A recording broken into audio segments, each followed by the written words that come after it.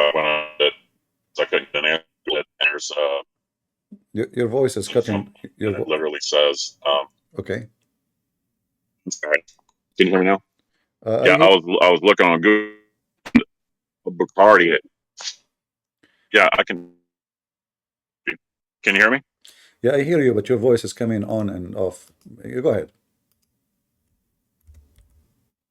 Can you hear me better now? I hear you. I hear you. Okay.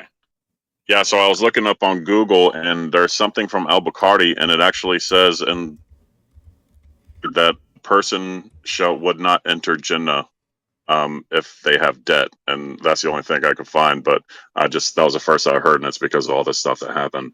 I just thought it was kind of disgusting. Just one more disgusting thing to learn about Islam, among all other things. Yeah, but you know, So the first I just question, thank you for taking my call. you're welcome. The first question you have to ask yourself, what is even Jannah in Islam? When they say Jannah, what is that? It's just a, stupid ideas Oh, of a bunch of lazy men. They do nothing. Even sex, they don't even move. Like even their sex is like automatic yeah, sex. He don't even move to grab the grape from the tree. The tree will come back. So Muhammad is speaking to a bunch of lazy Arab men, and everybody knows that Arab is extremely lazy, extremely. So half of the day they are drinking coffee, the other half of the day they are drinking tea, and they have sex once a week. They cannot even have sex twice a week. And so Muhammad, when he made a promise about heaven, he was promising the lazy Arab who don't want to do anything. Like everything is ready. Like you look at the bird, you say, Subhanallah, the bird will be cooked in your dish. So what you will do in heaven? Nothing. Just eating, having sex, and even your sex is funny. Yeah. yeah. It's I don't. All right, So my many friend. times you know. Well, thank you, I for appreciate you Nadine, taking my for call, even though I'm not a Muslim. you're welcome. You're welcome. Good to have you. No, I think God bless you. Thank you very much. God bless you too. Thank you. All right. Do we have any Muslim would like to join us? Uh, Nadine, can you leave the stage instead of me disconnecting you, please? Yeah, I'm Uh, trying to. the most question, like today, I decided to go and make the topic about Islam is a failure. And I want Muslims to prove me wrong. Who is a Muslim would like to prove me wrong that Islam is not a failure? By the way, today I went to other channel, and I don't know, like I noticed when I go to Christian channel to support them, uh, always the admins or the owners of the channels, they try, I don't know, they ignore me. I don't know. I mean, even I try to join them, which usually I don't do, like just to show them support, to answer the Abdul who was asking, making a claim. They totally ignore me. I don't know why, you know. But anyway, I wish them good luck. I never been in that channel before. Uh, but I don't know. I do my best. Like usually, I don't go to different channels, but I notice if I go and I make a comment, in fact, I think all Christian channels, when I go there, they act as if I'm not there. I know why. I have no idea. Anyway, we have a first caller, and I guess my voice here is coming twice. Yeah. Yeah, I just wanted to support them and give them the right answer for the Abdul who was making, a false answer. Yeah, like in the other channel, they ask what is the most strong argument. They asked. It was Good Logic. He's a good man. I support this young man, and we support everybody. Especially he is in the black community, and the Muslim they target the black. So for us, having people from every society, every community is very important. Like we need to have someone. He's an Asian, so he speak to Asian people. Someone he is black, so because he can, he knew how to be connected better than someone like me. Uh, it's very important to have, a new young generation come in. This is what we do here. Actually, we are trying to establish an army of warriors, who they are going to demolish Islam and make it shish kebab. So there was a question, what is the most strong argument against Islam? God logic, he said, is that the Bible is confirmed in the Quran. Now, this is his opinion. I say that the most strong argument against Islam is proving Islam to be false. Muhammad is a false prophet. Because if you prove that, the rest is gone. You know? Salam al-Masih CP. Peace to you, brother. Just make it quick. The reason why they didn't let you in because when you typed in the chat, your name didn't have the verification mark of YouTube, so they thought that it was a fake account. I was at the stream, so No, they I thought think it if was a fake they account. no, I think if they click at my name, they will find that this is my channel. I tried and it didn't appear. I tried as Really? well. Okay. Yeah. I don't know. Maybe. But If you want me to try to reach to Logic, I can tell him. no, no, and no, no, you no. can reverse It wasn't. It wasn't God Logic channel. It was this Smart Christian, something like that. Yeah, a new channel. But if you wanna have a stream with Logic, No, I no, can. no, no, I no, can no. reach You, to and say. me, I don't actually do stream with others usually, but I wanted just to fine. join them because the Abdul was giving them hard time with his lies. That's all. Yeah. Okay. So I just want to let you know. So Yeah, and actually, they all love you, man. I click at the link, but it says you could not find your camera, and it looked like it doesn't allow unless you have a camera to join. You know? Maybe, but for the Yeah. YouTube, I was in the stream and I even tried to let them in, but they didn't have the verification mark. I just want to Yeah, let you know. I don't have camera, you know, in my computer. And then when I click, it says, oops, like we could not find your camera, try again. You know? Yeah. But anyway, it's okay. But this is not the first time actually. I went many time, you know, just to listen, to support them, to say, you know, help, give them a help. But I noticed that in Christian channels, somehow, I don't know. Oh man, they love you, man. Sam knows you, Logic No, knows you, I'm Rob not talking knows about you. individual, but you see, Yeah. I noticed that even the chat is boiling saying CP is here. The owner of the channel is the last one to mention it. You know, you will notice that. But I don't know. I hope nothing wrong with their behavior. Yeah, because it doesn't make sense that everybody's saying, "Hey, CP is here, CP is here," and then the admin is the last one to see it. You know what I mean? Yeah, but it does have gift mark, so maybe that's the reason. I don't know. I just want Yeah, it's all right. It's all right. God is good. not to make you feel. Oh, we all love you, man. All Don't right, say that. thank you, brother. No problem. Okay, CP, good luck. Yeah. We need CP to debate Abdul like Hamza. I mean, Hamza, this is not even a guy to debate. What debate? You know, debate is between two people who knows what they are talking about. This guy Hamza do not even know how to say his prophet name. Hamza. Okay, go ahead, Nicole. Can you hear me? I hear you. Yeah, so I'm a Christian. I'm not a Muslim, but I have a question for you regarding Islam because I actually watch your videos and some of them are really funny because you always say that this faith is so funny. And yesterday they were talking of whether an ant can see or talk or not. Yeah. And I cannot believe that a religion actually debates about such things.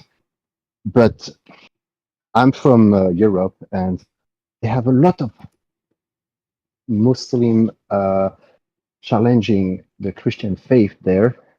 But what I learned is that their faith has something called, I cannot speak Arabic, so you will correct me, Taqida, something like that, Say again. that allows them to Taqida or Taqiyya, Taqida, it's something that allows them to lie Yeah. for the honor of their God. Is that right? Yeah, yeah. In Islam, you So, can lie. You can lie in all the way, not only to non-Muslims. You can lie to your wives. You can lie to your friends. Lying in Islam is even the Shia, they say, the shield of faith is lying. The Shia, yeah, they say this is not even a secret. They said, you know, TV in their TV, they say the shield of faith is lying, taqiyya. So even when two Shia or two Muslims they are arguing with each other, you will see one Muslim he say to the other one, "Don't do taqiyya with me now," you know. but that's funny because how can you actually defend your God if your God is a liar? That's my question here. Yeah, And but you know, as a, for them, because this is satanic cult, they don't see it something bad. They see it as good. You know, like you need to understand the point of view.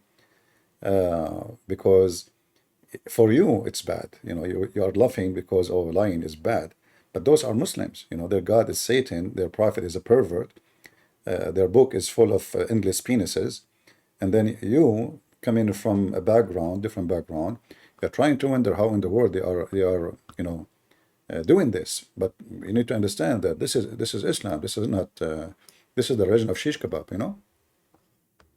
of course, Yeah. I mean, I'm trying to understand because when I listen to you debating with them, you can handle that because you know their book and you actually speak Arabic. But Well, when I try to you debate see, and there I is. always try to not be offensive, Yeah. it's very difficult because they're challenging. I mean, they're claiming that they respect Jesus and Jesus is one of their prophet. But then I listened to one of your other video with Sam Shamoun explaining that Muhammad claimed that There is no Jesus in Islam. That is a big, fallacy Muslim they say, because they have a guy. His name is Isa. We don't know who's he. They have miracles. They mention we do not know when it happened, but we know the source is coming. We have Mary. She is the sister of Aaron, which is stupid to say. yes, And we have Amran is the father of Mary. I mean, that changed the whole family. Who's left? You know. no, So, this is crazy. but this is what happened when your master is a donkey. You know. It's like, you know, you take a Christian prince to teach English in Harvard University, you know? People will die Yeah, laughing. I mean, what this guy is talking about? This guy will teach us English? I mean, he don't even know how to write the difference between gay and guys. And then you want to make him a professor in Harvard University to teach English? This is what happened to Muhammad.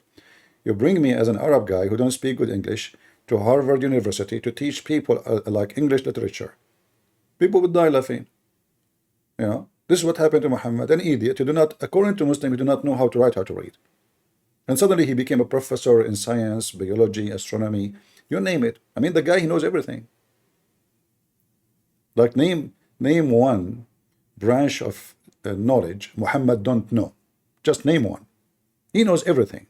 He knows even shaitan, he play with the anus of people when they go in the bathroom if they don't say certain prayer. So, you know, we are talking about, a stupid belief. The second you are part of it, you are stupid. Like, you know, if you are if a person want to join a gay club, what is the requirement? What is the first requirement? to join a what a lab? A gay club, gay club. What is the first to be a gay, right? Yeah, Okay, Islam is the same. To join Islam, the first requirement to be stupid. I mean, when I debate them, they tell me we are not supposed to challenge our book. We are just supposed to listen to the Imam. And then as soon as I give them Quran quotation by listening to their debate, I say, well, Allah has different parts. He has hands. And the guy told me, no, Allah doesn't have hands. I never seen that. I gave them the verse and they're like, oh, it's metaphorical. So it's, as you explained, they have a double standard. So my question for the community is they're still they're still not able to answer this question to Jay Dyer, to you, to Sam Shamoun, to anyone. How come they blame the fact that we have a God with three hypostases, one God, but their God has thousands of parts? So it's not united. But anyway, I will let you debate with your community because you're much better than me. But thank you for calling me in, and I really enjoy your content. And please Thank you. keep on. You're It's really funny sometimes with the stupidity of some people. I really enjoy. Yeah. Well, thank you very much. God bless you. Please, you guys, God share the bless you. link and invite your friends if you have any. You know, I remember when I was in school, there was a guy. He's a Muslim, and he's a nice guy, by the way. He's a very, he's not a bad person. And his name, Abdul. You know, this is his name. So once he told me, well, I was walking with him. He said, "This in this place. You remember I told you someone tried to steal my wallet." I said, yeah. He said, here, you know, and he pointed his finger at like a club. I said, you idiot. This guy was not stealing your wallet. This is a gay club. He was touching your butt. You know? So this Abdul, he go inside the club, he drink, you know? So he was sitting on the chair, and there's a guy, he put his hand on his pocket in the back, you know? So he pushed him, and the first time, and then he put it again. He said, he came to me, he says later, they tried to steal my wallet there twice. I said, really? And what you did about it? He said, I just pushed him. I said, that's it? You know? Yeah, but then I was walking with him, and he pointed his finger. I said, you idiot, don't you see? It says gay, gay. You know, he's touching your ass, Abdul. What's wrong with you? He said, oh my Allah, really? I said, yeah, your ass is big and round. It's ready. He's a little bit choppy, you know, he have a round ass. So anyway, there's many, they are ignorant, they don't know where they are going. Like this guy, Abdul, he go inside the gay club, he think he is going to drink just beer, you know, and somebody put his hand over his butt, he think he is just trying to steal his wallet. But the guy is trying to get something else from him. So it depends who you are and how aware of your, you know, like surrounding your action will be. And most of Muslims, they have no idea, you know, what they told them, that Muhammad is a great man. He is the most wonderful. He is the most knowledgeable. The Quran is amazing. But the second we put it into test, you know, everything collapses. Do we have any Abdul? Any Muhammadan? Actually, this Abdul, his family, they could not send him money in the last year to finish his school. I did support him from my money until he finished school. He was only like a few months left to finish his study. He cannot afford to pay rent no more. He cannot afford to pay for school. He cannot even afford for food, you know. And I helped him. It took me some time after that to take my money back, but not because he is like denying it, but because really he was, you know, having a very tough time. Even his graduation suit, I paid for it. Yeah. Taeyang, you are from, who is here from Korea? Who is here from Korea? I see somebody typing in Korean language. Taeyang, you are from Korea? You are coming here without kimchi? I mean, aren't you feel embarrassed? Come on. Where is the kimchi? I mean, guys, this guy is coming from South Korea all the way and he have no kimchi. How you can even do that? You know, I mean, I hope people will not know you. I mean, put you on TV. This is a Korean. He come without kimchi. Anyway, yeah, actually, if you are from Korea or if you are from Japan, contact me in Patreon, you know, because I want to publish my Korean book in Korea, which is speaking Korean, you know, and I'm going to call it the Kimchi Islam, you know, something like that. So if you are from Korea, contact me. Yeah, if you like to come to the stage, feel free. Yeah, my book, actually, the Korean book is ready to be published, but I need to find a publisher so we can publish it in Korean, see how stupid Islam is. Because as you know, the Muhammadan trying to fool everybody in Korea and in Japan. And Taeyang, go ahead. Hello. Hello, how are you doing? I just would like to ask you to understand my English because I'm not good in English. Sorry. No, your English is a very much Korean English. Don't worry about it. Thank you. Have you heard about the mosque issue in South Korea? Because there is a city called Daegu, and then Muslim community, the foreign Muslim community, they tried to build a mosque in the city in South Korea, and the residents are protesting against the building the mosque. Okay. Have you heard about it? That's good. Uh-huh. Well, I'm happy to hear that. Yeah, I heard about this is yeah, and they tried to build a mosque. Yeah. South Korea is one of the most biggest Christian countries in Asia, actually. Uh-huh. So there's about 20% Protestants and about 10% Catholics. Uh-huh. So yeah, so we have a kind of Islamophobia because we try to see the world in the eye of the Western world, actually. So I Yeah, don't like Islam, but I just added you as a friend list. Text me thank you, you know, thank you. because I might do a seminar in Korea. So if you like to join, Yeah. you can join.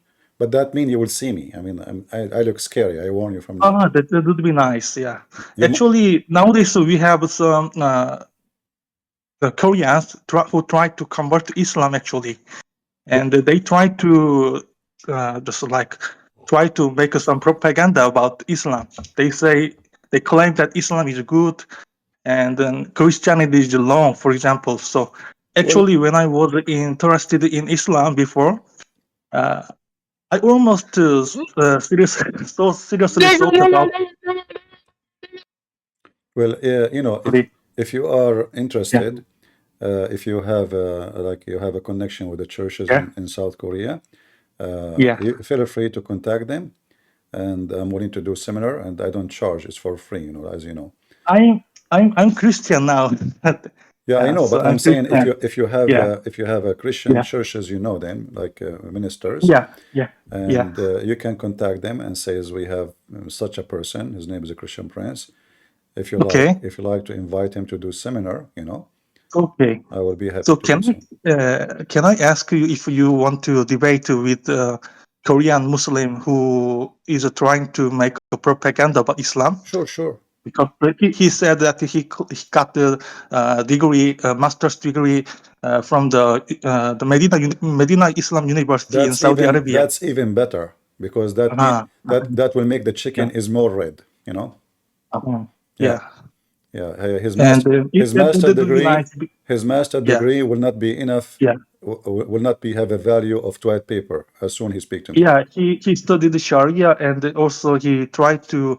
Now, as long as I know, he's in master, doctor's degree at the same university. My friend, So- Islamic degrees is mean nothing. You know what they teach him in Islamic school? How to wipe your ass. What? Yeah, I know his how many blog, so times? I'm going to ask him if he is willing to debate with you. Tell him not only if he's willing. Tell him, Christian Prince, he challenge you, and if you don't accept, that means you are running away. Okay. Don't be no friendly. Make it a challenge. You make it. You know what? I mentioned your name to this guy, and he's very weak. Tell him he's stupid. He don't know nothing about Islam. So I want you to come and you have a master degree, so you have a lot of ammunition. Shoot him, man. Just destroy that guy. And let us see if he can do it. Yeah, actually, it would be very useful for us because many Koreans are interested in Islam nowadays because there are some benefits from Islam.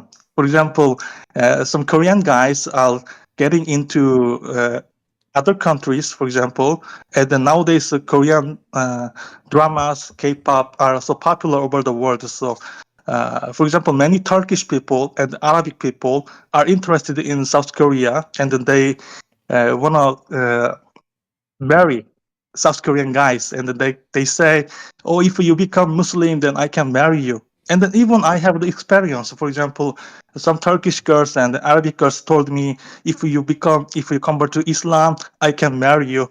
And we don't know what kind of Islam actually, but they just say Shahada, do Shahada, and then we can marry you. But I'm never going to. You see, we need people like you, Korean people, so they can help me to share the truth. And because we have our Korean book, we are trying to publish. That will be great help. So you can later promote it and tell people about it. Yeah, exactly. And I will give you a free copy for you. Just let me know. Contact me. Okay, thank you. Thank you very much. You don't pay for the book. You pay only for the shipping and handling, which is like $1,000 only. Okay, thank you. And I would like to ask you to check the Korean YouTuber channel. He's pretending as a Muslim. his name is Daud Kim. I'm Yeah, going to yeah, text. this guy, I made a video for him. He You know started him, crying. maybe. No, You know him. I made a video for Yeah. him.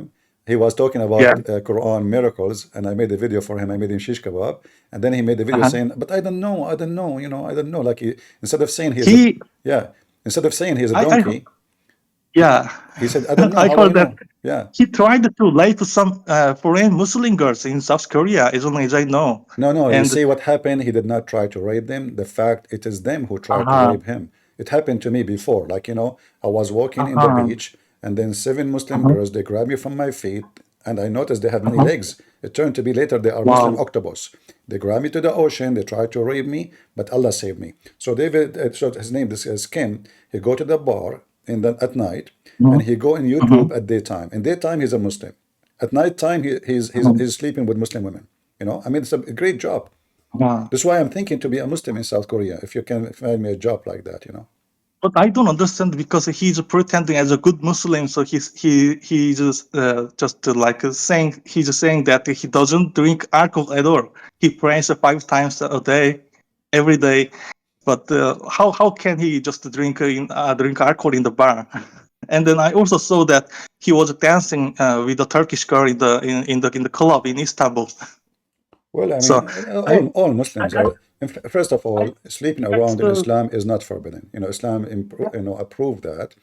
But yeah, this guy came, he said clearly that he was trying to be a yeah, singer and nobody listened to yeah, him. And then once he made a yeah, video about Islam and he found it a successful business, his yeah. his number grows so fast, and Muslim, they swarm you and they support you. So He's he used it to He's make money. exactly like the first prophet Muhammad because he just using Islam for money and then sex. Exactly. Yeah. So I'm so glad to talk to you here. I'm Uh, happy to know you, my friend. You yeah. you live in Seoul? I'm living close to Seoul. Actually, I'm living in Incheon now, where there's the international airport. Yeah. So it's very close to Seoul, so we can meet in Seoul if you want. All right. Sure. Okay. Is Thank you. your Korean language is good? My Korean language. Yeah, like my Korean, I'm native because I speaker. speak very good Korean. Oh, I'm native speaker of Korean, so we can try to speak Korean now if you want. Okay, here we go. 안녕하세요. Yeah, yesayo. Yeah. 안녕하세요. Once I was walking and there's a lady speaking to a Korean guy. Both of them are Korean. So the guy was talking. I don't know what he's saying. I have no idea what they're saying. They're speaking Korean. But the lady, she keeps saying, yeah. And I was wondering what this yeah is about, like, yeah. So this is the only word I learned in Korean, So anyone says to me, like, I noticed that in the phone call, they say, yeah, like it's like, now I know they are done, like, yeah, okay. Anyway, glad to see you, brother, and I hope to have a coffee with you soon. Thank you. All right. Thank you. And then I want to say something to you that All right. when I lost my way, I was interested in Islam because I had Turkish friends and some Arabic friends at the time, and then I was just thinking, maybe should I just convert to Islam? But then at the time I watched your YouTube videos by chance, and then I found the truth actually. So now I have the strong faith in Christianity, and so I tried to become a good Christian. So thank you very much, You're welcome. Christian And friend. again, if you know any church are interested to host my seminar, I do it, Okay. and I do it for free. I will pay for all the cost to go and fly and etc. Okay, with pleasure. All right. So Thank you, thank you. brother. Thank you. All right. We have a Muslim. He keeps saying, you want to debate me? We invited you to the stage, but you made a very funny noise, so I kick you out. Go ahead, Skeptic. Hello. Go ahead. You worship a polytheistic religion. I am what? You are a polytheist. What does that mean? It means you worship more than one God. You worship Okay. the Father, Son, and Holy Spirit. All right. So how you why you're a stupid God? He says the Christian believe in And one. also, my Hold God on, isn't hold on. my, You my see, God isn't we have a stupid. My God isn't conversation, my stupid. friend. If you want to have a conversation with me, you say something, I say something to you back, but talking at the same time will not work. Is that okay? You know what? I just want to say you're a stupid nigger. That's what you are. You're a Ah, stupid nigger, nigger, nigger, nigger, nigger, nigger, nigger, nigger, nigger. the demon inside them. When I say they have a demon inside them, I'm not joking. They have a demon. They are, like the demon inside them jump. Our internet, is it good? Did you guys lose connection in YouTube or still working good? I hope so. Because, yeah. All right. Yeah, you see, like, first of all, this is the biggest lie the Muslims they say about us, that we believe in 3 gods, which is absolutely false. No Christian believe in many gods. We believe in one God. It is you who believe in many gods. And it doesn't matter if you believe in one God or many. I mean, those who worship Satan, he is one God for them. So, still he's a Satan. So you believe in one God, 2 God, 3 God. That is only a stupid argument, because what is important is if the God you will believe in is true or not. There is a temple. It's called the Temple of Satan. And they have only one God in that temple. His name is Satan. So, you have a temple. It's called the Temple of Muhammad. And your God is Satan. We can prove it so easy. Prove me wrong. I want to talk today about Islam as a failure. As I see, actually, one of the failure of Islam, the Muslims don't even understand what the Christian believe. The God of Islam do not even know what the Trinity is about. He thinks the Trinity is Mary, and there's a God, according to the Quran. There's a God. He married from Mary. They have a baby. His name is Jesus. If this is their stupid God, he don't understand what Trinity is. So what you expect from the stupid Abdul? Are you with me? This is their God. He don't know what the Trinity is.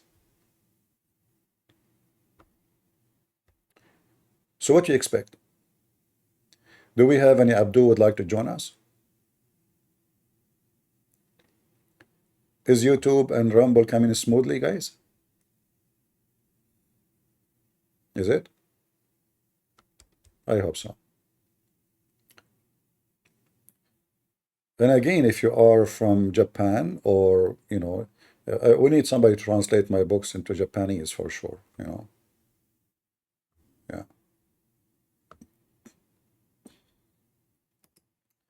Okay, Skeptic. Kick him out, guys. This guy is Skeptic. He's flooding the text and being stupid. Just kick him out of the chat. Ban him. Do we have any Muhammad that would like to join us?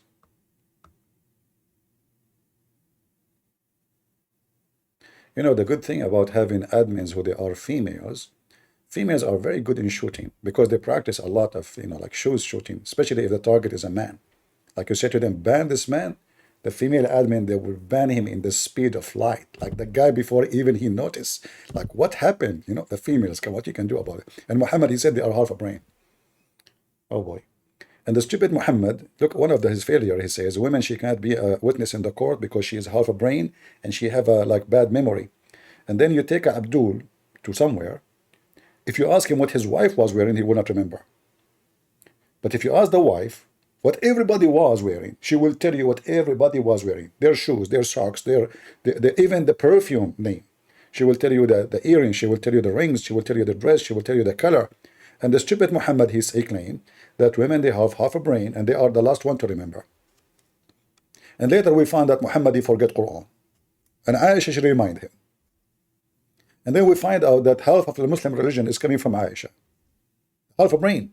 She's not allowed to be witness in the court. Imagine. But they take their religion from Aisha. Aisha, she said, the Prophet used to suck my tongue. How she remember that? I thought she has half a brain.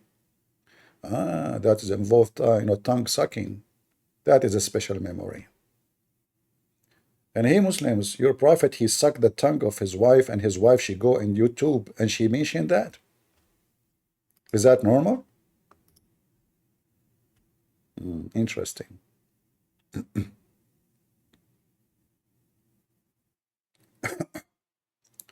All right.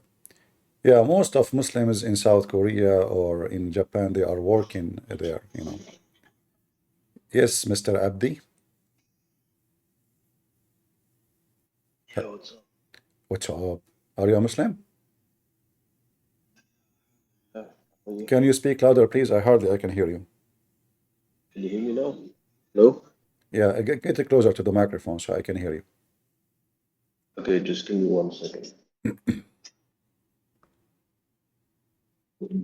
Can you hear me now? I hear you. Good. So what do you want to say to us? What do you think? I claim that Islam is a failure. What do you say? And how do you prove that? Well, let us prove it. Who is your God? The one that created everything. Okay, well, this is a big failure because according to the Quran, Allah is not the only creator. You gave me a false answer. You don't know your God. Isn't it the Quran says Allah is the best of the creators? Yeah, I don't see a problem with that. The problem is, I asked you, who is your God? You gave me a definition, says he is the creator. But it turned to be Allah is one of many creators. So which one of them is your God? You said to me, Allah is the one who created everything. Everybody heard you.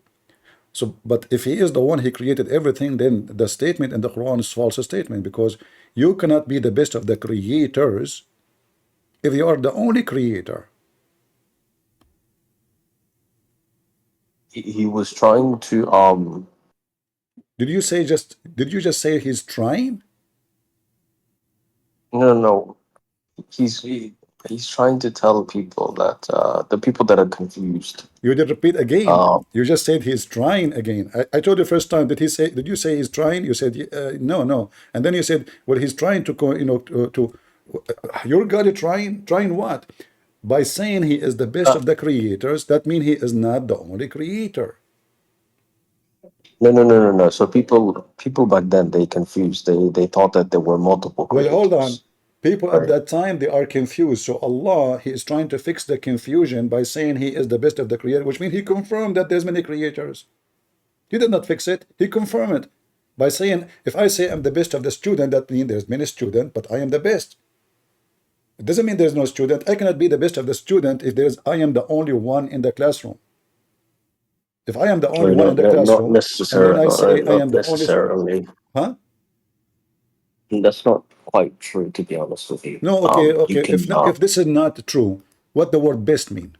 Allah is best of who? Best. What best mean? Explain to me. it's an emphasis. It doesn't mean literally. It's just emphasizing. So you are It's just saying to me, making it- Allah is lying and he is using false explanation for something does not exist, and he is giving himself a certificate that he is the best, but yet he is the only one. This is false certificate. It's not necessary. Yes, it's a false certificate. If I am the best, but there's no other beast beside me, that the word is false.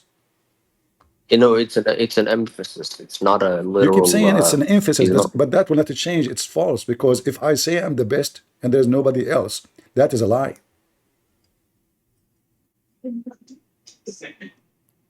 It is a lie, my friend. It's a lie. If I say I'm the best and there's nobody else, that means I'm lying.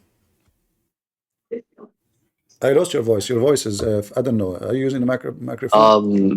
What do you mean? How is he lying by saying? Because he I said mean, he's how, the best. How, He said he is the best of the creators. Either there's other creators and he is the best, and that will make the information true, or there's no other creators. That means saying the best is a lie and the creators is a lie, because there's only one creator. So how you can be the best if there's no others? yeah. So because people thought Baal was also creative. It's not people Does that thought. make sense? He is saying that. You see, you keep saying people thought. No, No, because he is the people one did saying. people not have other gods? Are you saying that your God Allah is under the influence of what people thought? No, what I'm saying is people thought Baal was a god who created things, right? Okay, hold on. In front of you, when Allah he says he is the best of the creators, that means they are creators and I am the best. So is your God Allah? Okay, the verse in front of you see my screen? I mean, what does the Arabic say? I mean, it says You know Arabic? أحسن الخالقين. Okay, read in It Arabic. says أحسن الخالقين, right? Read it. So what do you think أحسن, or what do you think that means? Ahsana is the best. Yeah, but it's an emphasis. It's not literal.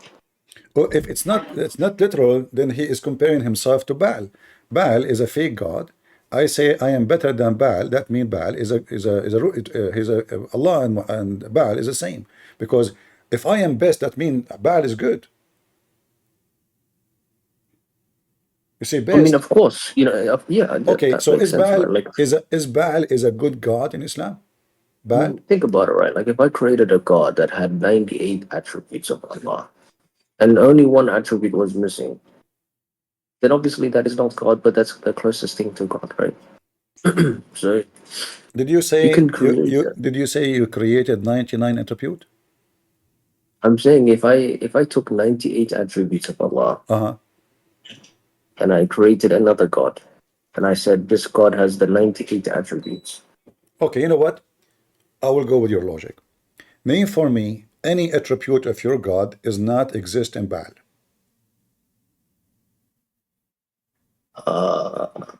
All-knowing. Let us examine that. In the Quran, your God, the all-knowing, he claimed that the sperm became dead blood. Is that a statement of all-knowing or all-ignorant? I think that was the best information that he could give to those people at that time. So are you saying to me that the best teaching of Allah was a failure? Because you just said he is trying by making false information, claiming to be a doctor, Allah, but yet he do not know how the baby is made. I think that was sufficient information for the people at the time. Okay, so at that time, people, they were stupid, so Allah decided to be stupid like them.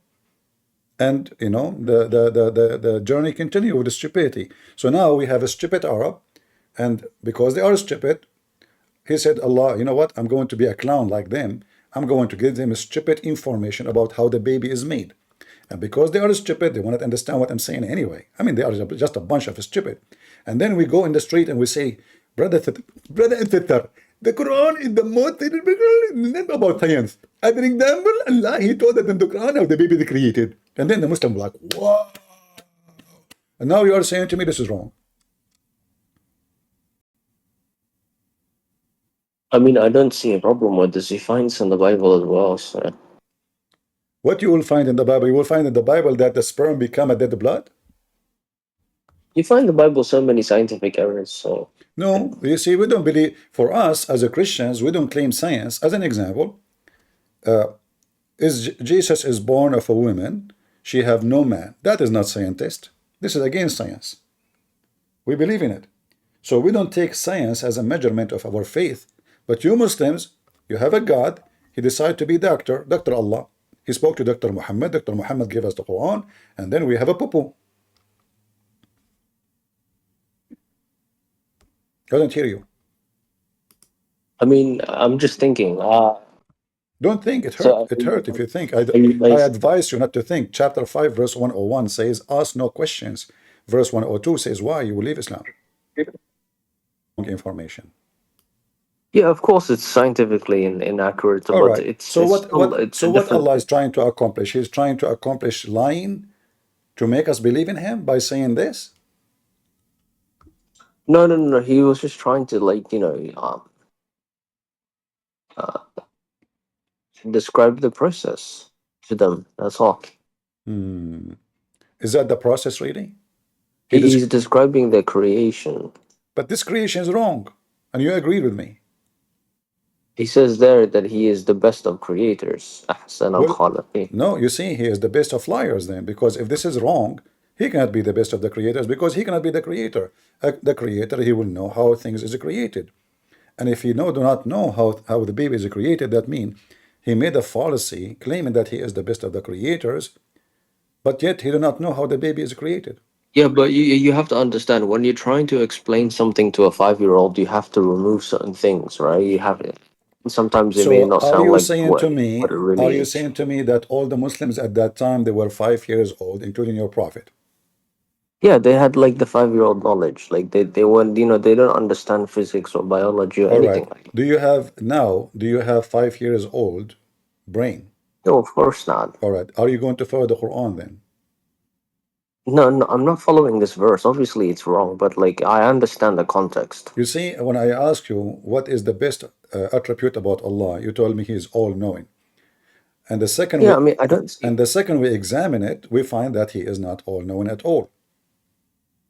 I mean, that's not all knowing would be he doesn't know First of all, something. when you say to me, Allah is trying, where do you get this from? You are making yourself a fallacy trying The to defend. The Quran says perhaps and maybe a lot of times. So Exactly, Allah is because the author of the Quran is not sure of what he is talking about. I say, no, it's because Allah is if trying. I What's am wrong with God, trying? I will say to you, perhaps you will go to heaven, or I will say to you, you will go to heaven. Like a person was next to Jesus on the cross. Jesus says to him, today you will be with me in heaven. Today, he doesn't say perhaps. So go and your sin is forgiven, not perhaps your sin is forgiven. Carry your bed and walk. The guy, he carry his bed and walk. The blind see, he saw. The one who's dead come from the grave, he come from the grave. That is God act. Here, your God, you do not know Okay. how the baby Well, is can I made. ask you something, man? Well, hold on. Do you think what's the best way to communicate to a human being? Depend, if you are talking about Islam, you kiss the black stone of Allah. So the best way to communicate is by communicating like the human being does, No, right? according So to Islam, if you by kissing stones. okay, what's wrong with the kissing stone? If Allah said to you to Well, kiss a stone, will you do it? you Muslims, okay, you said Allah says to you, kiss the black stone. Can you show me the No, no, reference? no, no, no. No, I'm asking you, if Allah said to do something, would you question it? I would question, yeah. So hold on. So if God, the creator of everything, said you must do this, are you gonna question it?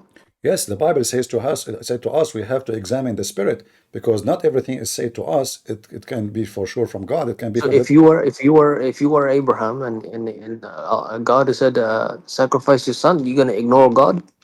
if God, he said to me, sacrifice my son, and then I believe and I know this is him, the true God, then I will obey. But this is not a question about, let us say, about stupidity. This is about God. He's asking me for something, and this God, obviously, he knew what he is doing. He is the one who gave me my son. He is the one who gave me my life. I have no control of it anyway. So shall I obey or shall I say no? So when we have the story about Abraham, you will see Abraham is being obedience, but however, the God of Abraham is a smart God, not like the God of Muhammad. To make it simple for you, the story of Abraham is in the Quran, which is taken from the Bible. When Allah he told Abraham to slaughter his son, what Abraham did? I don't know. I don't remember. Which son he took? I think it was Ishmael. Are you sure? Oh, was it Ishaq? I don't know. See, this is what I say. Islam is a failure. So you quote a story from the Bible. You don't even know the details because this book is a stupid book. So how we know now what happened to Abraham? Who is the son? What happened? What he said? What happened there? We don't know because Quran is just a theft. So I go to the library, I get the 10 books from the shelf, I put them next to each other, and I copy from every one page, 10 pages, and Wait, then hold on. make What's it. wrong? What's wrong with theft if it's true? It's not correct. Okay, how do you know that? Okay, when your prophet he says that when the king he tried to burn Abraham, a lizard, all the animals came to stop the fire except the lizard. Do you believe in the story? I mean, growing up, I was taught that we should stay away from lizards. Stay away from what? We were taught to stay away from lizards because of what they did to Abraham. Yeah, but don't you think this is stupid? I'm actually afraid of lizards. You are afraid of lizard? Yeah, Why? because I was taught of what they did to Abraham. Do you think a lizard is going to burn you? Do you think like lizard is a dinosaur? It's a Yes, lizard. of course. Alhamdulillah. Yeah, Allah said so. Allah said it. Yeah. So what do you mean? Yeah, it's a lizard. You can put it in your hand. I would never touch a lizard. Astaghfirullah. It's like touching a dog. It's haram. Okay. touching a lizard is haram. Your prophet used to eat lizard. No, he did not. Muslims, they eat lizard. Yeah, if you go right now and type the word lizard in the hadith, lizard, you will find that the Muslim, they brought him lizard to eat. The only reason he did not eat the lizard, because he believed that those are Jews who Allah cursed them and made them lizard. Is that correct?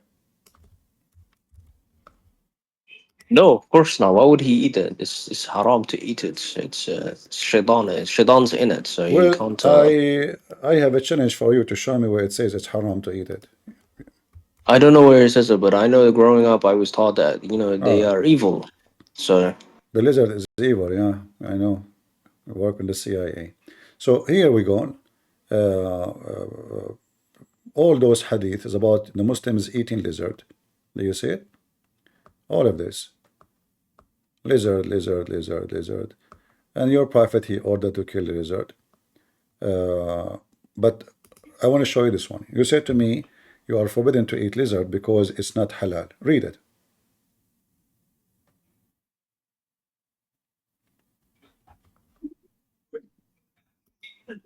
I don't hear you. Your voice is gone. yeah, I mean I'm just reading, man. I don't see a problem with this. If No, it's you just lawful, said it's to lawful. me. You just said to me it is haram. It turned to be you Muslims, you eat lizard. Well, I mean, look, it looks like it's lawful, so it's okay now. So, but what's your point? Islam have a failure. You told me that lizard is forbidden because he tried to kill Abraham. He is Satan. He is the devil. Yet Muhammad and his followers, they eat Mr. Lizard. Okay. So why you eat the lizard if he is evil and he's Satan? I don't eat it. What about but, what about eating camel? Do Muslims eat camel? They do, right? I love camel. It's love camel. alhamdulillah, the Alright. milk and So it's how it's but it's good. okay, but you're a prophet. You love camel. You eat camel. You drink camel urine too. I mix it with the milk. Yeah. All right. So he mixed milk with the camel urine. Here it says, according to your prophet, that camels are created from the devil. So you are drinking the piss of the devil. Astaghfirullah. It's in front of you. And this is Sahih. It's Hassan, but okay. Hassan is Sahih. Hassan is Sahih. Hassan mean good, right? Good. Your voice is gone. I don't know why you're. I'm just reading, man. I'm just reading. Okay, read it. So it says here the sheep is okay. So What sheep? Listen, it says that the camel is created from the devil, and you drink the piss of the camel. You drink the piss of the devil. You mix it with milk, Good for you. I mean, I don't see a problem with this. A see second ago, you said to me you don't eat the lizard because he is the devil. Now you are drinking the camel urine, which is the devil urine.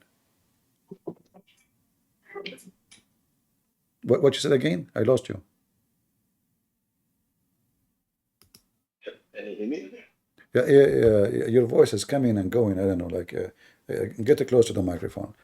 Say again. Yeah, can you hear me? I hear you. Go ahead.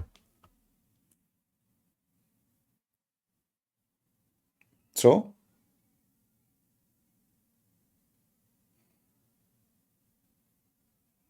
Yeah, I don't see a problem with this.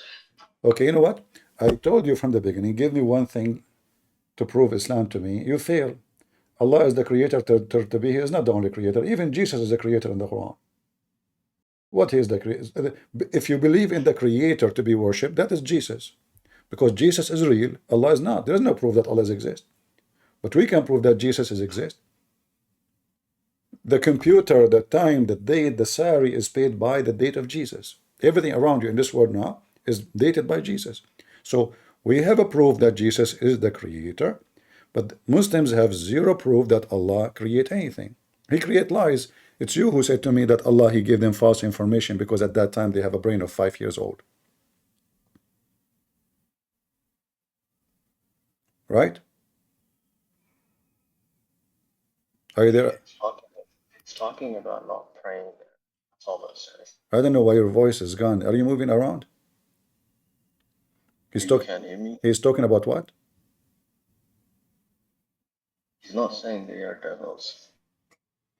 Get it close to the microphone, please. Your voice is gone. I don't know why. It's deep.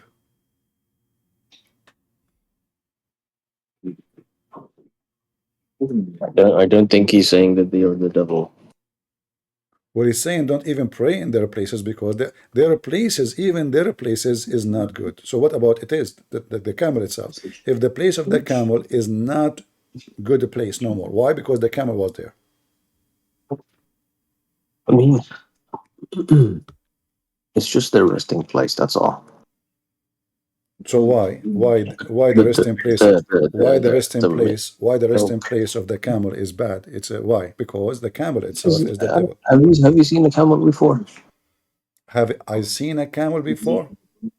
Yeah. Yeah, we have one in the White House, and now his vice president, her name is Kamala. She is a camel too.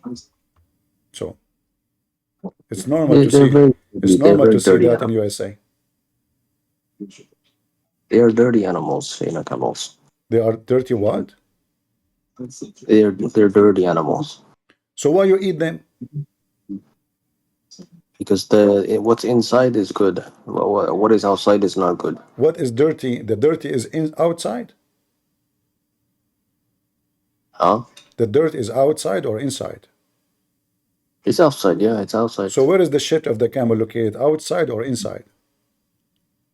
Well, I mean, it's a different part of the body, You are drinking the camel urine, which is a form of shit. Just a little bit. That's all. Just a little bit we add into the milk because the Prophet did it, so we do it. It doesn't matter. It doesn't matter if you eat 1 kilo or half kilo. It's shit. It's shit. Who cares if you are eating, like little bit or too much? Why you don't eat much? Does it kill you? I mean, as long the shit is good and your Prophet he make it for you clear that it's good, enjoy the shit. No, because I know somebody who drank a lot of camel urine and they died. No way. So I look like your Prophet. He did not make disclaimer about how much you take. Yeah, that's why we only take a little bit. That's all. Your Prophet, he said little bit. Huh? Yeah, I think so. Yeah, I think he took a little bit. Yeah. Okay, you know what? I'm going to give you another opportunity to prove to me you're God. So Allah, the Creator, failure. Allah, all-knowing, is a failure. He don't know anything. Give me something else. Yeah. He's the most merciful. He is the most merciful. That's deep. What is the word? What is the word mercy mean? Forgiving. All right. Did your Prophet put nails in the eyes of people? No, it's not in the Quran. No. This is your Prophet. He cut their hands, he cut their feet, and he put heated nails in fire, and he put it in their eyes. Huh? This is the miracle of Allah. This is the mercy. Otherwise, it could have gotten worse, That can be worse. What is can be worse than this? I mean, he cut their feet, he cut their hands, he put nails in their eyes, and he was watching them dying slowly.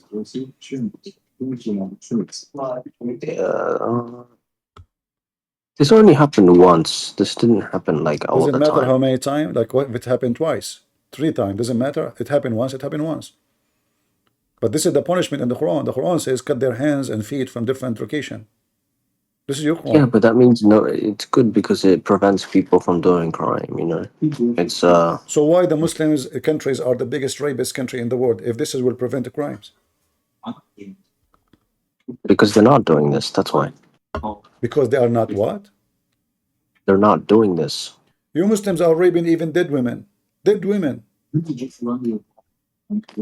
Dead women? Who is the guy next to you? You have a guy next to you. He is helping you? Yeah, of course. Why you don't talk to us? Let him join. Yeah, I know he doesn't want to join. Why? Is it forbidden? No, but he can't speak English. Why he speak Arabic only? No, he speaks a different language. Oh, okay. Well, I'm glad that you have help. You know, I like you to get help. So now listen. If we make those punishments, what he's saying? Okay. Can you tell me what he's saying? I don't understand him.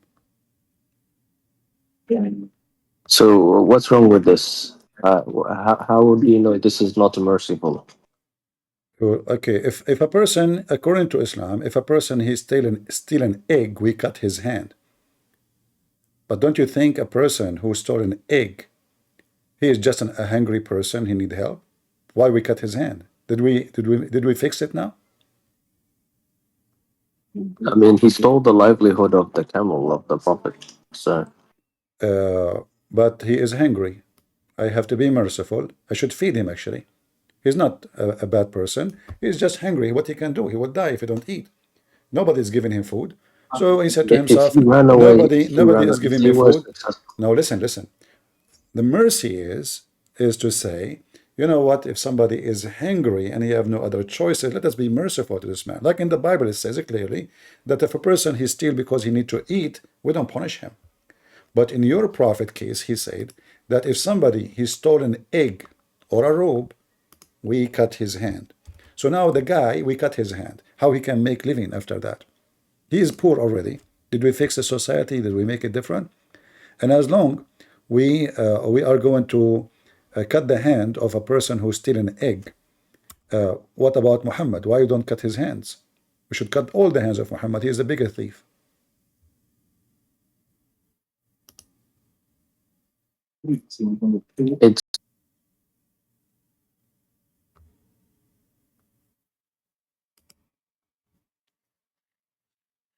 Am I heard on YouTube?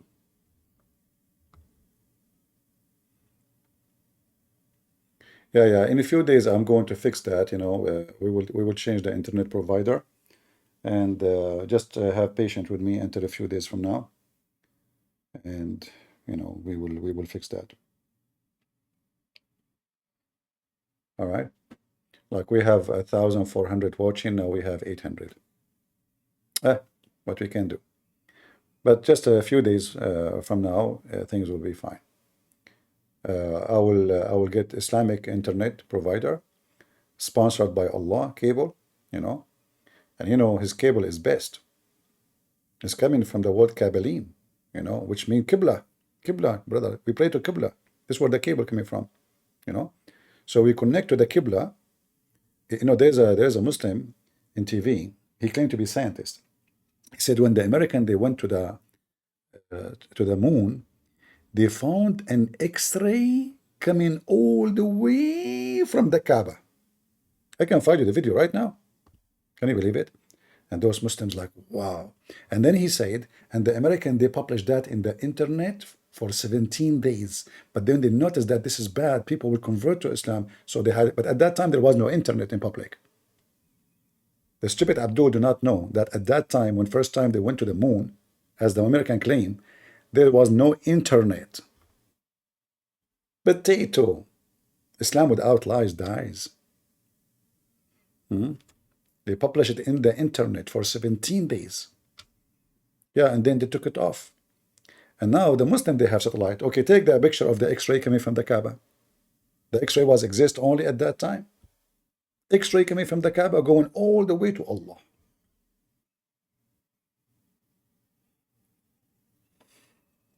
Any Abdul?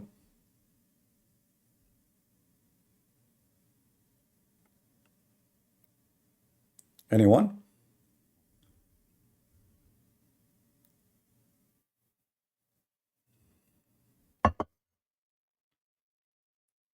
Who is a smart Muslim would like to join us?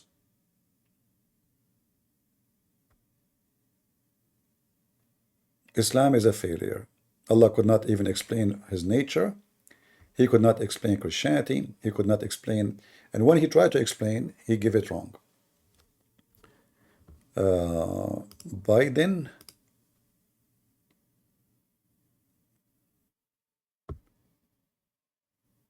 Rakab. CP, my boy, you miss me?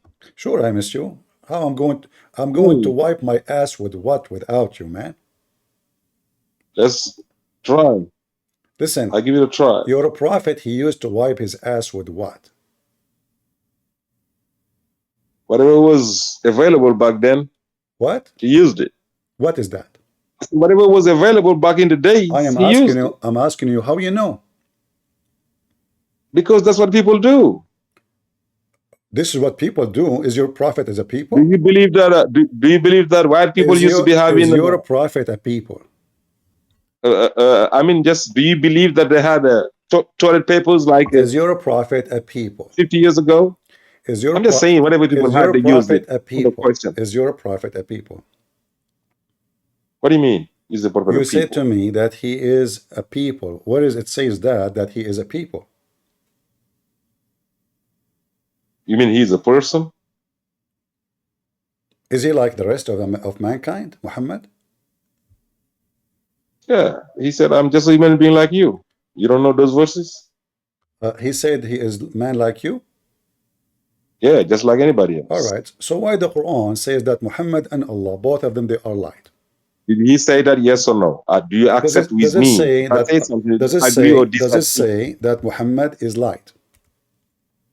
Do you agree with me that he said, I'm just a human being like you? Yeah, but he's saying in different place that he is different from all of Good, you. good, Yeah, good boy, but no, good he's boy. not like you in anything because simply Miss you. because he have a privilege in everything. So he is like you as a look, but is he like you as a person? No. This is why he have a That's what privilege. we're talking about.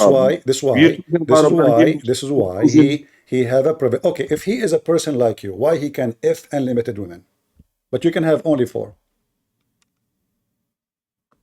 Now, he's limited too. I just say, guys, did he say he's limited? Show me where in the Quran it says you can have 4. He can what? Show me where in the Quran it says Muhammad is limited to he can have only 4. Oh, so limited means necessarily 4? Is that what you mean? Isn't it limited in Islam mean 4? Limited mean necessarily for you 4? What is the limit for No, 4? limited means you have a limit. How many women you can have as a limit Oh, for you? this is another question you're asking. The I don't. limit for him. Listen, I put you on the stage just for entertainment. I don't have time for kids. You're stupid. Everybody knows that Muslim they can marry only 4. Don't waste my time. I put you on the stage like you're just like a monkey for entertainment. Otherwise, your voice is annoying. Your stupidity is beyond stupidity. And everybody knows that Muhammad have unlimited numbers of wives, and you Muslims can have only 4. Even this one, you want to argue about it? I mean, how stupid you are. I mean, every single Muslim knew that this is what it is. How many times I need to spank you? I mean, my hand is dirty because of you. Potato. Even this one, they want to argue about it. Which every Muslim knew. Muhammad, he had many wives. You can have only 4 wives as a Muslim. So is Muhammad is a people like you? No, he's an animal. He need more. He is hungry. He's a beast. According to Muslims, Muhammad, he if all his wives in 1 hour, which is 20 minutes. At that time, the word sa mean 20 minutes, between 15 to 20 minutes. Imagine Muhammad ifing all his wives in less than 20 minutes without even washing. You know, a pig. Only pig will do that. Let us assume that this story is true.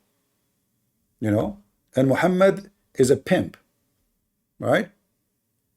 So, who in the world want to believe that there's a guy, he have 25 wives at least, he if them all in less than 20 minutes? Are you a rabbit?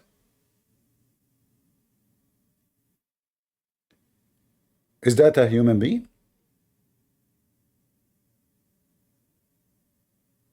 I mean, by the time they take off their panties, you need more time.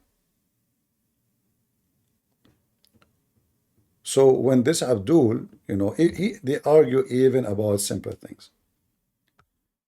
Do we have any truthful Abdul? I hope I'm not offending the Muslim by saying truthful. Because they get offended with anything. You say smart Abdul, they get offended. You say stupid Abdul, they get offended. It doesn't matter what you say, they got offended. Prophet Muhammad, they got offended. You read for them what it says in their books, they get offended. They love to be offended. But they offend everybody. They call you pagan, pig, monkey, etc. All right. Any Muhammadan? Abadi, you want to come back? Okay, Abadi is coming back. Abadi, you hear me? Yeah, what's up? Your friend, he said that the prophet is like everybody, but is it true that your prophet have no limit of how many wives he can have? Yeah, he had unlimited, but that doesn't mean that Okay, he hold on. could, He sleep with have any. unlimited. So why the Abdul before you, he did not acknowledge that? What do you think? Why he's lying? Yeah, but we are still human, so we can't have unlimited sex. You cannot have unlimited sex? It's not possible. We're human beings. Okay. Can a man have sex with 100 women in one night? If all of them are in one room, sure. What? In one room? Yeah, if all of them are in one room, yeah. You can have sex with 100 women in one night. If they're all in one room, yes. So the problem now, if they are in one room or two rooms, not the number of how many women. Okay. What do you mean, okay? Can a man have sex with 100 women in one night? Yeah, absolutely. Really? Are you sure? I don't see a problem with that. Ah. So you don't see a problem. Have you ever heard of a person he can have sex with 100 women in one night? Is he using his nose? If he goes in and out and he can do it in under an hour, I don't see a problem. He can do it what? Oh, you mean he just put it in, he take it, that's it. Like for a second. Right? Yeah, if you mean like that, yeah. Oh, okay. No, I'm talking about a guy, he did boom, boom, 100 women to make them have babies, which means have orgasm with each one of them. Oh, yeah, okay, yeah. No, that's not possible, man. Ah, okay. So that is impossible, right? Yeah, that's impossible, yeah. So why your prophet, he says, Suleiman, he did that, and he have orgasm 100 times, but because he forgot to say, inshallah, Allah gave him half child. He forgot to say inshallah. Can you believe it? So he have 100 orgasm, 100 orgasm, and then he forgot to say inshallah. Let me show you the hadith. So do you think this story is true, or Muhammad is fabricating the story? And Muhammad always say inshallah. How come Allah did not even give him kids? So now Suleiman, he decided to have sex with 100 women, but he forgot to say inshallah. And then, like, and your prophet, by the way, is very funny. Here in this story, he says there are 60 women. You see it? Al-Bukhari 7469. 60. Other hadith, he says 70. Other hadith, he says 90. Other hadith, he says 99. Other hadith, he says 100 women. So, how truthful your prophet when he say? So he tried to finish the job with each one. Huh? He try what? Are you saying that he did it with each one completely? Yeah, he have orgasm.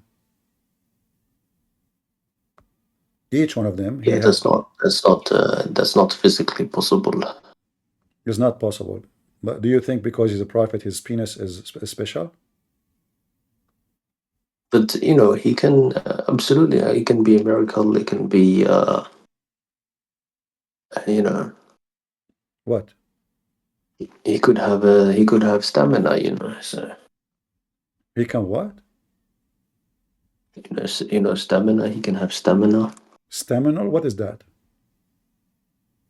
strength Ah, in difficult times. oh, okay. Strength in difficult time. Though this is a difficult time. I have 100 women in my bed, and now Allah, He gave me a stamina, so I can do 100 women. Yes, yes. Is that like if you decide to do the same thing like Suleiman, can you do it? No, of course not. Why? Because I'm not Solomon. You think that Solomon and Muhammad, they are special when it's come to their penis? It's only if Allah decrees, so No, but this is His will, and as you see, Allah did not approve it because Allah, He did not give him even a child because he forgot to say Inshallah. Allah, He punished him because he forgot to say Inshallah. Do you say Inshallah before sex? no. No. So how those people around the world, they have kids and nobody say Inshallah? According to the Muhammad, if you don't say Inshallah, Allah will give you, even he slept with 100 women, still Allah gave him half child, which means a person with disability.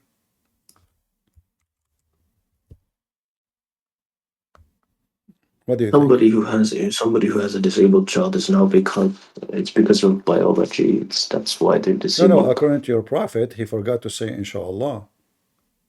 I'm trying to show you the hadith, Your prophet, he have a lot of stories, man. This guy is so good. So here it says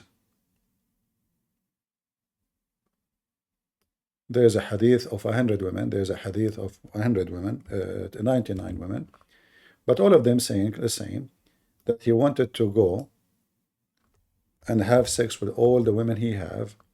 The purpose is to have babies so they can join ISIS.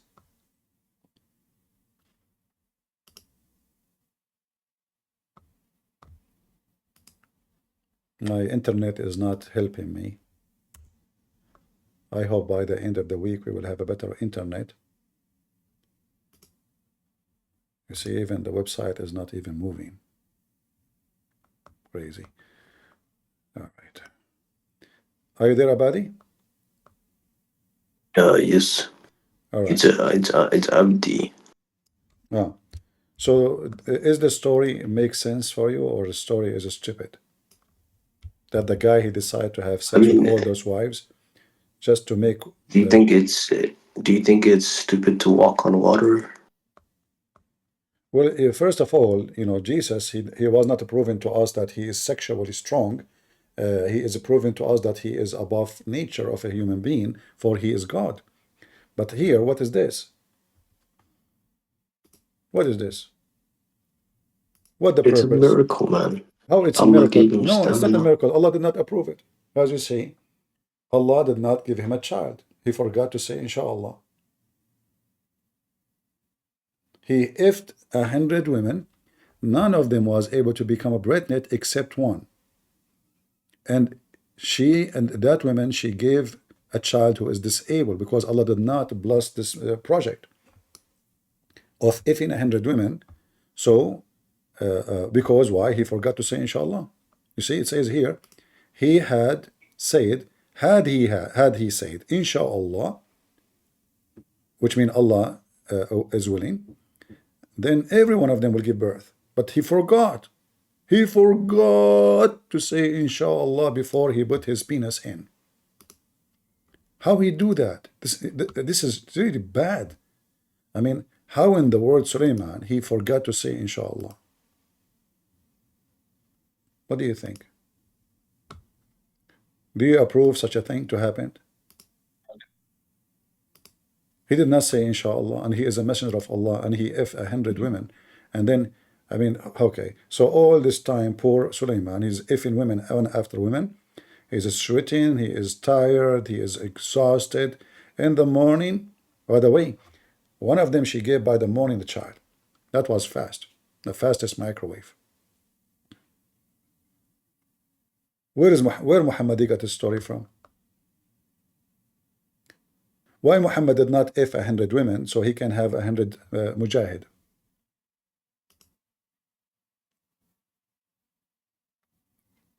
I don't know what happened to Abadi. I don't hear him no more. What happened? Are you practicing that now? Where do you go? I'm just reading. What do you think about this story? Look like Middle Eastern, they have a special features in their penises. They can F 100 women. Is that why they are number one nations in the world who buy Viagra? Who in the world wanna believe in this? It looks like a story that Muhammad is trying to tell his followers so that they can have more babies. He's trying to tell his followers, aren't you one of his followers? So that they can fight in the cause of Allah. Are you really one of his followers or you are not?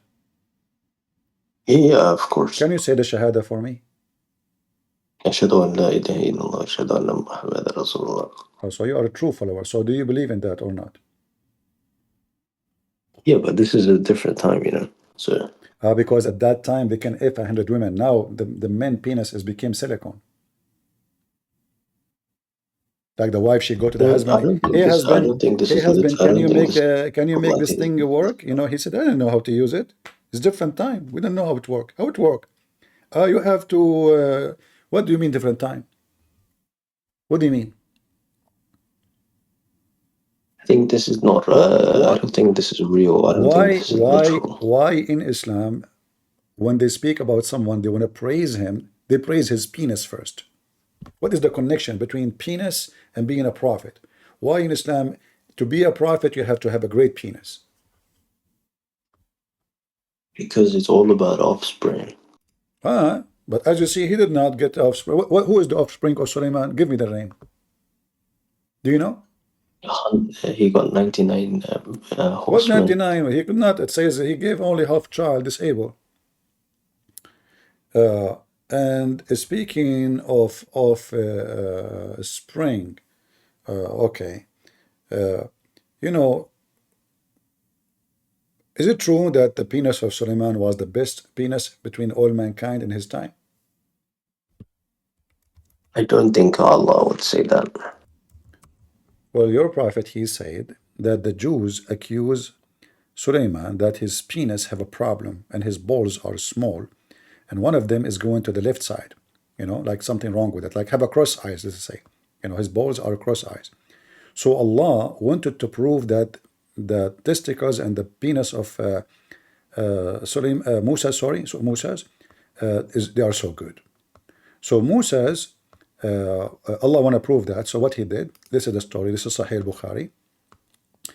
Allah Messenger said the Prophet Musa was shy person and used to cover his body completely because he is extensive shyness.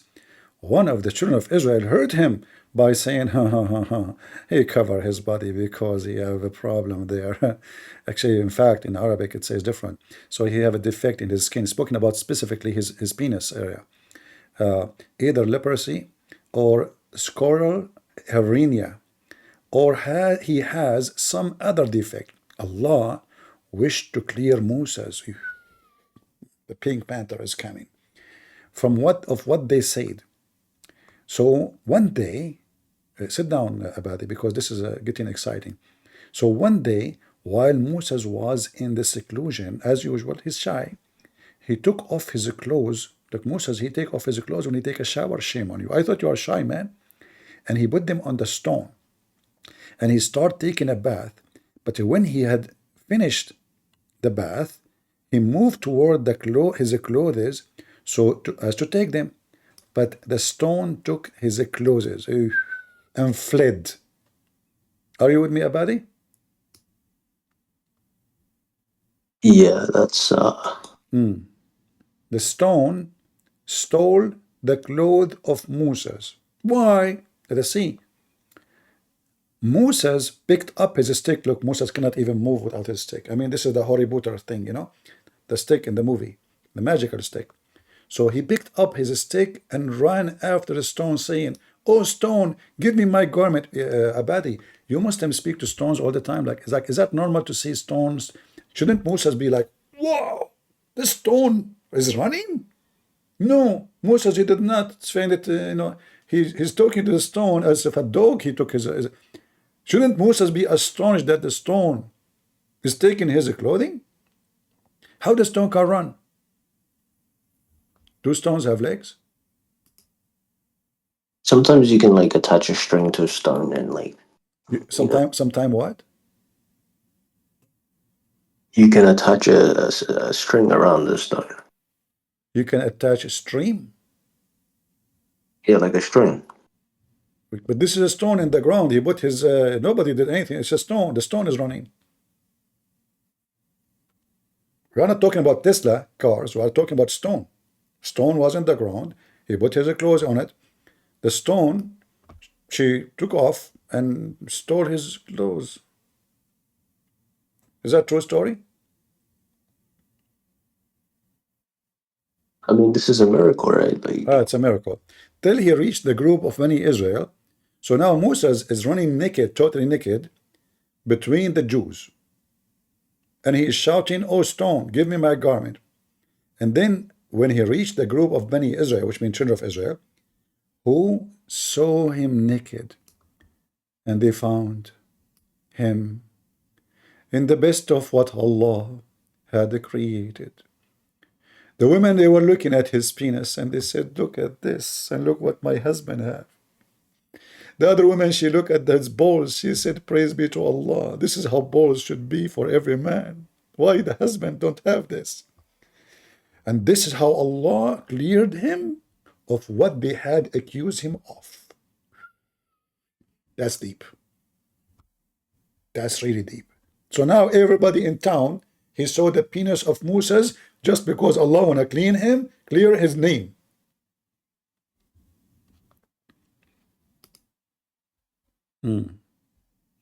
And Ahmad Didat was why saying, does Allah say and that Ahmad- this is the best and of Ahmad what He Didat was- created? Is He saying that? listen, and Ahmad Didat in his debate with the Christians says, "Your Ezekiel, he was in the desert naked." First of all, Abdul, he was in the desert, there's nobody. Secondly, the nakedness is about he took the clothes of a priest, which means this is nakedness. He is not a priest no more. So Muslims here, this is how Didat is debating Christians. Imagine if I'm debating Didat and I show him this, he become like a rabbit. So this is your prophet, is making that guy totally naked for real, running between women and children, in just to show them that his penis is so good.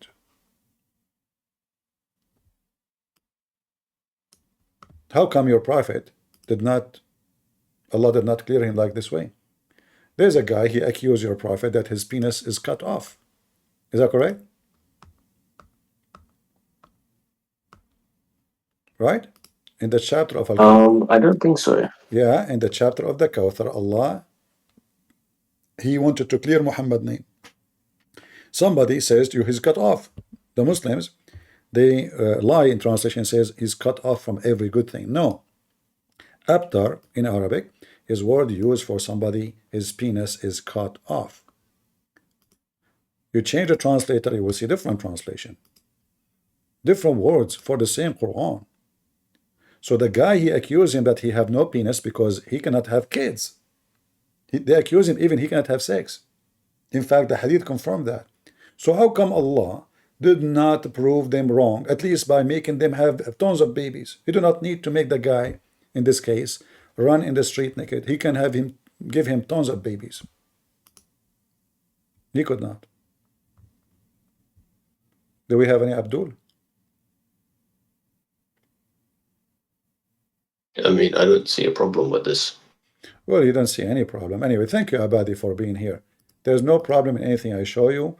Obviously, you are the best, and forget about the rest. Do we have any Muslim would like to join us? Abadi, he have no problem with all of this. Allah, he made the guy go naked in the street just because somebody says his penis is not good. This is how Allah, he support you. So now somebody of you say, Christian Prince, his penis is not good. What Allah will do? Allah will steal my clothing by commanding a rock to steal my clothes, and then I run in the street. And then every woman, they start taking selfie with me and post it in TikTok. Look, his penis is good. Praise be to Allah. Peace and breath. First of all, your penis is not the same as the penis of Prophet Sulaiman. Okay, hold on. How you know? Get the breath. Between me and you, that is the truth. I know and you know it. Zakir Naik, hold on. You said that mine is not like his. That means you saw both. First of all, I do not need to see it to believe it. You believe in the penis? Exactly. Oh, okay. No comment. Oh boy.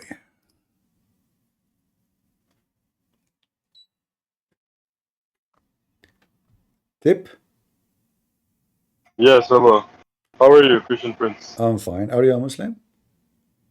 No, I'm at my job right now. I'm working with Muslims though. All right. How about you? Yeah, so pretty much they have no idea who you are. They're very respectful. I just want you to try to disprove the Quran in Arabic. They only speak Arabic though. They don't speak English. Is he next to you? Pardon? Is he next to you? Yeah, he's next to me. Let me speak to him.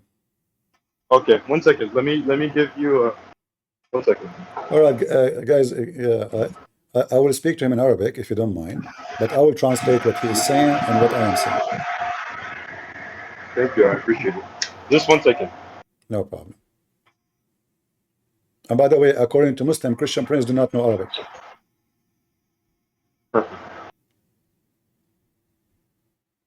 Where is he? I think he's hiding now. He's hiding? Akram!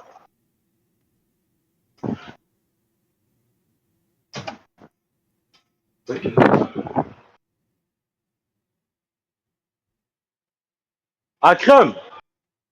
Viens, viens, viens, viens, viens. Viens, viens, viens. C'est bien. Tu dois venir, tu dois venir. Abdul is missing.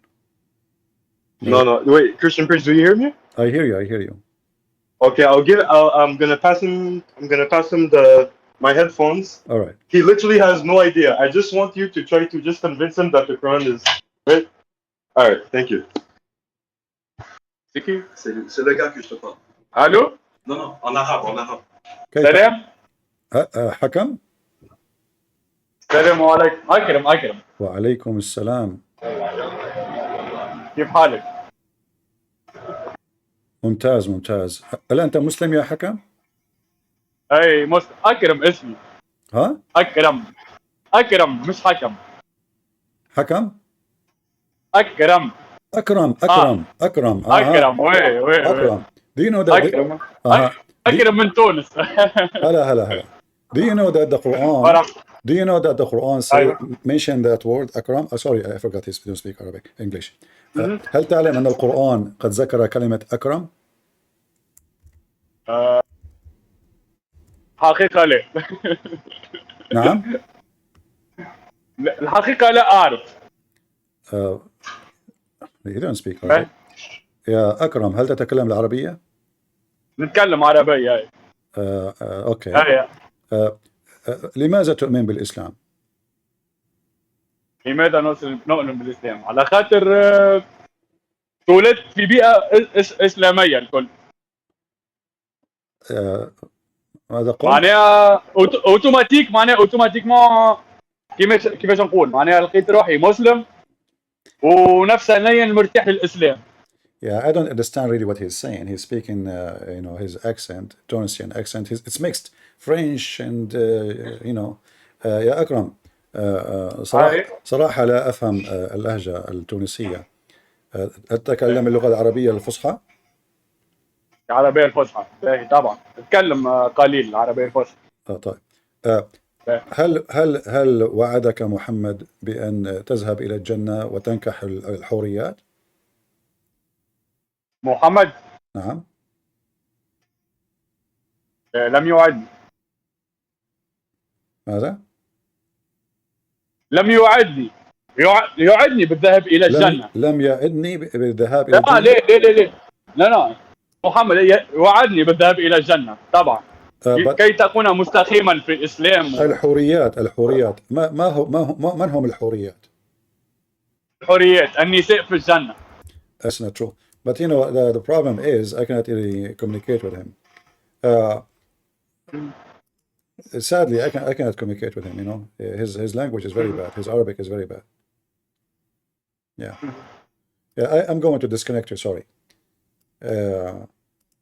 I don't understand what he's saying. He have very difficult time. He don't speak good Arabic, and you know those North Africa. They've been occupied by the French, by Italian, by etc. By, and then when they speak and by the Arab, and then all those languages, and they have their own language too, which is Amazigh and other mixed tribe languages.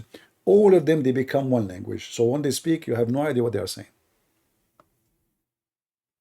Yeah, he said that the Quran did not. It's not about women, but as you see, this is about women.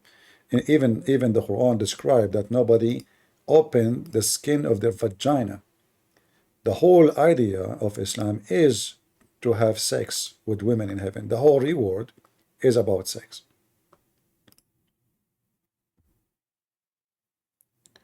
Do we have any Muslim who can speak to us and we can understand what he's saying?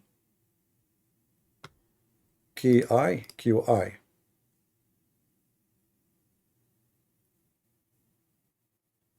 Go ahead. QI.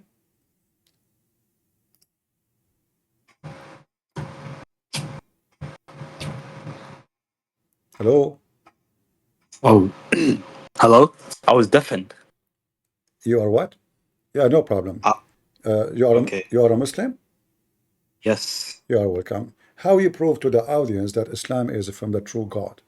Oh yeah, we use the Quran Go ahead. and the Sunnah. Go ahead. Go Okay. ahead. In the Quran, right? For example, it contains a prophecy in Surah Al-Rum. All right.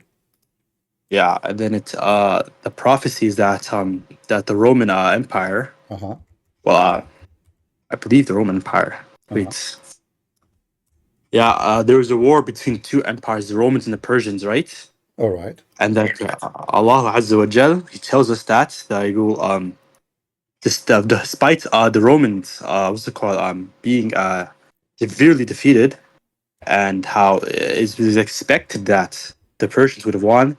Allah said in 3 to 9 years they will come back and win.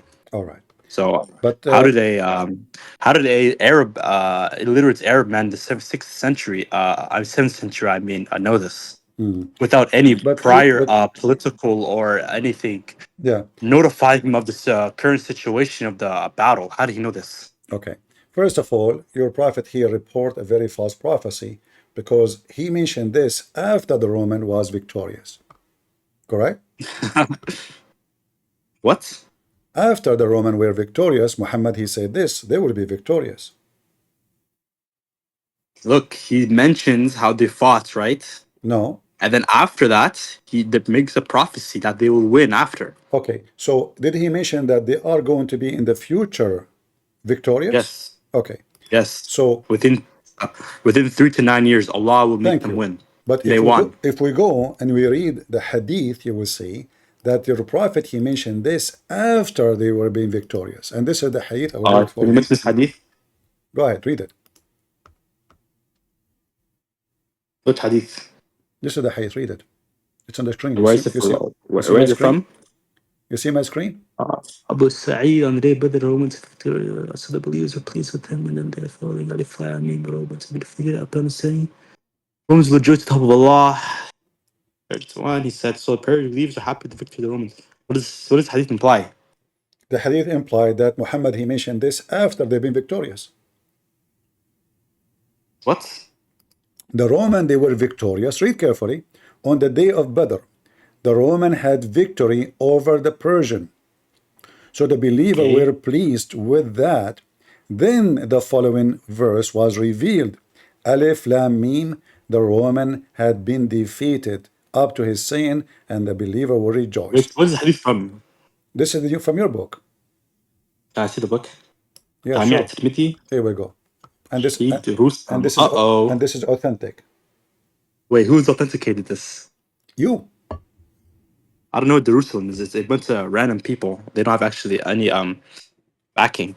So who's Jerusalem? So now this hadith is a fabrication. Wait, I'm not even saying the hadith is fake. I'm not even saying that. But right away, you see, I'm showing you your website. This is your Muslim website. It says authentic. And then right away you say, who is the one who did that? Who is the authentic? Who is the one who made? So you Muslims, you question what is embarrassing. But if it's not embarrassing, you don't question it. I don't see where you got that from. I just showed you. If you're gonna use evidence, you have to clarify. Then what's it called? It is you Muslims who clarify it. Not defend it. why I need to clarify something. You So Muslims you're using clarify. something that's potentially false. You Muslims clarify it already. Are you using something that's potentially false?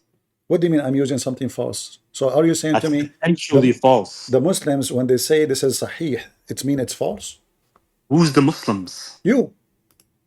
Can you show us? Can you show this? Is Sunnah.com is your website or website of somebody else? No, I want to know who authenticated the hadith. All right. Shall we go and read the interpretation for the Quran and see what the Quran is saying? What do you mean? The Quran reading interpretation for the verse you mentioned to me. What about it? If we go and read what it says, what do you think? What would it say? Here we go. This is Tafsir al-Qurtubi, saying exactly the same. Wait, I don't accept Tafsir al-Qurtubi. He's an Ash'ari. I don't accept anything from him. You don't accept al-Qurtubi, why? Because he's an Ash'ari. And I think it's He Zindiq is because you like Ash'ari. mentioned that. He is Ash'ari. Yeah. Okay, I see. Okay, what? Who you accept, Your Majesty? I'll accept Tafsir al-Sa'di or Ibn Kathir. You accept Ibn Kathir. That's a good thing. So if we go to Ibn Kathir, you will accept? Let's see. Well, here we go. Read with me. What is this? This is Qurtubi Tafsir. I'm going to show you the source of the hadith, and then we can go to the tafsir more. Does it say here Sahih? Hadith is this? Huh? Wait, I don't know. I don't even know Arabic, so I can't really do anything with this. You do not know Arabic. Yeah, I don't know Arabic. So how you pray to Allah in Arabic? Huh? I know the general meaning of what I pray with. What is the meaning you're praying with? For example, give an example. What do you want translated? Like you pray to Allah 5 times a day, but yes, you don't know what you're saying. Anyway, let's go focus on this. So the prophecy. I know what I'm saying. I know these terms. No, you don't know. You don't know because simply, first of all, Allah never said to you, pray Al-Fatiha 5 times a day. That is a fabrication of you Muslims. Oh my God. Okay, in front of everybody, can you show me where it says anywhere in the Quran? In the Quran? Yes. Wait, I don't only follow the Quran, I follow the Sunnah of the Prophet and his All right. Sahaba. Your Quran, your prophet, he says pray Al-Fatiha 5 times a day. Yes, we follow how he prays. We pray as he prays. No, I'm asking you. Did your prophet say? We pray. The prophet prayed like this. Yes, the prophet prayed like this. So that's how we follow him. And that's the prophet. He said that, right? Yes, he prayed like this. Where we can find the prophet prayed like this. Where you can find? I'm not. Find what? Why you have to use Al-Fatiha? Why not? If Allah did not say so. The prophet said so. The prophet did so. He said so, did so, and his people did so, and the other people did so. You say that the prophet says so. When I showed you a hadith about what the prophet said so, you said you didn't accept it. When did you show me hadith when the prophet said so? It says here, like the Persian, they were victorious. Dude, are you retarded? What does it have to do with prayer? It's the same. Either you accept what your prophet say. So when you what does it have to do with prayer? The same. Wait, you said what you said. You said to me. You said to me, this is what the prophet said. I just showed you what the prophet said. You said I don't accept what the prophet said. Wait. Did the prophet say this? Did the prophet say this? Yes. Wait, are you illiterate? Can you not read? Abu Sa'id narrated. So Abu Sa'id narrated what? Abu Sa'id narrated what? Abu Sa'id narrated. Wait, is this Abu Sa'id? Hold on. Abu Sa'id narrated. Are you saying to me whatever Abu Sa'id narrated you will not accept? Wait, why are you touching up? You said the prophet said this, but the prophet said because the prophet said, liar. The prophet said. Wait, can you admit this? Can you admit you're wrong here? Listen. You admit you're wrong here? Abu Sa'id, he said, in the day of Badr, the Roman had victory. Now, who is the one who said the rest? Your prophet. Can you answer my question? Did the prophet say this? The prophet, he said the Quran. Abu Sa'id, he comes from when? Did the prophet narrate this hadith? Is it from him? The hadith never was. It's not from him. You said it was from him. Why are you a liar? The hadith is when it happened. It's not about when the prophet said, except the Quran. What? The hadith report when this revealed, when your prophet says that. So Abu Sa'id is telling us that in the day of Badr, the prophet said. When did the prophet say this? It says in front of you, on the day of Badr, the Roman had victory over the Persian. so the believer were pleased. And then the following verse was revealed. Who is talking? Muhammad. Huh? Who is saying this? No. Muhammad. No, he's not saying this. So who is the one who gave this verse to the Muslims? Not Muhammad?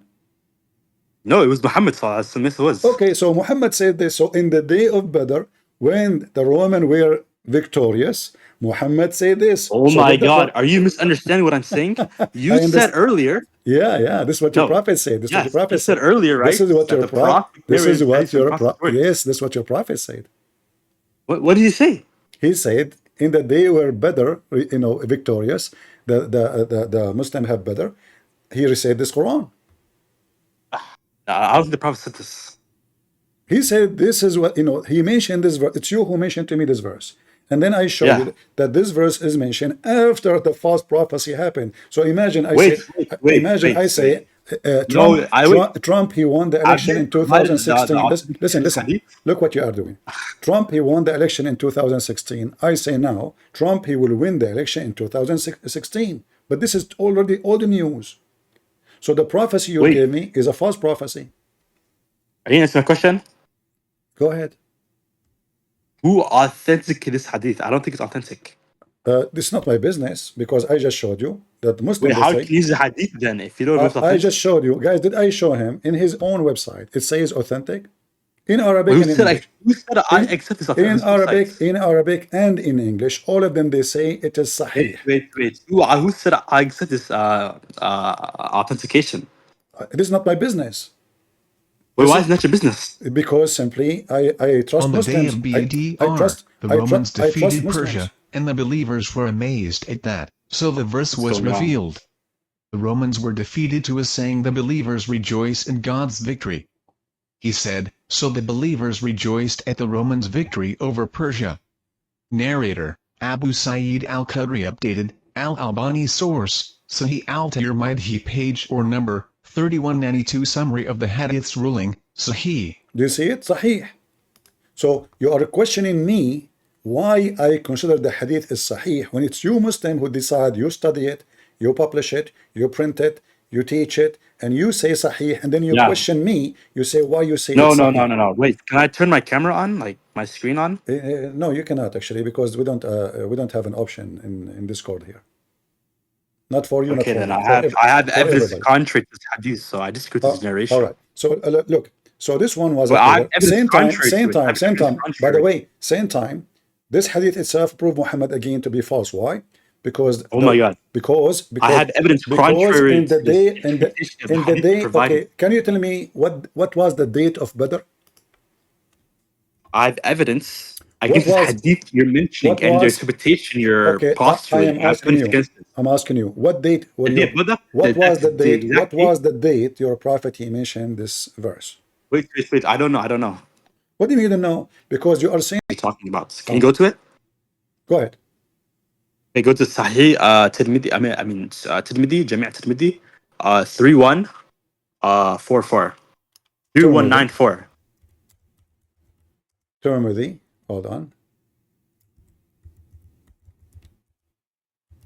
44. Yes, 9494. 9494. All right.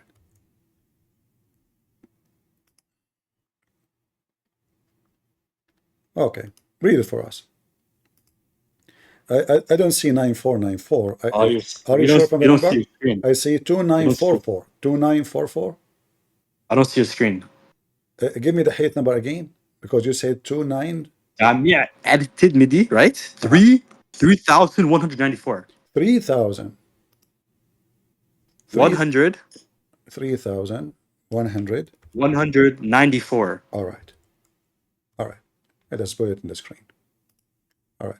Go ahead. I will wait for you. You read it for us. You don't see it? Yeah, I see it now. Go ahead. Okay, let me see it. Uh-huh. Picked out. Uh-huh. Oh, do you hear me? Yeah, I hear you. Go ahead. When the following was revealed, Alif Lam Mim, the Romans had been defeated in the nearest land, and after the defeat will be victorious in the Bid'ah years. On the day that his ayats were revealed, the Persians had defeated the Romans, and the Muslims See, this is why the hadith is contrary to your belief. It was not the Persians defeating the Romans. Continue reading. And the Muslims had wanted the Romans to be victorious over them because they were on the people. They were the people of the book. So Allah said, "And on that day, the believers will rejoice with the help of Allah, and He will help whom He wills, and He is the Almighty and the Most Merciful." The Quraysh wanted the Persians to be victorious since they were not the people of the book, nor did they believe in the resurrection. When Allah released ayat, Abu Bakr as-Siddiq, may Allah be pleased with him, went on proclaiming throughout the Mecca, Alif Lam Mim, the Romans have been defeated in the nearest land, and they, after their defeat, will be victorious. Some of the Quraysh said, then this is a bet between us and you. Therefore, it's Hadith Sahih, by the way, the ayats were not revealed after they won. So it's not a false prophecy. It's before it happened. This is why the Quraysh said, this is a bet between you and us and you. Your companions claim that the Romans would defeat the Persians. All right. In the Bid'ah years. Are you done? So why have you placed a bet on the between us? Abu Bakr said yes. Are you done? Oh, yeah. All right. You want to finish the hadith? The funny is that this is the same book I just gave you from At-Tirmidhi saying the opposite, according to you, right? I just told you. I don't know that was the call. Right. But look what it says here. It says that this hadith nobody knew except one person. Do you see it? Oh my God. Yeah, it says that. It says that in front of you. Answer my question, sir. It says حسن غريب من حديث نيار بن مكرم لا نعرفه إلا من حديث عبد الرحمن. One person only reported. Just one. Let's say no. Here, actually, that will expose a big problem in Islam. How in the same book there's two hadith, both of them are sahih, one saying the opposite from the other one. Who's sahih? Who authenticated the hadith? They're not infallible. This could be false. The word can be untrue. So this hadith can be false too. Okay, go to the. Are you there? No. The hadith you just gave me, it says sahih, right? Yes. Okay. Who is the one? Who is the one who authenticated this hadith? That's fine. That's exactly what I'm telling you. You can't argue that unless you believe. What's it called? One takes precedence over the other. You have to prove it. So which one is the correct one? This is the same book. Okay, this is At-Tirmidhi. This is At-Tirmidhi too, and this is sahih. Go back up. Huh? Go back up. Read it. See the hadith. Read it. Here we go. It says sahih. Yes. Okay. So now here it says that the chapter been revealed after the Roman victory. The same. The same book. Well, that's fine. The same book. Yeah, the same book. How it can be? Wait. One of them is lying. One of them is lying. Wait. Jami' at-Tirmidhi writes, unlike Sahih Bukhari, Sahih Muslim do not fully contain Sahih hadiths. So it's possible. Okay, so it's possible that both of them are lying too? No, it's not possible that they're lying. Let us solve the problem. Let us solve the problem. The hadith you gave me, you cannot take it back. You gave it to me. Correct? Yes. All right. Now, does it say here that it happened in the year number 7? That the Roman was victorious? I don't know what that means. All I know is, right? No, you know what it means. You know English, you gave me the hadith. Does it say verse was revealed before? Did it say hold on, does it say that in the 7th year, the Roman were victorious? Yes or no? Nice. That's wait, can you show that? Sorry. It's in front of you. This is the hadith you gave me. 6 years. Yeah, 6 years, 7 years. Sure. Okay. So now, this was which year? In the year of Badr, correct? No, I don't believe that. It says that in the hadith. Other hadith? Yes, in the hadith. Wait. No. The bid'ah is not Badr. Why are you conflating the two? They're not the same thing. All right. Read with me. What do you see in the front of you? What do you see in the story? You're trolling. Which one? And the help of Allah, He helps whom He wills. In the one you said. Almighty, the most merciful, the Quraysh wanted the Persians to be victorious since they were not the people of the book. All right. Nor did they believe in the resurrection. So when Allah reveals ayat, Abu Bakr Siddiq, may Allah be pleased with him, went on to proclaim it throughout Mecca. Alif Lam Mim. They have been defeated in the nearest land, and after they defeat, will be victorious in bid'ah years. So the Quraysh said, this is a bet between us and you. Therefore, this hadith proves that this is actually a prophecy that was said before they were victorious. So you are saying to me, nobody knows when Muhammad he said that, correct? All I know is it was prior to the actual Roman victory. So I can say now, hold on. No, First of some of all, the ulama, wait, first of some of the all, ulama can know, but I do you not see, personally. I you don't know. can read every interpretation. They say this is mentioned in the day of Badr. Every Islamic interpretation says that this has happened in the day of Badr. Correct? Wait, where does it say? Can I see that? I actually don't know. I show it to you already in the hadith, and we can show it to you from the interpretation. No. It's in the front of I you. don't. Wait. I don't even choose the translation. Actually, can I see that? What hadith number is this? I'll look for another one. On the day of Badr. Do you see on the day of Badr? What's the number of the hadith? 319. 319. Okay, let me see this.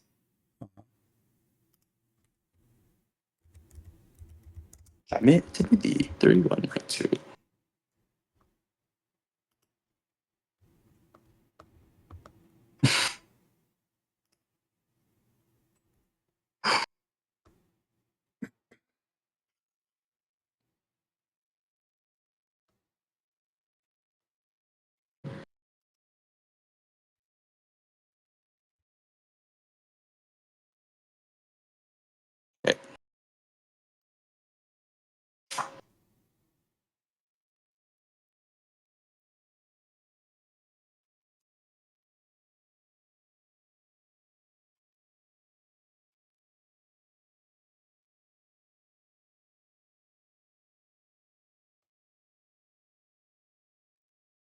Yeah, what happened?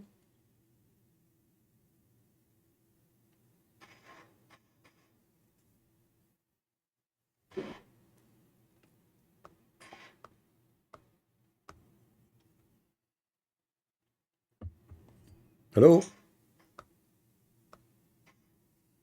No, I'm looking for the hadith. Wait.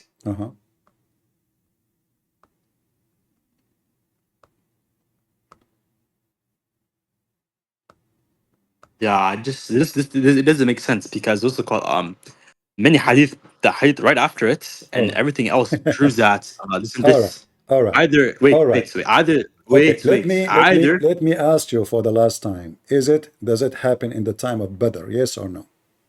Badr, I do not know because I do not trust the authenticity of this hadith. Okay, you said to me you accept Ibn Kathir. Yes.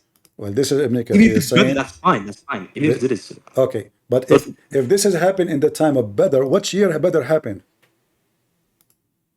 I believe, how many years was it? It's not tip right.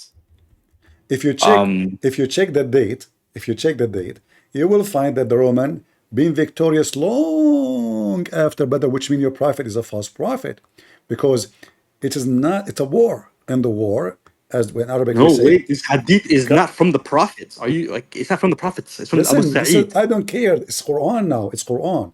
Your prophet, not Quran. Listen, your prophet, he said this according to Ibn Kathir in the year 624, the day of Badr. Where are you?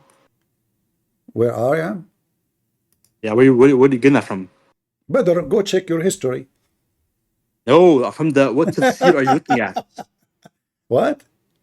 What tafsir Ibn Kathir? Where are you? I don't see your screen. Ibn Kathir. You don't know Ibn Kathir? Okay, I will put it for you. No problem. Here we go. Screen. Are you not there? All right, here we go. This is Ibn Kathir. And let me show you. Well, I don't know his website. What's this website? This is Ibn Kathir. What website is this? This is the official government website of the Kingdom of Saudi Arabia. I will give you the link. Here we go. It says, fine.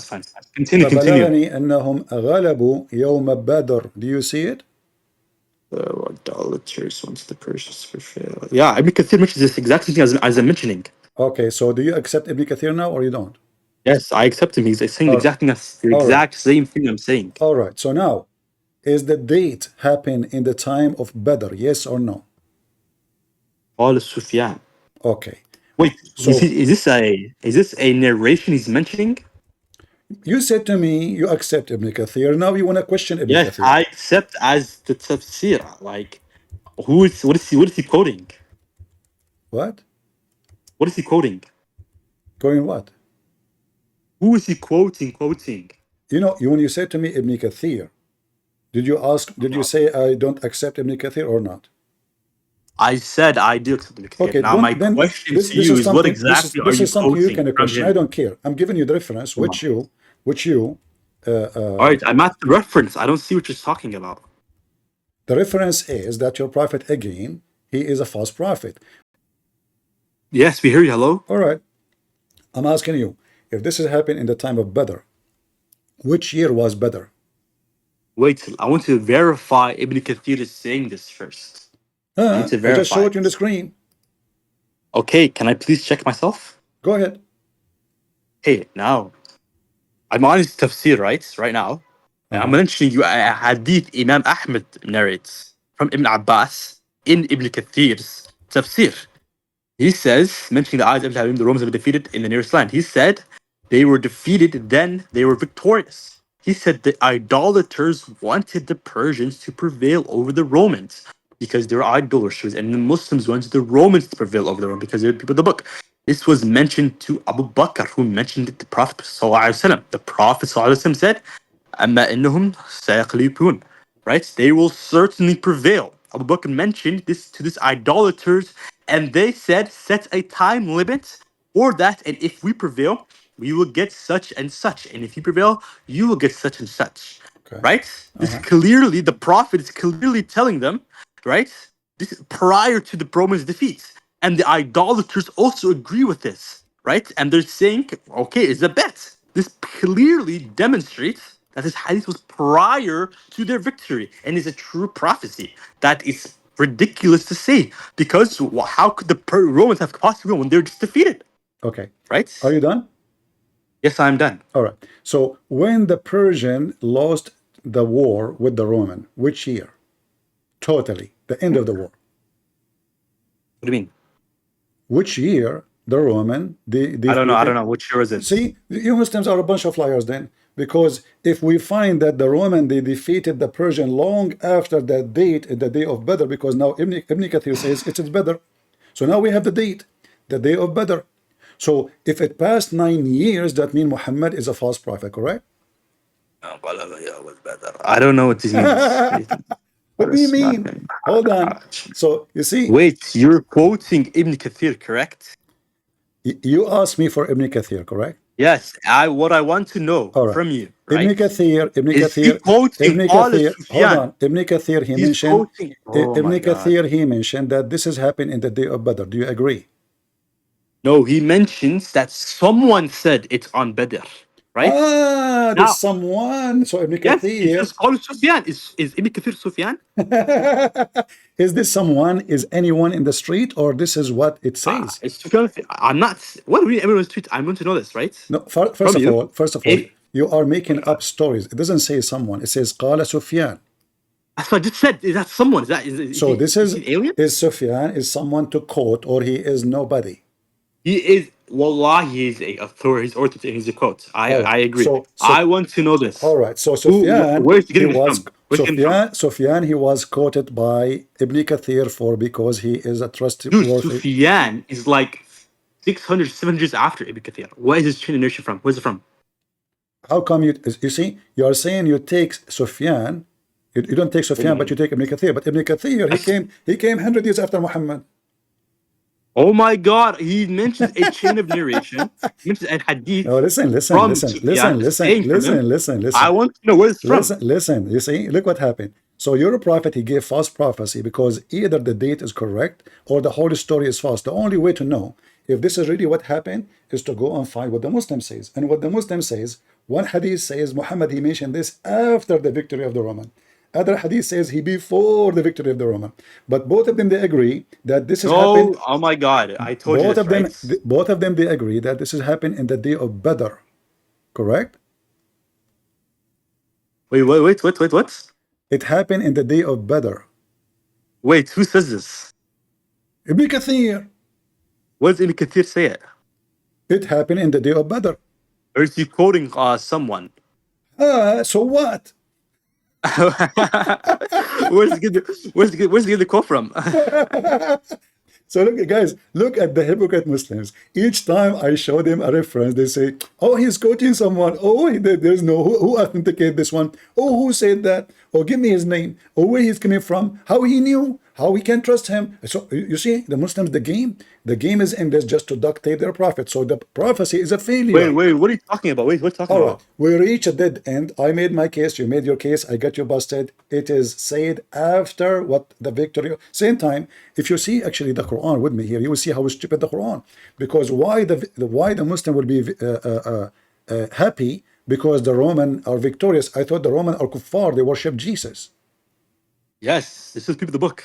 So why you want to side with the Roman if they are kuffar? If both of them are kuffar anyway. What? We have greater, we're closer to them than we are to the kuffar. No, you will rejoice because they are. Yes, okay. It's the lesser two evils. We'd rather have them No, have I will tell authority you than the why. kuffar. Because at that time, your prophet was trying to claim to be Christian with the Christian, a Jew with the Jew. All right. Yeah. Otherwise, there is no reason. How the same people you want to kill them later, the same people you are rejoicing for, they are victorious? Doesn't make sense. How they are the enemy of Islam, the Roman, and now you Muslims are rejoicing because the Roman, they will be victorious. Where he left? Do you see how stupid this religion is? Are we the enemy of Islam or we are the friends of Islam? The Muslims suddenly they having party because we are victorious. Hey, the American Marine are victorious. Huh? But aren't those you want to kill them? But at that moment, Muhammad is trying to kiss the ass of the Christians and the Jews to be close to them. He's nobody. He's trying to give himself an identity. He's a believer, you know. He's a pagan person, but now he want to make himself a believer. So now he claimed that he is with the Roman. Which one you support, Brazil or Argentina? So the whole story is false. They didn't know the date. They can't give us the date. How we know that this was a prophecy? Because you said it is within 9 years. How we know that it was 9 years? If we check the date, we will see that there's a big failure. Because you see, war. If I win a battle with the enemy today, I might lose tomorrow. The war is not over. Victory is only when the war is over. Is that correct? A person can claim victory when the other ones surrender and we defeat them and the war is over. Muhammad is a false prophet. And not to mention all the false prophecies he gave. And I don't know why he left and he ran. Any Abdul?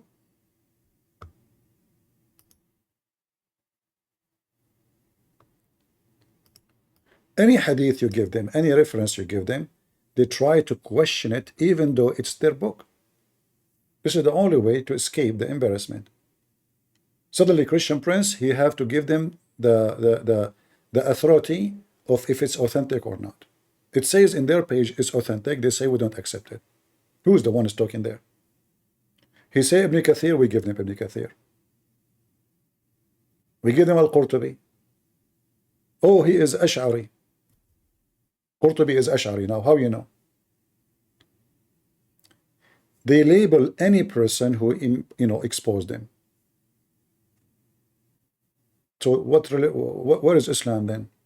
Look like every Muslim here understands his religion differently.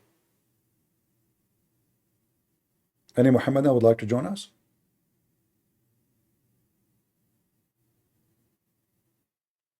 I don't know why he ran. Guys, the prophet, he says they will be victorious in a few years. How he knew that?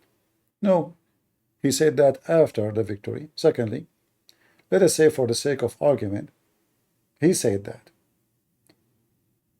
But that will not make him a prophet. It's a war. They keep losing, winning, losing, winning, losing, winning. So they will be victorious. Did he say even final victory? Trump, he lost the election, he will be victorious. He can keep trying until he win.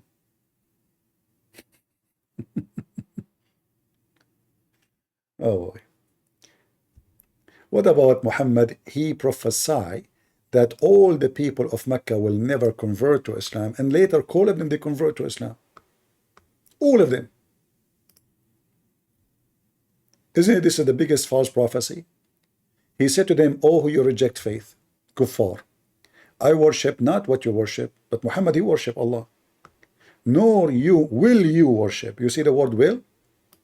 Will, the future. No, nor you will worship what I worship. Okay. And I don't worship, and I will not worship what you worship. But look what happened. Those who he said to them, you will not worship, all of them, they converted to Islam. All of them. And not only that, he worshipped the 3 daughters of Allah, because later he recited the 3 daughters verses, satanic verses, and he worshipped Allah and his 3 daughters, which they worship. So in either way, Muhammad is a false prophet. And Muhammad, he confirmed that you will never worship what I worship. But they converted to Islam, all of them. Do you see how Muhammad is a false prophet? He's a potato. If I say to somebody, and this is God talking now, supposedly, this is Allah. If Allah says, you will never believe in Islam, and later all of them believe in Islam. There's a guy, Lili Dawa, he says, the biggest prophet here, Prophet Muhammad, he said that to his uncle, Abu Jahl, he will never believe. If he believe, brothers and sisters, I will not accept Prophet Muhammad to be prophet. So suddenly, Muhammad, he says, Abu Jahl will not believe. He made a verse about him. But the rest of Quraysh, all of them, they believe. Oh, I'm proud of it. Look, all of them, they believe. Every single one in town believe. They go after a guy, Muhammad, Muhammad even did not say he will not believe. He said that look, guys, look at the stupid Quran. This is God talking. God? What is this? God is attacking the wife of Abu Lahab and Abu Lahab. Perish the hand of the father of a flame, perish he. No profit for him and his wealth from his gain. For soon will be in fire, blazing flame. His wife shall carry cracking wood as a fuel, a twisted rope of palm leaf. What is that? This is God talking? It's like 2 women, old women, in the Middle East, they have a fight over who throw the garbage in the front of the door. May Allah hate you and perish you. What your wealth will do later for you. You will go to hell fire, all of you. And your wife, she carry wood. Oh, what is this? So the Muslim, they say, what if Abu Lahab, he converted to Islam later? I mean, the guy who will die will never. I mean, this guy, he hate Muhammad. He forced him to divorce his daughters.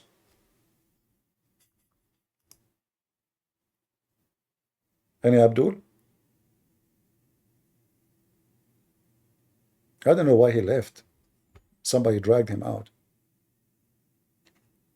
Any Muhammadan would like to join us? Who is a beautiful believer he would like to join us? Anyone? Nobody from those who believe Allah will give them endless penis would like to join us? Obviously, your penis is so small. Otherwise, you would join. Prove me wrong. The religion of penises.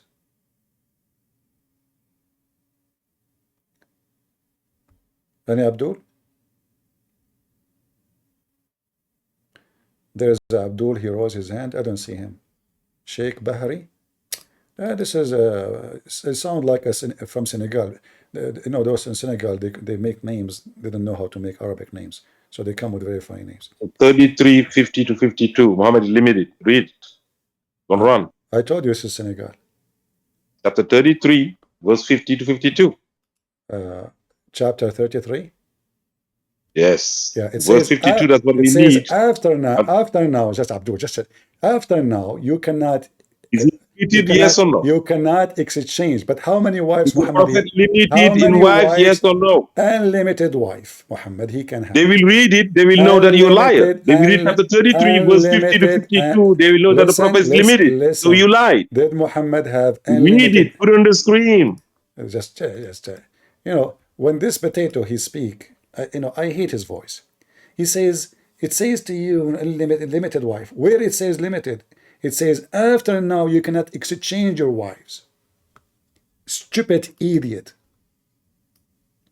If you go to chapter 33, just to show you how stupid those Abduls.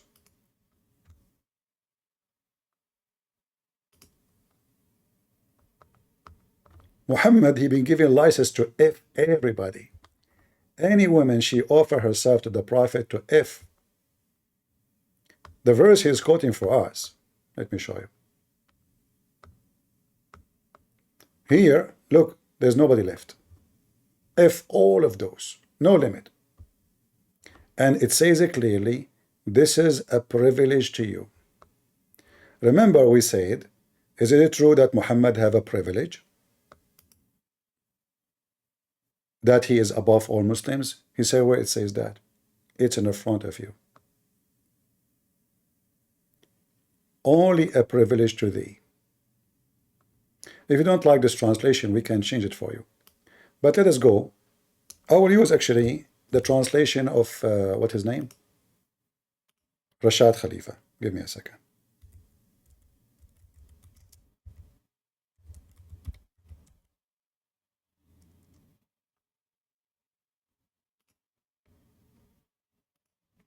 This is the book he read it from.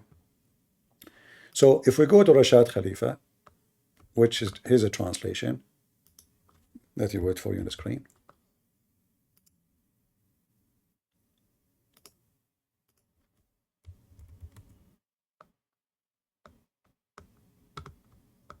Read with me and laugh at the stupid religion. Can he now deny this translation? He cannot. All right. Let us go down. All right. Here.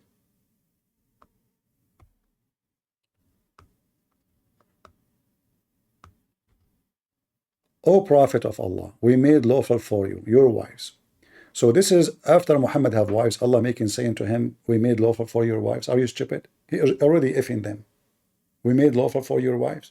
Now, whom you paid their dowry. Okay. Or what you already have, whatever you have, no limit. As granted to you by Allah. Also lawful for you in nikah, not marriage, but we will go with it, are the daughters of your father brothers, daughters of your father sisters, daughters of your mother brothers, the daughters of your mother sisters, who emigrated with you. Any woman she migrated with him, he can F her. Also, if a believing woman herself give herself to him to F her, by forfeiting the dowry, you don't even need to pay. The Prophet may marry her without dowry. See the exception? He's above Muslims. Muslims, they have to pay dowry. Not only that, if he so wishes, only if he so wishes, Muslim cannot do that. However, if he wishes, however, her forfeiting of the dowry applies only to the Prophet. Only to the Prophet. This is a privilege. You see it? This is the translation of Rashad Khalifa, which this Abdul, he believe he is a messenger of Allah. Only apply to who? To the Prophet. As a privilege. And not for the other believers. Do you see it? So is Muhammad one of the people? No. He have a privilege. But about what? About sex. Then he says, is going to mention limit. Let us continue. You may gently shun any one of them. Gently, huh? It says there gently. And you may bring closer to you. It says a closer or to F her. Any one of them. Is it limit or there's no limit? Remember, those women, they offer themselves to the Prophet. So there is a long list of women, they offer themselves to the Prophet to F them. You take anyone to bed or you delay later. You see the limit? No limit. And then, if you reconcile with any of them, you had estranged, you commit no error. If you like, there's a woman you don't like to F her. You know what the reason Muhammad he made this verse, because many women, they are not good looking. So Muhammad, he don't want to F everyone she offers herself. So he fabricated this verse to give himself excuse why he is rejecting, because already many, they are offering themselves. He said any believing women. So now to cover his ass from having women who they are not pleasant to have in the bed, he said, Allah told me, I can defer any, or I can take any, or I can delay any. Where is the limit? Until now, there's no limit. And then, in this way, they will be pleased, will have no grief, and will be no content with what you equitable offer to all of them. God knows what is in your heart. What is in his heart? The guy, what does this have to do with the heart of Muhammad? This is about penis. And then it continues here, says, verse number 3352. Hello? Yes, Abu. Let me finish this one. Okay, I will go with you. Hold on, please. wait, why are you even reading from this? This is written by Rashad Khalifa. Nobody takes from him. Like, This guy who 0.1% of the Ummah takes from him. They're not even part of the Ummah. They're ultimate already fard. No, ultimate fard. He believed that he is the true messenger of Allah. Don't you know? Yeah, that guy's a disbeliever. Doesn't matter. Okay, anyway. Are you a believer? Yeah, I am. Or do Muhammad have a limit number of women or unlimited? Wait, why do we have to discuss this? I don't want to discuss this. Because we want to finish this one. I'm reading it It's for the pointless. last 15 minutes. It's pointless. How many women Muhammad he can have? There was, I mean, it was abrogated. That verse is abrogated, I'm pretty sure. Huh? Like when the verse on, like, wait, the Ahzab one, right? That's the one you're using? So how many women he have? He was married to 9 women. According to your knowledge, 9? Yes. According to my knowledge, 25. Okay, whatever. And why are we discussing this? So Can we no, talk about we the are Isfahan? discussing. I want to talk back I about was the speaking to this guy. Roman-Persian War. We will go with you. So I was talking to this guy, and I said, why Muhammad have such a number of women as he wish, but the Muslim, they can have a limit of 4. He said it's not true. Oh, okay, he's wrong. What? The Why? Prophet could have more wives than us. Why Muhammad have such a privilege? Because he has privileges as a prophet. So what? Like is a even prophet? your Bible believes that David is a prophet, Okay. but he could have multiple wives. God gave him multiple wives. Nowhere it says God gave him multiple wives. That's a lie. Yes, okay, wait, let me find it. Wait, hold up. Okay. In fact, the God of the Bible says, you shall not multiply your wives. Can you go to wait, 1 second. Yeah, I think it's 2 Samuels 12:8, 12:7, 12:8. All right, people, they will post it in the chat. Read for us. All right.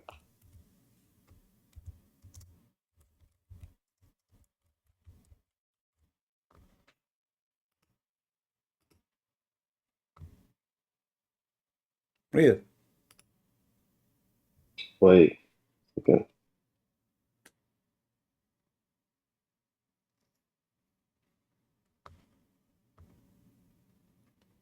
And then wait, Nathan said to David, "You are the man. Thus the Lord, the God of Israel, I anoint you king." Oh, wait. 1 second. The wrong verse.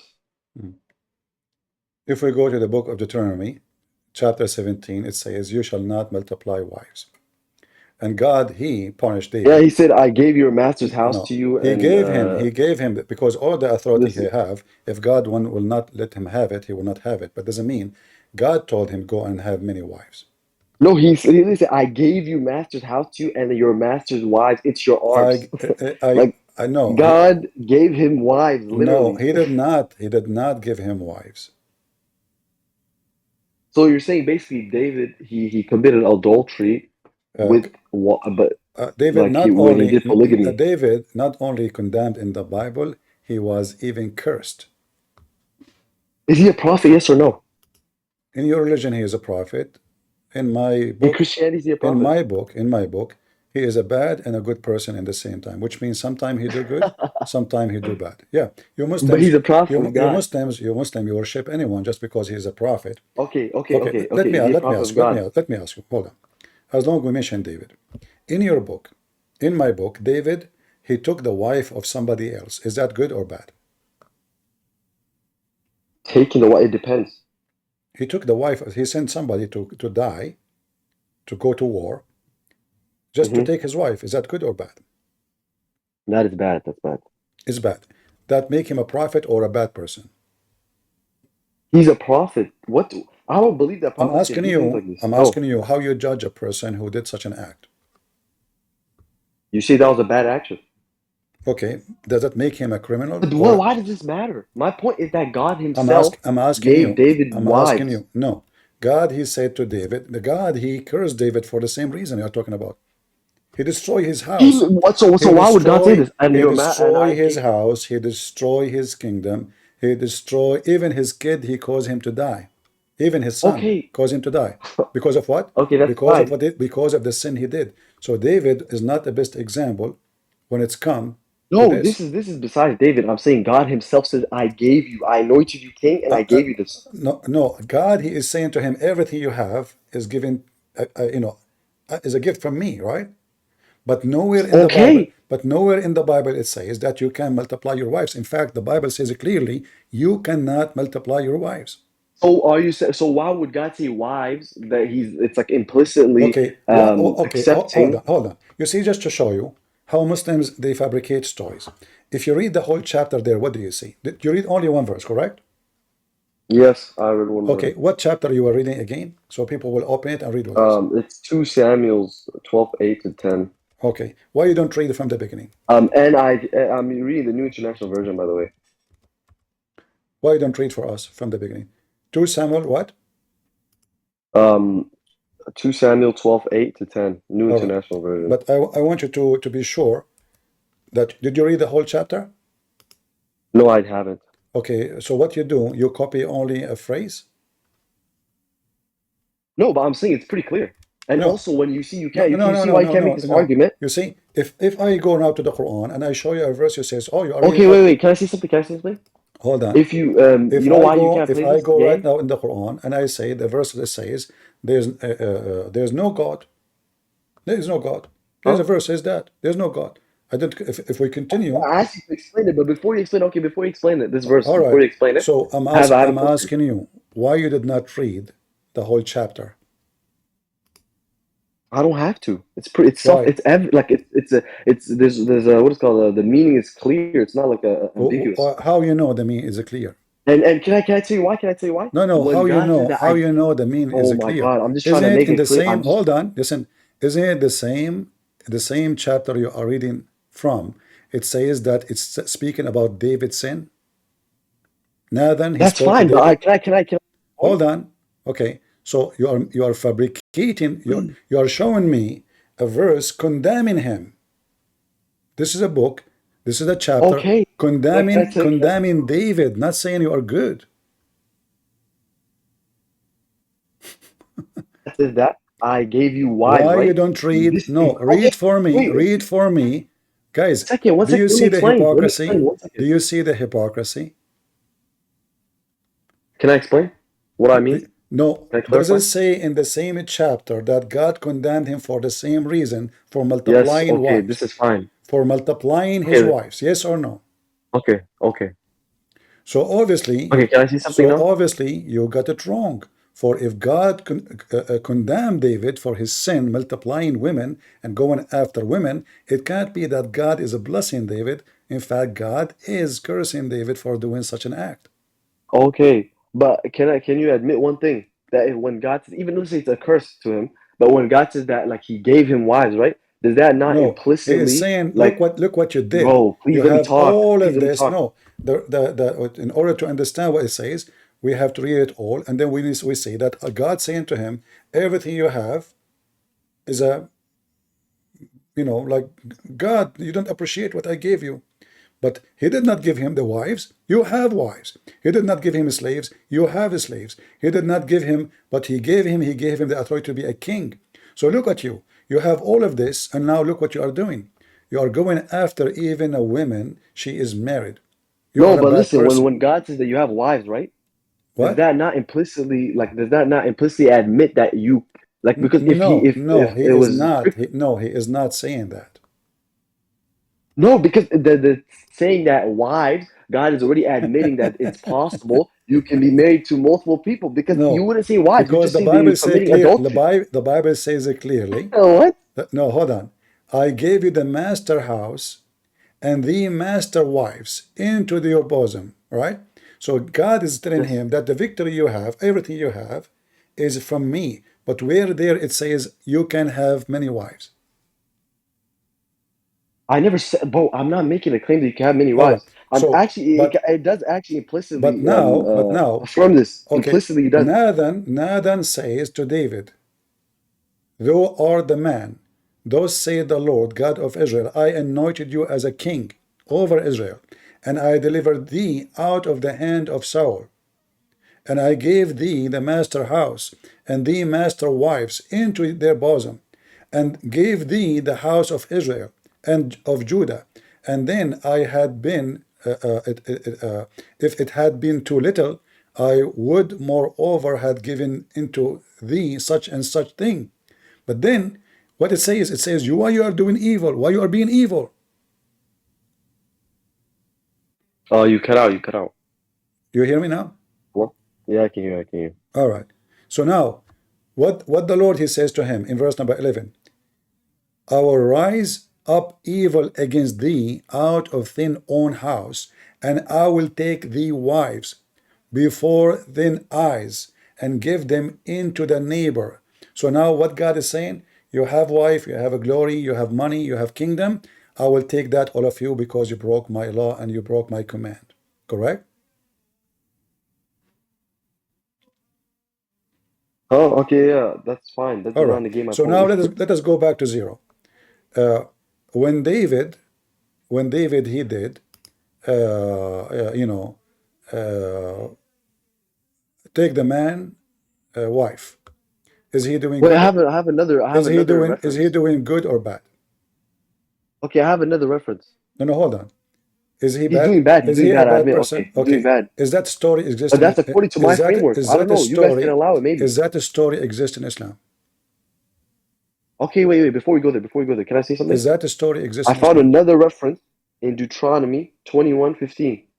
Okay. What does it say? If a man has two wives and he loves one, wait, what does this mean? If like it says a man has two wives, that admits, God literally admits that a man can have more than one wife. No, first Implicitly. of all, this is the law and about solving problem. But God never said to them you can have many wives. People have, as an example, where God he says you can have How sex. can they be considered Hold wives? on, listen. Where God he said you can have sex with your sister, anywhere, nowhere, right? In the Bible, I don't know. No, in your Quran I can show it to you. You can have sex with your daughter too. However, I'm asking you. No, you can't. You can't. Did God? It says, Okay. Did God? Listen. You Muslim. You say, look at the hypocrisy.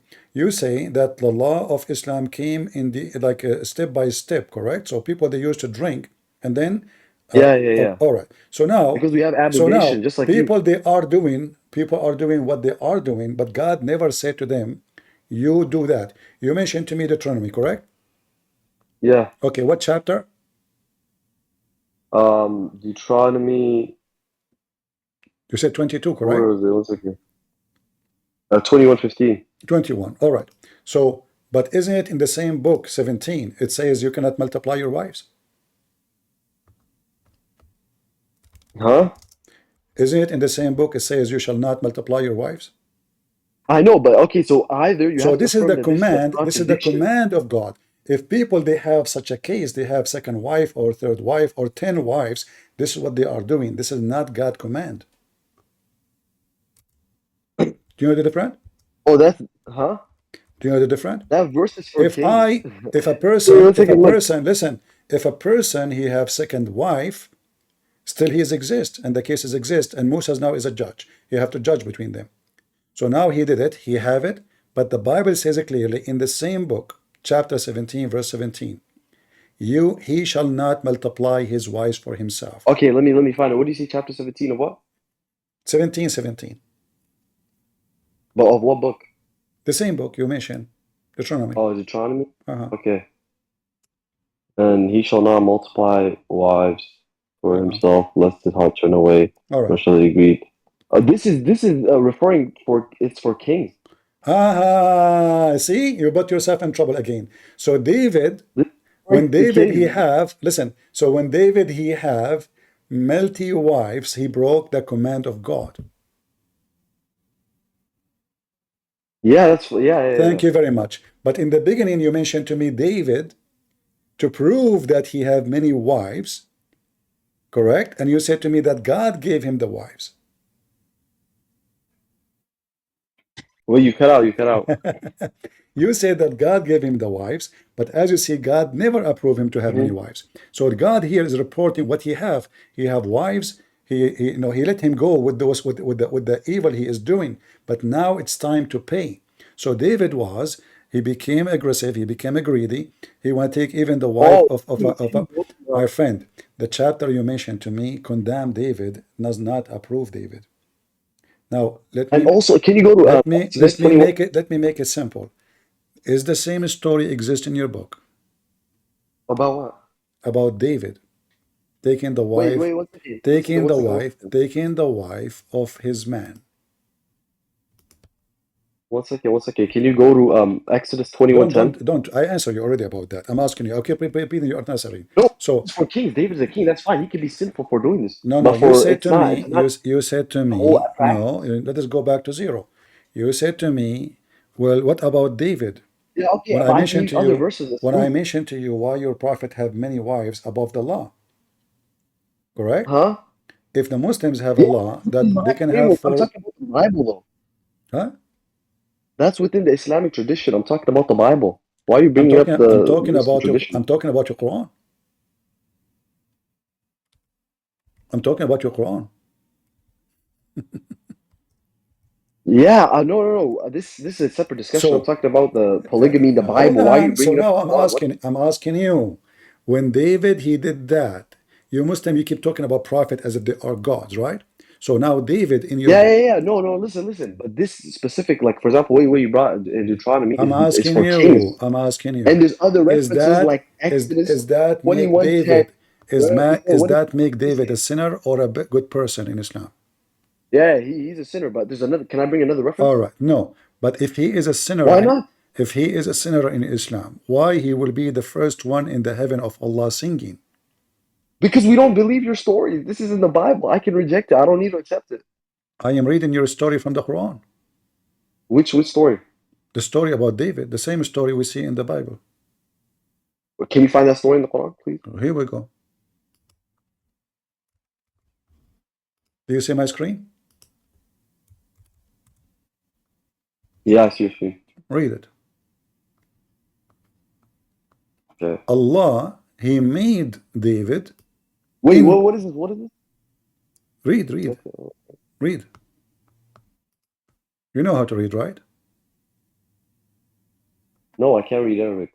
You do not know? No, you said, wait, what's the source you're bringing the story from? This is from the Quran and from your prophet statement and the Muslim scholars. Huh? So what's the story? In the Quran it says, here, there's a verse in the Quran, and your prophet is quoting it to explain what happened to David. If you go in the Quran, you will see that the Quran described that David, he have 99 goats as wives, correct? No, what are you talking about? No. All right, let us go and see. Let us see.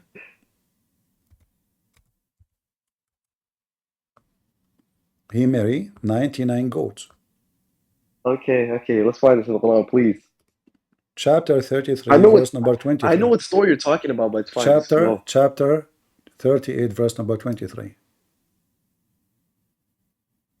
Yeah, where does this talk? Where is wives? Who is the one? Who is the one who have the goats? Huh? Who is the one who is having the 99 goats and he want to take the goat of somebody else? This is a story that's showing the wisdom of Solomon, basically. This is Solomon. This is David. This is David. What's Solomon? Yes, I know. David gave one ruling, and then Solomon told him like another ruling, and Solomon was what Solomon told David other law. What are you talking about? Solomon is telling. This is a dispute. Listen. Okay, hold on. Okay, David said. All right. So now, 99 goats. Who have 99 goats? This man, my brother. Who? This man, my brother. He has 9 and 99. Goats or no, this is David. He have 99 goats as wives. Where did you get that from? Huh? This is crazy. You just made that. Where is this? Okay. Well, reading the same thing? You said to me Suleiman, you said to me David. This verse here is about David or Suleiman, verse number 23. Yeah, can you keep scrolling down? Huh? You want to go up? Scroll down, scroll down, scroll down. Down? Okay, down. Keep going down. Uh-huh. Go to the next verse. Go to the next verse. All right. Okay. Yeah, you see, so we forgave. I don't know if this is not in the Quran, then it's in like a hadith. We forgave him. We forgave him this lapse. Like he made a mistake in his judgment. Uh-huh. So Allah, he forgave for what? For what he did? No, he forgave him in a lapse of judgment because two men came what with he did dispute. him? What he did? What he forgave him from what? He forgave him for making a wrong judgment, and this is in line with our understanding. About what? About these two disputes. They had a dispute about their goats. So one of them, it's not about, I don't remember the exact. It's not about killing the man. It's not about killing the man. Huh? Killing the man? What are you talking about? To take his wife. No, this is biblical stories. I don't have to accept these stories. You're confusing biblical stories with let us see who is confused. Let us see who's confused. Read. Here we go. I will use Google Translation. Here it says. No, wait. What is the source? What is the source? This is your books. I can show you tons of books. This is Al-Kamilu fi Tarikh. It's fine. Izzuddin ibn al-Athir. Volume number 1, page number 196. All right. So now this is about David, who killed the man to take his wife. Let us read together. You said to me this is in the Bible, right? Yeah. Okay, but this is in your book, and I can show you from many references, not only here, as many you wish. It says here it's fine. Can you that give me the the one who did that to him, it was Allah. Allah, he made him fail in lust with this woman. So a bird came to his room, and he followed. Can you tell me who transmitted this? Who transmitted? The transmitter. Yes. Yeah, this could just be a Israeliyat, like it'd be a story from the Bible that like some person narrated. It is from the Bible. He just said it is good be from the Bible. No, so. Oh my God. Do you not know what the Israeliyats are? All right. So listen, do you know what tafsir is? Yes, I know what tafsir is. All right. So are you saying to me you Muslims explain the Quran by false stories?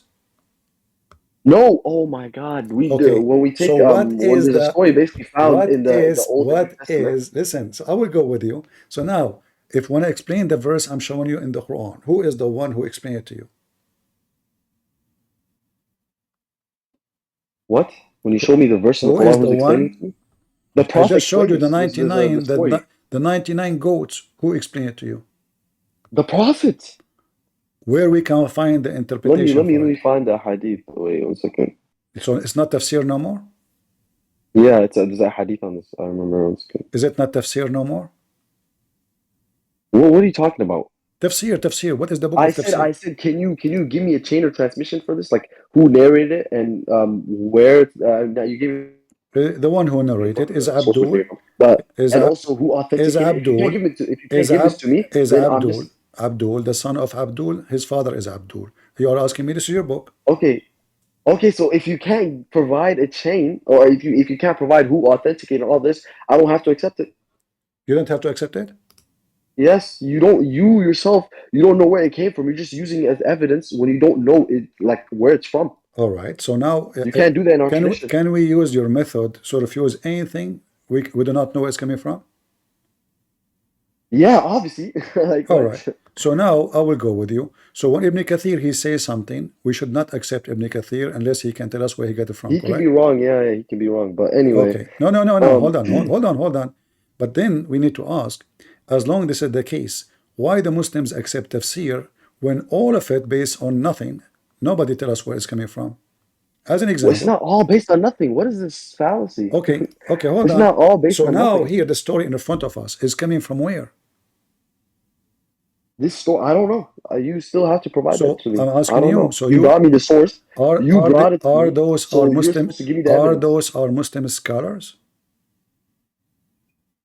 Yeah, I just told you they can bring something and they can be wrong. They can bring something weak, for example. It can be contained like weak things can be contained in their works. All right.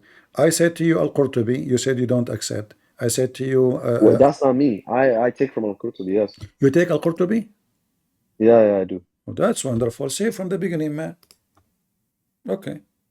Let us go to Like, you want Al-Qurtubi. me to give you like a list of scars I take from? Like what? Yeah, because Anyway, because every Muslim he have different song. I will save you the trouble. I'll save you the trouble. There Uh-huh. is no authentic story that David had 99 sheep as wives. You just got this from the Bible. I don't know, or I don't know where you got this from. You just made Okay. it up. I don't know. All I'll right. save you All the right. trouble. There's no such narration ever.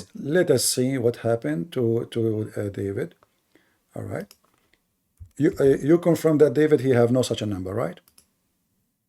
Huh? You confirm that David have no such a number. Yeah, no All right. wives of that This is number. At least, no. Al-Qurtubi. Maybe there's a This is relation here and this there. is this is Al-Qurtubi. This is Al-Qurtubi. You see it? And now I will use the translation about this. So Google translation, so we can read together. All right.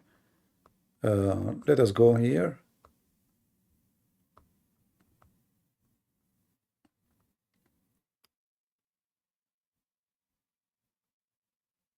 Here it says that David he have a lot of women, but this is not what we want now.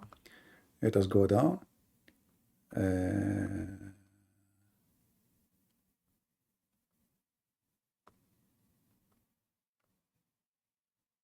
All right. Here it says, I have 100 goat and nothing but this, and this man he stole a goat from me. This is what? Yes, this is what's in the Quran. All right. Who is the one that's talking? The two guys, one of the guys they were disputing each other. They are disputing to David? Yeah, they came to David to judge between them. This is in the Quran. All right. Okay. What does have to do with David then? Because David is a king and he's also a judge. All and right. he's also So a prophet. it's not David who have 199 wives, correct? Or goat? No, it's not him. No. All right. Read with me carefully. Here it says, Allah he says, we made David, we devastated him by lust. Do you see it? So Allah, he did fitna to David. What he did to him? Okay. What he did to him?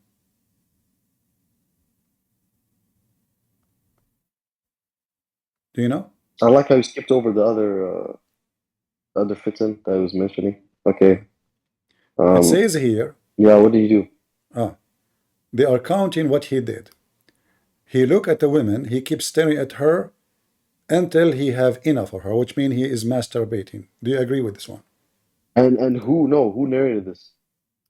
You said to me you accept Al-Qurtubi. Yeah, I accept Al-Qurtubi, but okay, I don't this is accept Al-Qurtubi. There's no need now to tell me who said that. And here. Yeah, he can include weak narrations inside his tafsir. It's fine. So here it says the second thing. He keep looking at the women and he keep looking again and again. And then and here it says this still doesn't address the point. And then this address the point. This is Al-Qurtubi. You said you accept. You will not question what Al-Qurtubi is saying. Oh my God, no. Guys, did he say I say it's a good tafsir. Did he say he accept Al-Qurtubi? You said that. Yes. All right. Can I explain so we have to accept whatever is there. No. I can accept Al-Qurtubi. Number two, number two, he sent her husband in a war to die, correct? I don't know. Can you tell me where this is from? Al-Qurtubi. No. I'm saying who's the narrators who are saying this? قال سعيد بن جبير. It's in front of you. وقال yes, ابن okay. وقال أبو. Can you bring me who did this narration? So now it says here, he sent her husband to die at war, correct? Okay.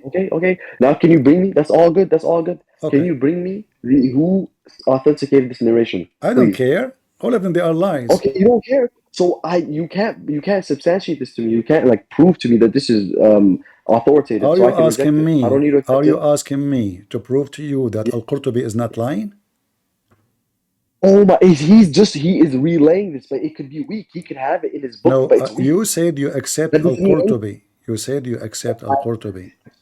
I accept his tafsir. Right. Read with me. Number four. Even it mentioned the name of the guy David, he killed his the husband and he took the wife. Yes, it's all good. This is all good. All right. But this is still not addressing my all main right. point. All right. You said that this story is obviously taken from the Jews. I have to agree. Islam is a fairy Yeah, story. I think so. Islam But I is a don't know. I'm lie. not sure. Islam I'm is a not sure. lie. Islam is a lie. How we can confirm this story? The only way to confirm it to go to the Bible, correct? No. Where are you What? Muslims? Where you No. get these names from? Oh, the story, yeah, for sure. But I don't know. I don't believe Exactly. that So your Muslim where- scholars, they have to use our Bible in order to. They don't have to. They don't have to. No. So why are okay? Give me one Muslim scholar explain those verses without using our Bible. Go ahead. Every Muslim. What do you mean? Explain the what verses? The story of David. Guys, until now he don't know what verses we're talking about. No, I'm saying the explaining the story of David. I'm asking you, can you give me? You said Al-Qurtubi, I give you Al-Qurtubi, you don't want it. I said Ibn Kathir, you don't want it. So what do you want?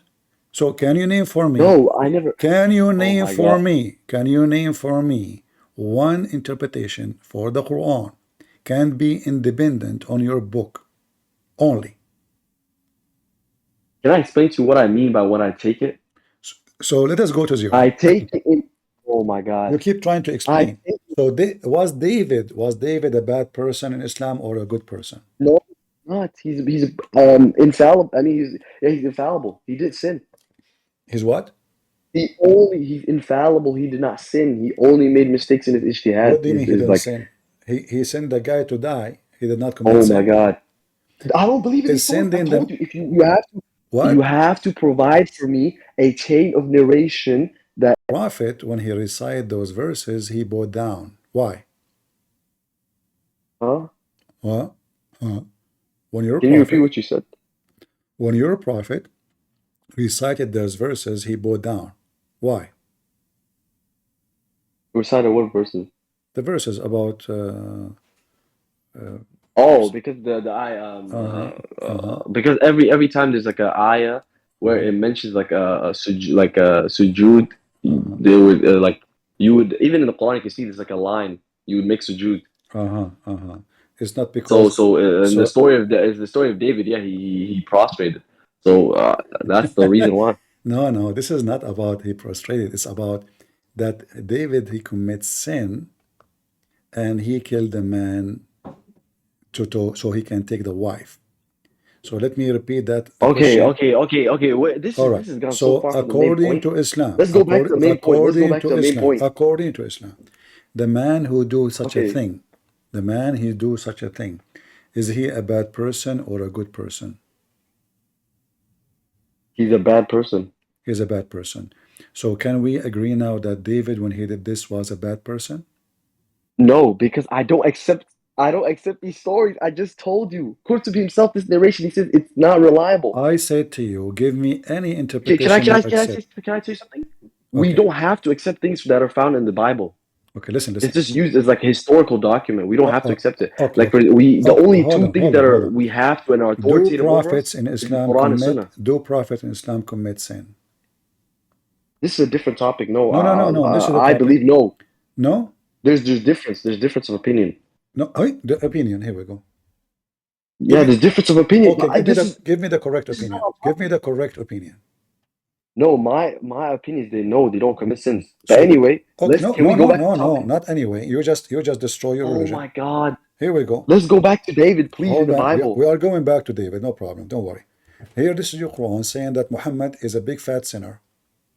And not only that, is not sure that Allah will forgive his sin. And this is your Quran, chapter 48. Do you see the screen? Yeah, I see the screen, yeah. All right. Does it say that Muhammad is not sure that Allah will forgive his sin? This is for an example. You know how like when Jesus in the Bible he does like he bows down and like asks God for things even though he's sinless? Or Jesus in the Bible, prays to God. Jesus in the Bible, he asked God for forgiveness. No, but he prays to God, right? Why does he need to pray to God if he's God? This is just he's setting an example for the people. No, you see, you are making a fallacy again. Jesus, when he speaks to the Father, he called him Father, and he said to the Father, glorify your Son, who was with you before the world was. So Jesus, he speaks to the Father. No, I'm saying, listen. Here, why you are making things mixing up? So here Muhammad is a big fat sinner, yes or no? Huh? Huh? You said to Can me, you repeat what you Prophet, said? You're cutting out. you said to me, Prophet, don't commit sin. Yes. So why the Quran saying Allah forgives sin? Muhammad maybe will forgive sin Muhammad of Muhammad. Oh no. This is. Wait 1 second. Yeah. Oh, Oh, this is Surah Fatah. My bad. Okay. This is like a one of the fadail of the Prophet, like over everyone. Like he that actually proves my point that he's sinless, because if you forgive every future sin that you're gonna do and every past sin you're gonna do, that means you don't have any sin. so guys, if Allah will forgive his future sin, that means Muhammad is That literally sinless. proves that you're sinless. What? No, that means you are sinner, because he forgive the sin you do, which means he is doing sin. No. Oh my God. What? So okay, explain the future sin. Explain what it means by the Too future. much camera you're in, too much camera you're in. Possible. How's that possible? Abdul, if How's I that say, possible? How is that possible? I'm going to clean your garbage, that means you have garbage, correct? Also, there's and also you're not taking into account that there's a difference between istighfar and tawbah. What's istighfar? What tawbah? Allah is talking here. Allah is asking, are you saying Tawbah is different. Tawbah is like forgiving your like tawbah is different, like linguistically from istighfar. you are mixing things up. First of all, there is no tawbah. Tawbah means repent. Allah here saying, may Allah forgive your sin in the past and the future. First of all, here prove that to us that Allah cannot be God, because Allah praying to other Allah, asking the other Allah, may you forgive Muhammad, please. Do you not understand the third? Why are you being disingenuous? Do you not understand the like different like speech in different, like if I say that if I speak in third person, do I all of a sudden become a different person? Like Yeah, am I referring to a but you different see person? here, if we speak Why are you if we being speak in disingenuous? different person, but your God Allah is saying, may Allah forgive you. He's not sure, you don't know. Is Allah sure that Muhammad will be forgiven or not? What? What are you talking about? Is Muhammad here being forgiven, or maybe will be forgiven? Oh, but okay. Can we just go back to the original topic? This is the original topic. About Okay. This is the original topic. So look what happened. You mentioned to me about multiple wives. We found that David was cursed. Yeah. David was David cursed having and it. condemned, and his kingdom destroyed for doing what he was doing. Okay, that's fine. But in your And religion, I asked you to go to Exodus, like other references. in your religion, you're a prophet. He goes sleep around. He kidnap women. He take the wife of his own son. You know. But your God, he don't condemn him. He don't curse him. He don't put him down. Wait, listen. So I gave you reference. I gave you another reference where God is the like. It was a general ruling and a specific rule. There's a difference between them, and this was a specific ruling. The one you gave me in Deuteronomy, it's a specific to kings. So that's why David was cursed. Maybe that's why David was cursed. No, whatever you're bringing in to after everybody. You should not multiply. Bro, listen. How's that for everybody? How do you explain other verses? Hold like on. in, Okay, listen. Exodus. All right. How many in the time of Jesus? How many of the Christians who follow Jesus they have multiple wives? Can you repeat what you said? You cut out. How many in the time of Jesus, the followers of Jesus, they have multiple wives? I don't know. 0. I have no idea. 0. How many? The followers of Jesus? Less. Yeah, that's fine. They can have. How many of how many of the followers of Jesus they teach that you can have multiply many wives? How does this negate what I'm saying? Well, because they are still. Do you take as an example? Is that hold on. Paul is a very conservative Jew. So if Paul he is following the conservative Jews teaching, then and the Jews teaching says you can have multiple wives as you wish, as you want, then Paul should say the same. The Jews till today believe you can have multiple wives. And Jesus said, I did not come to destroy but to fulfill. He did not destroy the previous law, to fulfill. So if the Jews believe in multiple wives, then Jesus should multiply wives too. You're cutting out, but I have a question. So if you believe that Jesus did not abolish the law, then why don't you circumcise? You understand very well. I'm saying to you, did Jesus mention that you can multiply your wives or you marry only one? He doesn't have to mention it. No, he mentioned it. It's in the Old Testament. No, it's not. You take it's the Old not. Testament. No. And Jesus says it clearly that you cannot do that. In fact, the one who divorced his wife, other than the reason for fornication, he is committing fornication. correct? Wait, can you open the? So, can you go to the? listen. So now, so look what the happened. T17 you were mentioning. Look what happened now. Your prophet, he go after his own son wife. He flirt with the wife when she is married. Your God say to Muhammad, why you hide what in is your heart? Correct? Hello?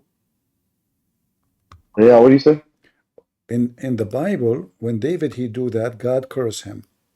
When your prophet he go Yeah, after, because it was for kings. I okay, told you hold to on. open No, the no, chapter, no, no, no. It isn't the about king. reference. No, it's about everybody. Yes, it is. Listen, Okay, go to listen. Deuteronomy 17:17. Okay, hold on. You said to me it's about king, but you just said to me that God says to him, It's a specific ruling, yes. Hold on. You said to me that God said to him, I give you wives. You said that. So he's a king still.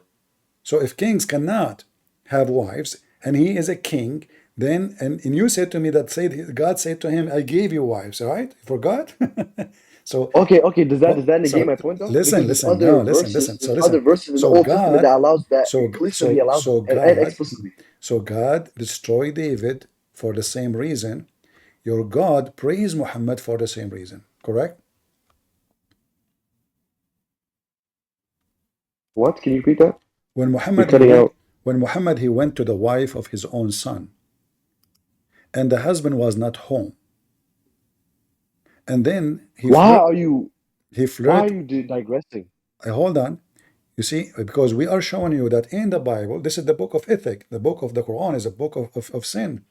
The God of the Quran, he praised Muhammad. Not only that, he says to him, why you hide the lost, You're cutting out. You're cutting out. Guys, you hear me in Discord? Am I heard or cut off?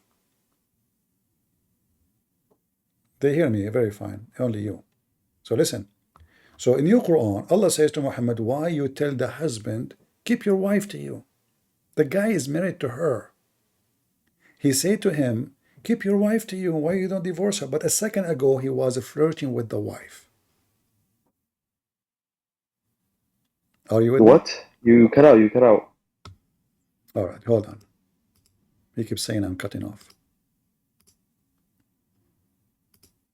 All right, you hear me now? Yeah. All right. So in the Quran, your prophet, he did the same as David. He go after a married woman, and she is married to his son. And he flirt with her, and he sleep with her. And then Allah says to him, why you hide what in is your heart? The husband, he found out. What? Wait. That is wrong. That is so wrong. What do you mean wrong? Because this the prophet never did anything before he was married. What are you talking about? How you know? Because obviously the prophet can't do adultery. He's infallible. The prophet cannot do adultery? Yeah, he can't. What is adultery in Islam? It's being married like outside of without no like. All right. It's being basically out of wedlock. Like all right. Well, this is your book, and this is Al-Qurtubi saying that if the prophet, his eyes fall into a woman, her husband must divorce her so the prophet can F her. Oh my God! You keep bringing weak narrations from Qurtubi. Like you don't even go to a hadith book. You just go to the Tafsir or Qurtubi. Like what? Hold on, read. This is Al-Qurtubi. You claim it is weak. Okay, it's fine. Can I bring someone on? Or hold on. Here we go. It says I'm a step down. Can I bring someone on? Sure. But answer about this. Is that true or not? Sorry, guys. They are working. They are working. Do you hear noise? Yeah. Okay. All right. I hear noise. Maybe I better stop soon because they are working. They are fixing something. Do you see this one, Abu? Well, I don't see your screen. Let me show you. Hold on. All right. Give me a second. Oh, just put noise suppression on your headphones and it's going to be fine. No problem. Okay, hold on. Let us see.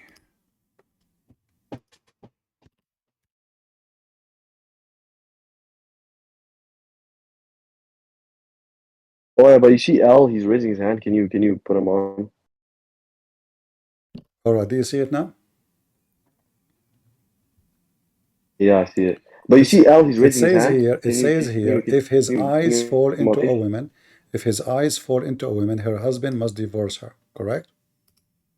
Okay, I'll say exactly what I said before. All right. So, Can you please bring who authenticated this? So is it, you see, you keep saying to me who authenticate that. Are you crazy?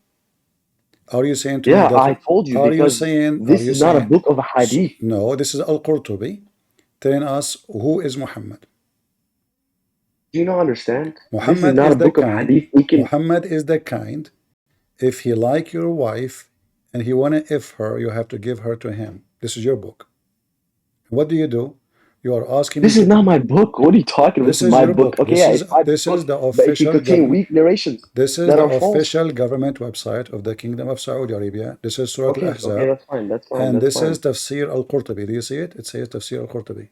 Can you not understand that there can be weak narrations in a tafsir? It could be. It could not be. even a book of hadith. My friend, I'm wasting my time with you. Guys, listen carefully. This is Muhammad. The Muslim, doesn't matter what we show them. The funny is, they ask me to prove what I am saying from their books. I am the one who need to provide. I give them the book, I give them the page, I give them the reference. And then they say to me, do you have a proof? And then I have to prove to them that the book, which is their book, which he agreed with it. Did he say he accepted Al-Qurtubi? He said yes. He said yes. I gave him Al-Qurtubi. And now he says to me, prove it. So, a Muslim is like a monkey. And this is the truth about Muhammad. So in the Bible, when David, he do sin, God condemned him. He destroyed him. Even he destroyed his family. The same chapter he mentioned to me about David, the whole chapter is condemning David. Here, the God of Islam is the opposite. He make a married man, his name is Muhammad, who have many, many wives, go after his own son's wife, force him to divorce her so she can be in his bed. And not only that, they claim that privilege number 10 of the Prophet, any woman he see, her husband must divorce her. Any women. We are not talking about single women. We're talking about married women. This is Muhammad. So what we learn from here, that the book of Islam is the book of the devil, promotes sin and lust. The God of the Christians, even though David is one of the greatest names in the history of the Jews, the God of David, he destroyed David.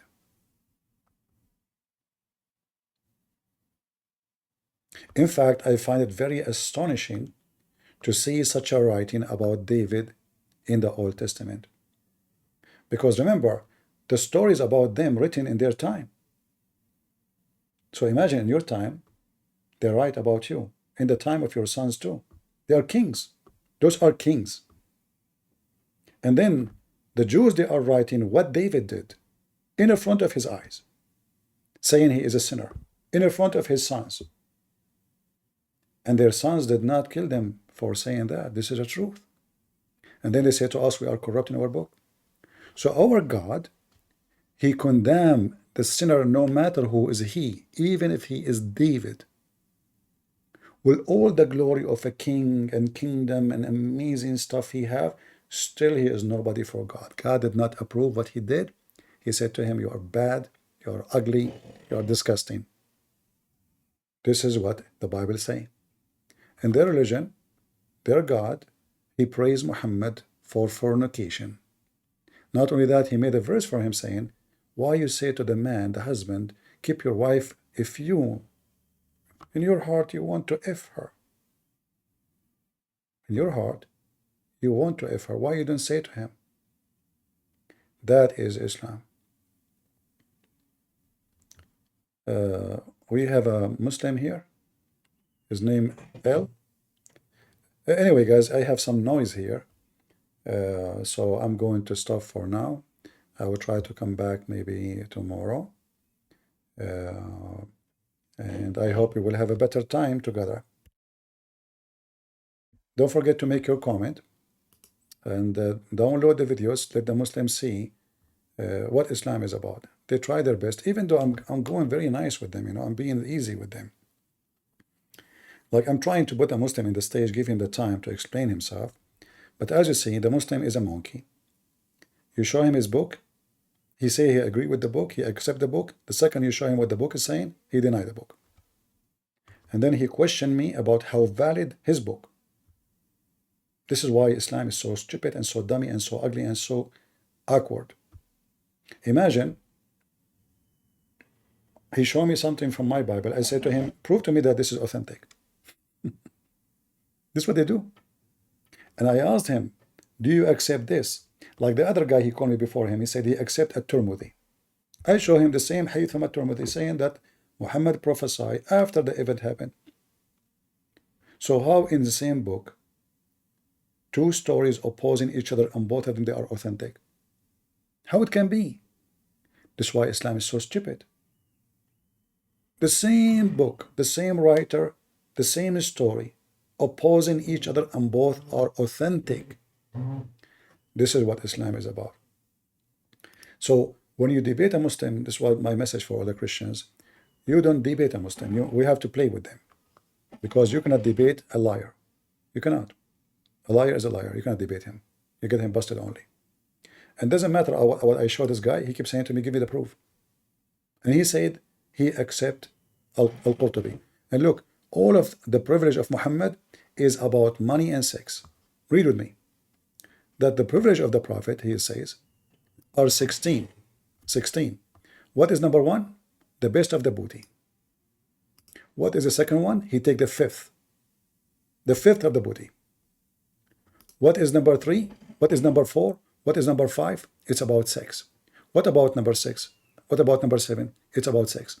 What about number 7, 10, 8, 9? About sex. All of them is about money and sex. The privilege of the Prophet. And always put that in your mind. That any cult leader, all of them, they have the same thing. Muhammad even, he have a privilege. He can if even around the Kaaba. He can if even when he is fasting. He can if when he is in the place where Muslim cannot if. All about money and sex.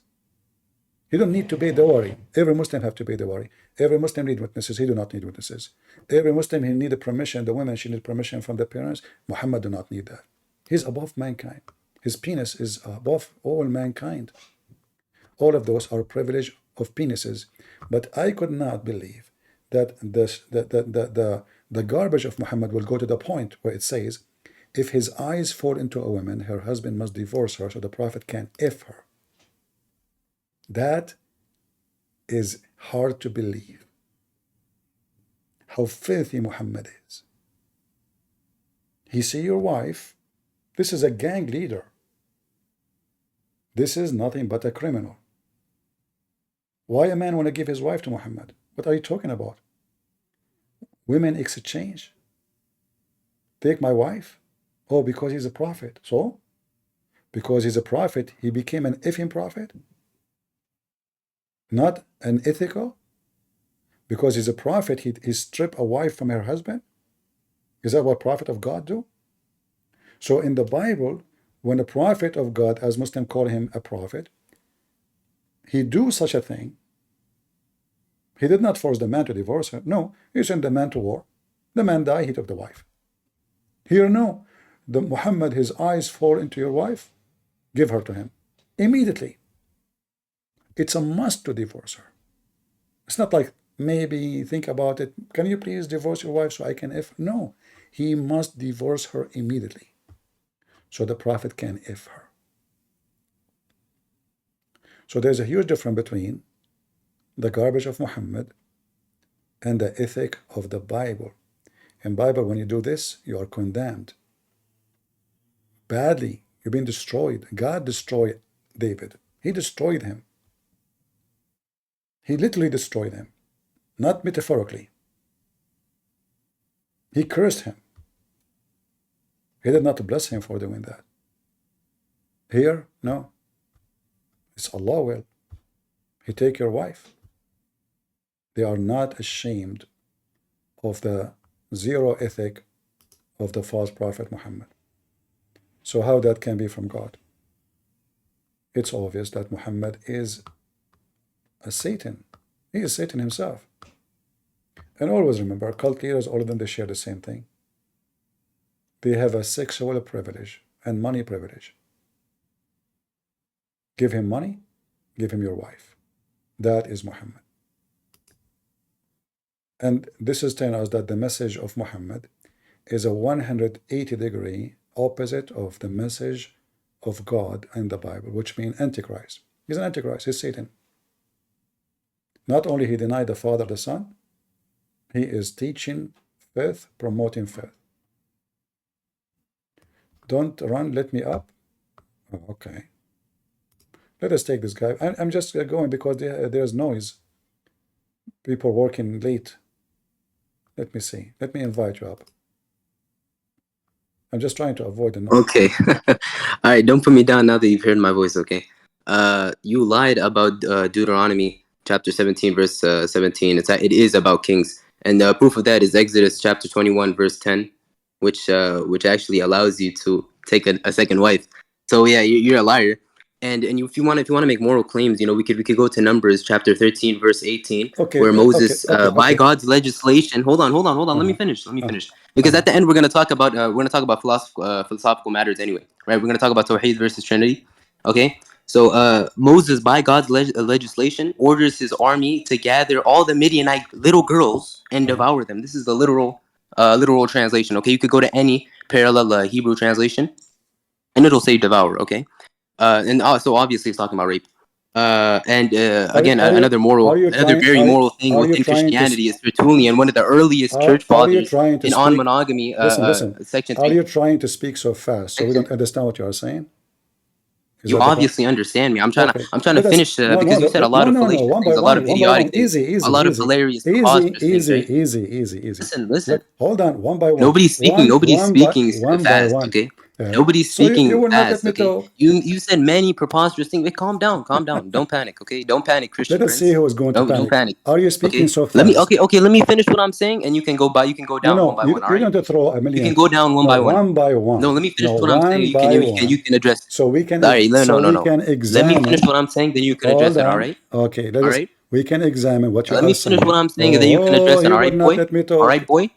You little pagan. This is not the discussion. We're gonna talk about your paganism. All right? Okay, listen. We're gonna talk about your paganism. Listen. Okay. Let me mention this last thing. Let me talk. Okay, mention this last thing. Hold on. Let me mention. Okay. Tertullian, one of the earliest church fathers in on monogamy, and this is it just tells us how the early church fathers they understood the passage of Matthew's chapter 19, verse 12. Which Jesus basically commands you to cut your balls off, right? So Tertullian, he says that Jesus actually castrated himself. Tertullian says Jesus castrated himself in Oregon, the pagan. Just get out of here. So he went, he's mixing everything up, suddenly here, it's a Trinity everywhere. A coward, he want to throw it and run away. Why you are jumping there? And Jesus there, he said, you cut your balls off? What if I showed you from the Quran, you idiot? You're a prophet. If this is what you are talking about, you see, we can go right now to the hadith and we can read. Let us go there. Just to show everybody why he is speaking so fast, because he want to speak and run. I am showing you your prophet going after his own son, wife, to F her, and your God taking his side. You did not answer. You said to me that in the Old Testament, it says you can multiply your wives. And you say that I lied, that this is about, I said this is not about kings. Well, we have it clearly that this is not about kings. And you mentioned to me, when I say to you, let us go one by one, do you know why you refuse? Because if we go there and we check them, people will laugh at you. That's why they want to go by one. Why? I'm giving you time. You can talk. Let us check one by one. But you will not do that because simply you are a coward like your prophet. When somebody come to us, speak about anything in the Bible, we know that in the Bible did not come. This is a book written within thousands of years. So in a certain time, a person, he can have sex with his sister. As an example, Adam, children's. At that time, there's no law says you cannot do that. So the absence of law make people do what is not recognized to be a law or forbidden. So there's no law says you can have sex with your sister. And there's no law says you cannot. And Adam and Eve, their sons, They have no females except their sisters. So the normal thing happened that, they marry their sisters and they have kids from them, which means we today, all of us, we are children of incest. But incest is forbidden, not in the Quran. In the Quran, you can do it if she is a daughter from adultery. The Muslims, they come, as an example, just to show you how hypocrite they are. They say to you, do you know that the daughters of Lot, they have sex with their father? And they show you the verses. But the Bible does not say you can have sex with your father. The Bible says what they did. They were afraid that there will be no men to marry them and have kids. They are in the middle of nowhere and there's no people around them. So they made their father drunk and they slept with them. This is what they did. That's what the Bible says. But the Muslim, they say, oh, the Bible is, look, the Bible teaching you can have sex with your father. Liars. However, in the front of us now, we have Muhammad taking his own son wife, which means he is the father. He have already many wives, and still he want to take the wife of his own son from the husband. In fact, it says there's a miracle here. Each time Muhammad, he wanted to have sex with his wife, Zayd. Each time he want to her, Allah, he make the penis of Zayd swell. So the Abdul, he want to come to the mic. He want to read for me a long list of articles. He want to prove to me something, but he will never dare to discuss it because we will get him busted. All of this is just to avoid how shameful Muhammad is. Let us say, for the sake of argument, God, he says you can marry 1,000 women. 10,000 women, 1,000,000. Still, that can explain why Muhammad is a pervert, why he go after his own wife, and why he force a Muslim man to divorce his wife so he can F her.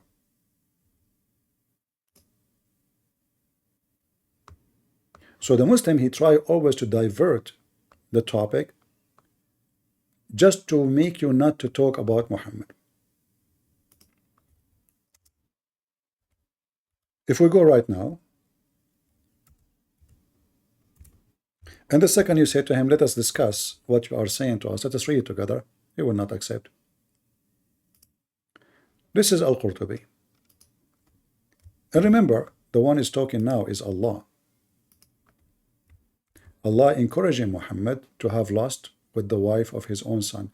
And even Muslim will say to you, well, this is not his son, this is adopted son. That make it even more horrible. Because the man, he trusted you. The reason you are inside his house in his absence, because you are his father. So Muhammad now go inside the house when the son is not there. He do whatever he want to do with the women. He, at least in the best scenario, according to Muslims, he flirt with the women, saying that Allah made his heart have lust for her. Lust, fahawiha. Here it says a miracle happened. Each time Zayd, after Muhammad, he mentioned that he liked to F her, each time Zayd want to have sex with her, Allah, he made his penis swell. So what the Muslim will do, will try to change the topic to make it about something else. In the Bible, David had many wives. God condemned David. He said that the verses in the Bible is not about everybody, it's about kings.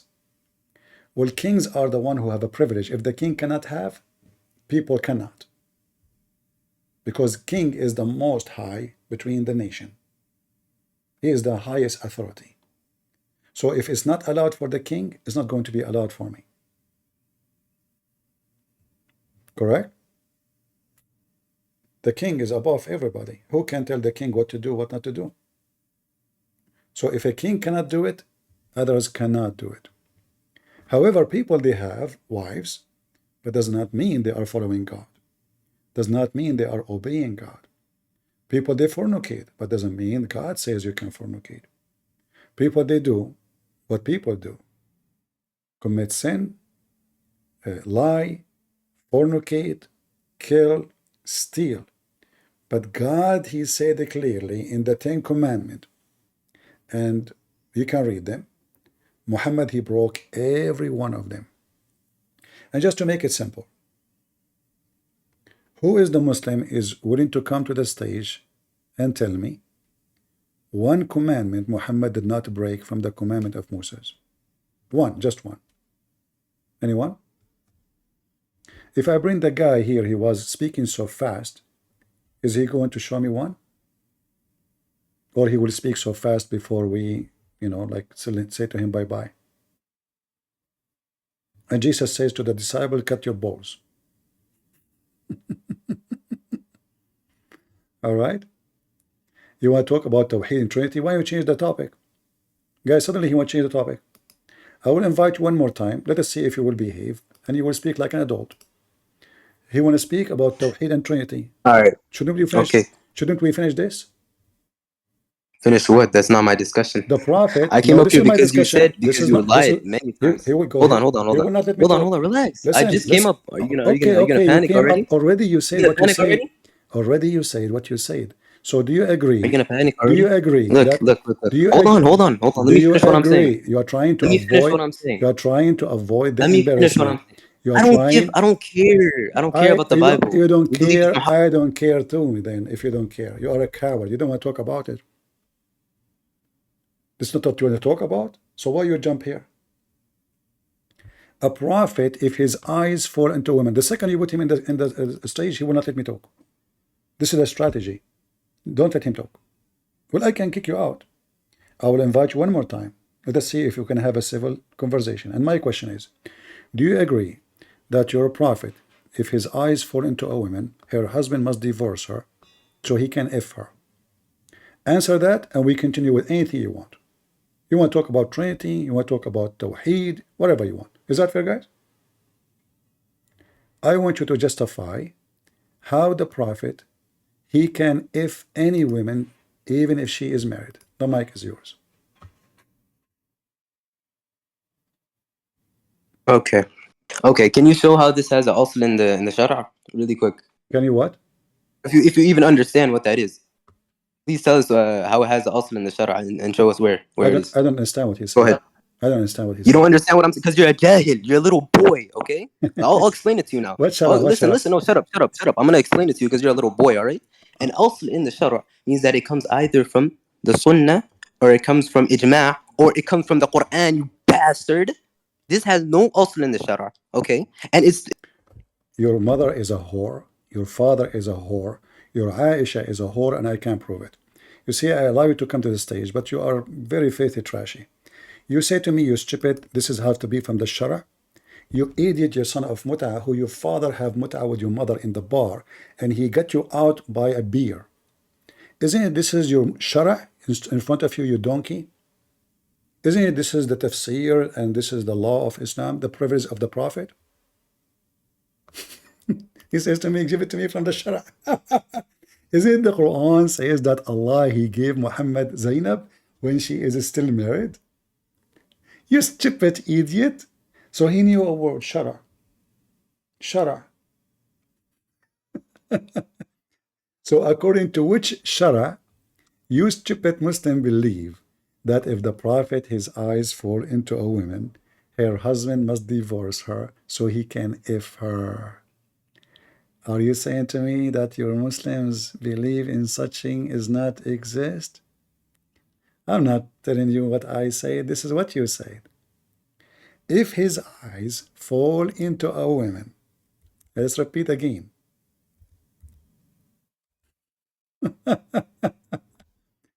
If his eyes fall into a woman, her husband must divorce her so the Prophet can F her. And you say to me, show it to me, you donkey. Let us go back. That's why he speaks so fast. And now he is challenging me to show him where this is in Islam. Let us do it again.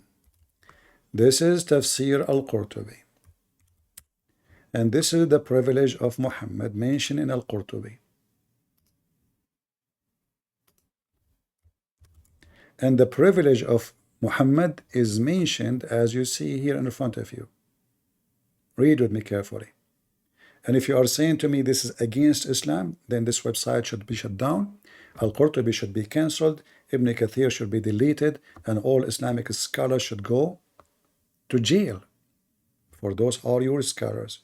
So you are saying to me that Muhammad, according to your scholars, is a pervert, because you are saying to me, can you show me where it says that in my religion? Is not in Shara, which means not in the law. It is in the law. This is why here it says that he have 16 privilege based on the Quran and the Hadith teaching. They are not getting this from nowhere. And this is to explain how Muhammad has a privilege to F Zainab. Hear the verse in front of you. And here is the statement of your scholars explaining what's going on. So privilege number 10. If the Prophet, his eyes fall into a woman, her husband must divorce her. Who said that? Explanation. قال ابن العربي هكذا قال إمام الحرمين. And this is what all the scholars agree upon regarding the story of Zayd. Read carefully. This is not me saying that. 10th, if he sees a woman, her husband must divorce her, and this is the permissible for him to marry her. Ibn al-Arabi said, this is what imams of the two holy mosques said, and the scholars previously stated. This is meaning regarding the story of Zayd. The potato, he says to me, show me where in Islamic teaching it says that. Who is the one agree upon that? Your top sheikhs, not a boy in Abdul playing with his little peeny willy coming to me to challenge me. So I will give you now, I will invite you again just for entertainment. But I remind you, if you want to insult me, I will insult your faithful prophet. Behave. So now, did I provide that the most high scholars of Islam, they agree that the Prophet have a privilege to F any Muslim women? Yes or no? Come back. والله العظيم هنيك أمك يا ابن المتناكة you كافر ملحد. Look, listen. Guys, he said to me, I'm going to F your mother in Arabic. Yeah, trash, garbage like their prophet. I mean, this is what your prophet taught you. I cannot, So he could not answer. I swear by Allah, I'm going to F your mother. I'm not going to F your mother. I'm a Christian. I will let the Jews F her. In Gaza. Go ahead, Abu Zaid. Yo, Christian Prince, can you just let the guy speak without like moderating? He is not letting me speak, and he is insulting my mother for no reason. I mean, you insult him. Did you hear him saying he wanna F my mother? No, I didn't hear Arabic? That. Huh? No, I did not hear that. Everybody heard it. You are deaf? Yeah, but let's be honest. You be insulting the prophet all the time. So what? I insult the prophet. The prophet insult himself. Do you agree that your prophet can F any Muslim women? No, I do not agree with this. Why? Because there's no proof in the Quran and Sunnah that he can. But no, this is the Quran saying. Isn't it the Quran says that Allah, he told Muhammad that to go and F the wife of Zayd, his son? This is nowhere in the Quran, but like, why does this matter? Here we go. Chapter 33, verse number 37. Huh? Chapter 33, verse number 37.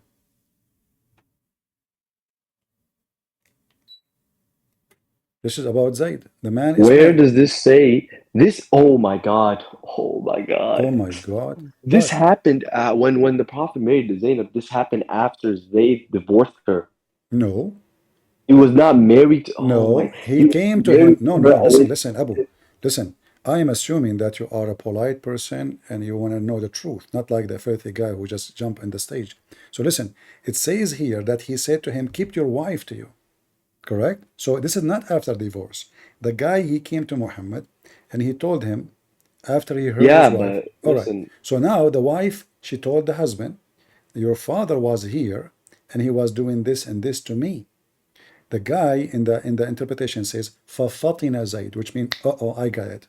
My dad is effing my wife. So he went to Muhammad. No, oh my God. All right.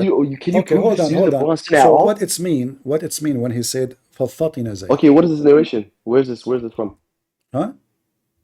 Where's this from? This is the Al-Qurtubi in front of you, Al-Qurtubi, and you said you accept Al-Qurtubi. Yeah, I said, but So he can read marry with me. things. Read with me. I will show This you. goes back. I will show you in English. All right. So here we go. So it says here. Muqatil he reported. This is inaccurate supposedly from Muqatil that Muhammad he went. This is inaccurate. Who said it's accurate? So are you saying to me, you Muslims, you are lying? No, I'm saying that they can include a weak narration in a book of tafsir. If it is weak, why we explain the Quran with weak stories? He's not explain. It does not necessarily mean that he's No, using it's it to explain explained. the This is Quran. the interpretation of the Quran.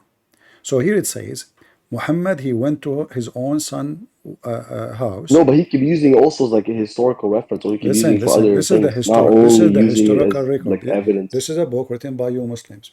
One day.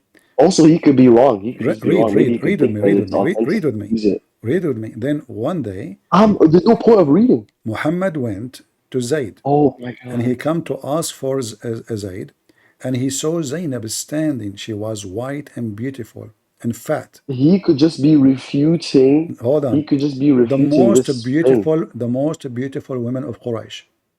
Here he says, he touched her. This translation is not correct. And then he said, glory be to Allah, the one who made my heart have lust for you. This narration is weak. This narration is weak. Okay, this is weak. I See, know. Islam is weak anyway. I mean, we show them the interpretation, we show them their books, we show them what the verse is about, and then they say this is weak because it's an embarrassment. And the other guy, he come right away because simply the second we check what he's saying, it's going to be an embarrassment. Any Muslim want to join us? Who is Abdul want to join us? Anyone?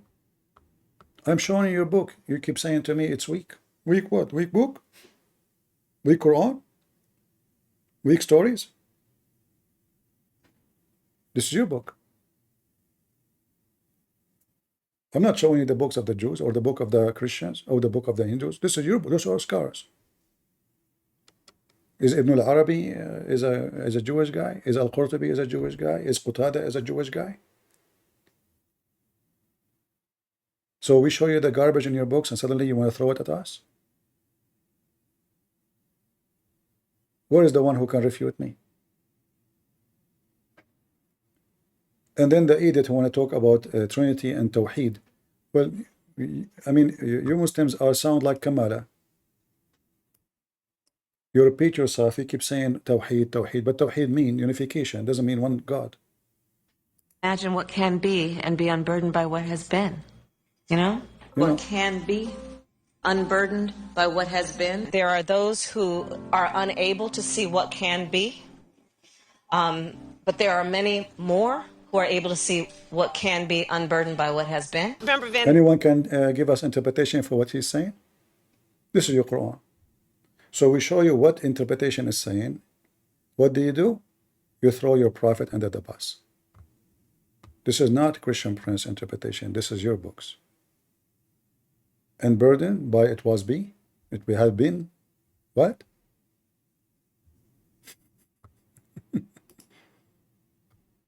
Yeah.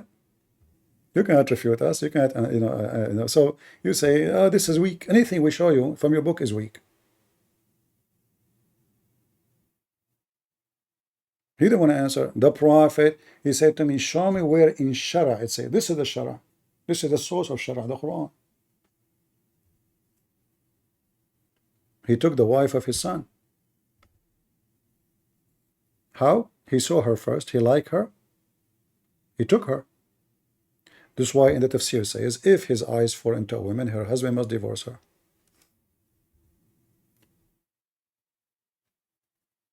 And the funny, they say to us, where you get this from?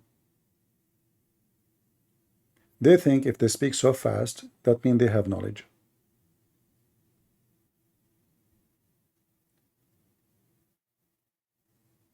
Why I kicked you? Why I want to keep you on the stage? I keep showing you. You say to me, this is weak. What weak? You idiot. Anything I show you, you say it's weak. And you are the one who said you accept Al-Qurtubi. So he accepts the Qurtubi, but the Qurtubi is weak. If I show him from Al-Qurtubi something he like, he say it's true. That's it. And the other Abdul, he want to speak so fast, you know, because simply this is the only way they can confuse you about what they are saying. So nobody will notice what he is reading.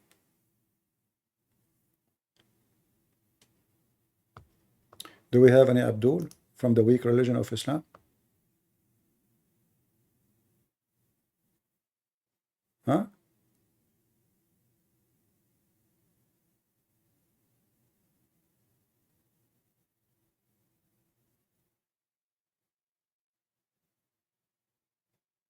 Anyone?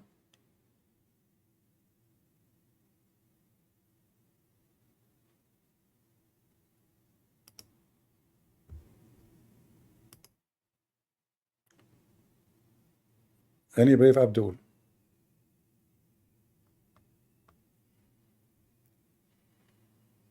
Filthy language. You know, it's an embarrassment actually to be a Muslim.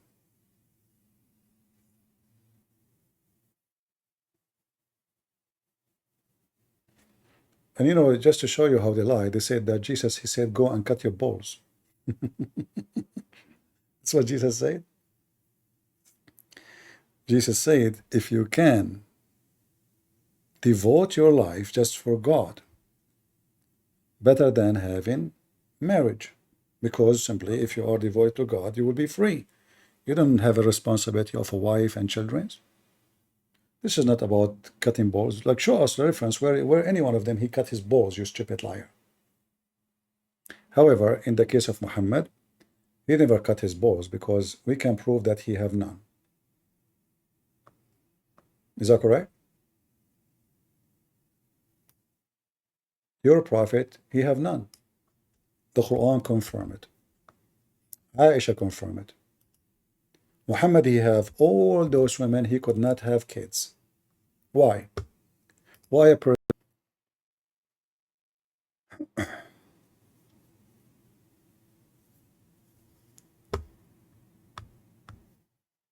Let us see.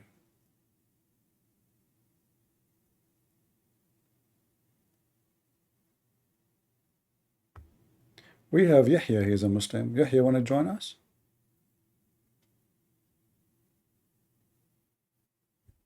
Who is a Muslim would like to join us? From the unburden has been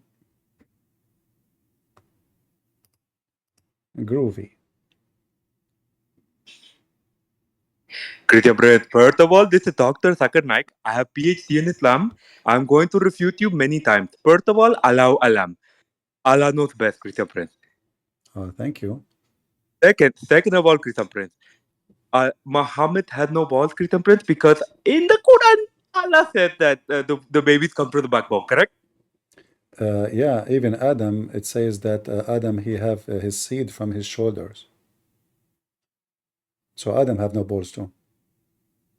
Christian Prince, you want to debate me, correct? You have to give me 50 million rupees, Christian Prince, and also a stadium of 1 million Muslims. But since I have so much knowledge, Christian Prince, I'm going to pass it to the top scholar of Speaker's Corner. His name is Ali Dawa. Christian Prince, yeah? If you can show me one verse in the Quran, yeah? Where it talks about the stoning of women, yeah? And adult breastfeeding, my wife will give you her breast. And she's proud of that, Christian Prince. Yeah. Yeah? That's a good one. Continue. I was listening CP and I just had to start up a little show a little bit, just keep the party going. Yeah, well, thank you very much. That's a good entertainment. But isn't it really weird, those people? Like, we read for them in what is in their books and they say we don't accept it. But when they go, hold on, when they go in their conversation alone, they accept it. Like, we have the video of Fifi speaking to other Fifi, saying it looked like it's okay to be a pimp in the Quran, correct? The video is there. But when CP, one of the biggest shirks in Islam is using your brain. You can't use your brain in but Islam. the hypocrisy of those people is beyond imagination. So when they are speaking to each other alone, they say it's okay to be a pimp. Christian Prince, he said, lie number 100. Christian Prince lying. It's not allowed in Islam to be a pimp. You go there, in their video, he says, yes, it's okay to be a pimp in Islam.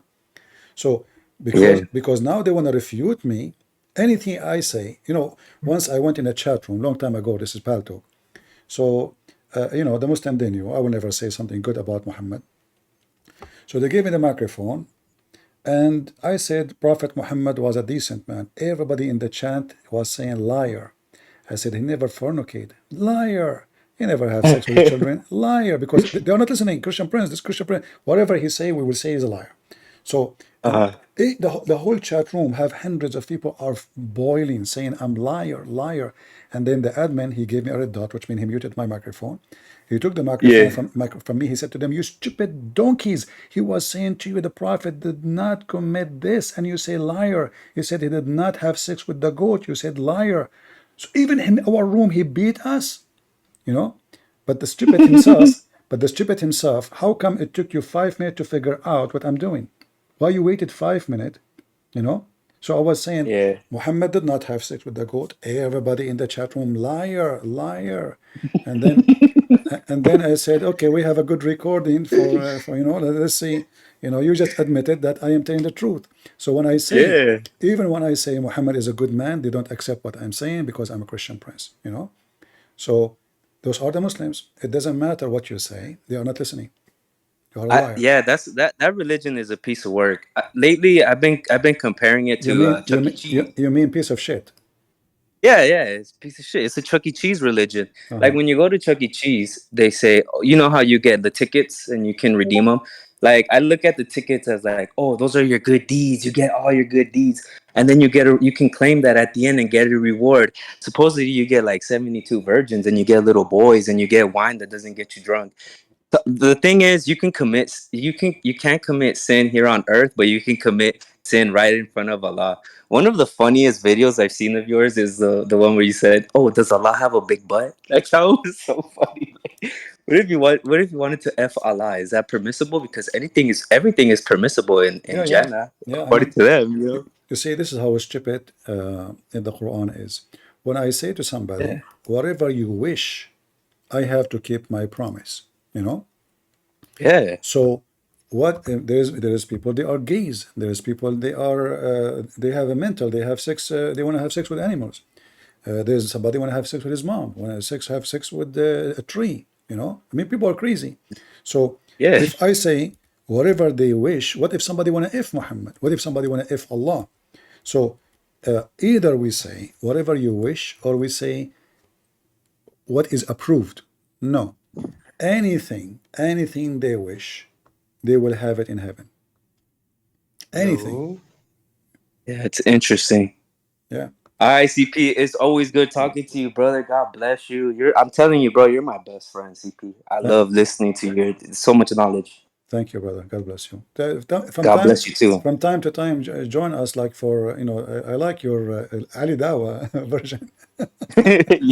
You make it perfect. Yeah, that was you weren't expecting that one, huh? But I don't know who can do Zakir Naik better, me or you. Let us compete. I did my best. Brother and sister, we have a person named Groovy, and he's saying that he can compete with me. I'm going to screen record that. I need to keep that. For the fall, I trained you only that to take off your clothes and do it to me personally. Because simply you cannot do that because simply you are very tall, but I'm very short. What the heck is that? God knows what I said. God bless you, CP. All right. Have a good one, brother. Take care. All right. Desmond? Are you there, Desmond? I don't know what happened to Desmond. Hello. Go ahead.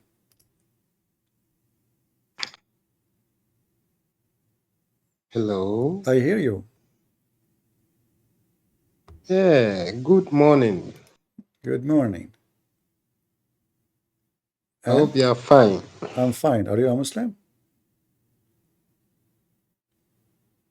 Hello. Oh, well, that's all right. Fix your microphone. Fix your microphone. Kelb, are you there? Cap, sorry. Hello, brother. How are you, brother? I'm fine. Brother, to be honest, some of us know these guys who were at the stage with you, on the stage with you, and especially the one who was talking faster like Roadrunner. Let me tell you something. He was in the VC yesterday or 2 days ago, and he, for example, is someone who rejects anything as possible as he can. And the only one thing what he didn't say is that he is Allah himself. I mean, we showed them a lot of proofs. He claimed that At-Tabari is da'if, although I busted him. I showed him the book Majmu al-Fatwa from Ibn Taymiyyah, his own scholar, who said that At-Tabari is the greatest tafsir. He lied about Misyar. I showed him another source. I mean, they're only throwing Arabic words to act smart, or I don't know, but they are not honest. And that's a huge the problem. easiest way for them to deny, to get away from it, they deny it, you know. So you show them from their books, then suddenly their books is not valid. And now they ask you, they put a burden on you to prove their book. You know, you have to prove their book. It's not like usually the Muslim, he should give me his book to prove me wrong. No, the Muslim, he asked the Christian to prove that his book is right. And really, stupidity is amazing, brother. I mean, if you show them a Sahih Hadith or a Tafsir book, why should we even supposed to prove the chain of the narrations? Let's say, for the sake of the argument, the sources or these sources are da'if or not authentic. Why do scholars use those sources? Why they don't remove it? If it's not good, like imagine we have a medicine, it's expired, and we put it in the shelf. Why? Well, we have it in the shelf. You know, it's bad. It's, you know, so either it's bad. The second you put it in the shelf, that means it's good. Yeah. Anyway, thank you, brother. Really? We have amazing. Yeah, we have a Muslim. His name is Laith. Thank you, Kak. Thank you, Kak. Hey, Laith, are you there?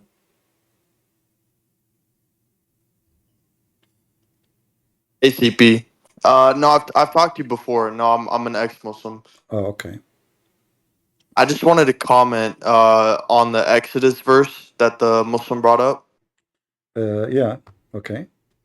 So basically, he said that verse was talking about God allowing 2 wives, but if you literally just read a couple verses back, it makes it very clear that God is talking about if a man has a female servant that he marries, if he wants to divorce her, he have to set her free if he could not. Yeah.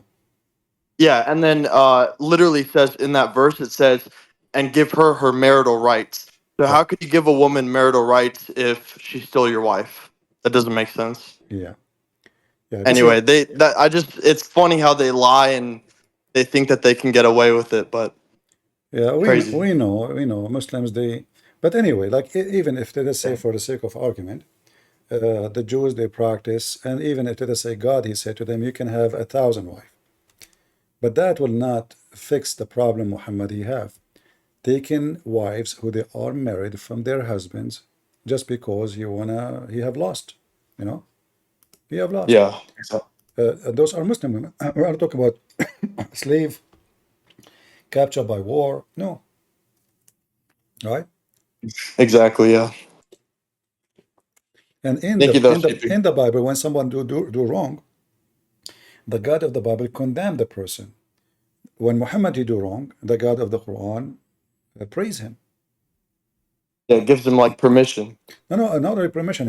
Like here in the story of Zayd and Zainab, Allah saying to him, why you tell the man keep your wife when you want her? Yeah.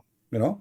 So instead of Allah rebuking him, saying shame on you to desire a woman she is not yours. This is the 10 Commandment. You know, you should not take a woman she is not yours. So this guy is breaking the 10 Commandment, yet his God saying to him, why you tell the husband keep your wife for you? So it is wrong to tell the man keep your wife. You should tell the man give me your wife. Exactly. Filthy God, filthy prophet, filthy religion. Yeah, when this is totally against the Bible teaching. Instead of being rebuked Because, you know, we believe that every man he commits sin, including me and you. So if I wish a woman she is not mine, she is the wife of somebody else, God should rebuke me for doing that. In the Quran, as we see here in the story of Zayd, Allah is saying to him, why you say to the man, keep your wife for you, when Allah told you that this is yours, take her, you know? Why you hide what is in yourself, you know? What Allah made known for you, what is made known for him, take her. The Muslim, they put it between two brackets, as you see. So instead of saying to him, shame on you, you have already many wives, why you are going after this woman who is married? Shouldn't Muhammad say, you know what, keep the marriage, don't destroy your family, I will support you, I will help you? No, and this is his son. If this is what he do with his son, what he would do with a stranger. How are you doing, Adam? Salam alaikum, brother. I'm doing very well, thank you. Peace to you. How are you doing? Praise be to Lord. I'm doing very well. Thank you so very much and appreciate it. Um, uh, like quite frankly, I lost my words at this moment because there was a time when I used all the bad words in my dictionary about you, and thank you so very much for all your help. Let me just say that, and I'm sorry for my dictionary coming from Pakistan. My abusive word dictionary is pretty huge, and there was not a single one that I did not use about you. I just used each and every one of them. Well, my brother, because of you, I'm happy. I, by the way, I spoke to Adam before on the phone, correct? Yes. Yeah, actually, Osama, he spoke to me, and he was there in his house, and I spoke to Adam. And in case you do not know Adam, he have a channel. He's an ex-Muslim. Him and his family, as I understood, correct me, Adam, if I'm wrong. Him and his family, they left Islam and they become Christians. Correct, Adam? Absolutely correct. Yeah. But for me, I never knew him until Osama told me.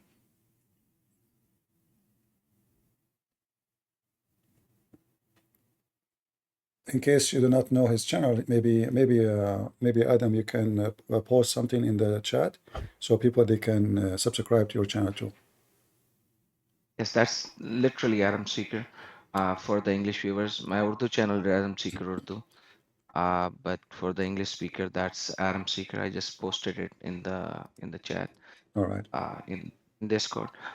I sent you a message if possible. Whenever you can find some time, I would definitely like you to join in us and have a discussion in the Urdu channel. I will live translate if possible. Thank you. I looked at your video. A friend of mine, and I always say somebody has to be the first drop of water. And that's what I say. And this friend of mine was a first drop of water who gave me your first video. And I wanted so badly to disprove you and prove you wrong that I started to study. And 3 years later, I left Islam. So what happened? Somebody he gave you my video, and then you start watching because you want to refute me. Yes. And then it took you 3 years after, and you decided to leave Islam, right? Absolutely. What about your family? Oh, it took me another year to work with them. All right. Okay. That's a long story in itself because as soon as you leave Islam, your wife doesn't remain your wife. Yeah. And that brings to a secondary problem because let's say that I went through a miserable condition and I didn't even accept Christ back at that time. I was an agnostic. So and then once I accepted Christ, which was like another 6-7 months later, things went into more dilemma because my wife clearly stated to me, now you're an agnostic. I don't approve of you, but I still accept you, but never be a Christian because that's the limit, because then you'll be crossing the limit. So you can be a bad Muslim rejecting Allah, but you can never be a Christian.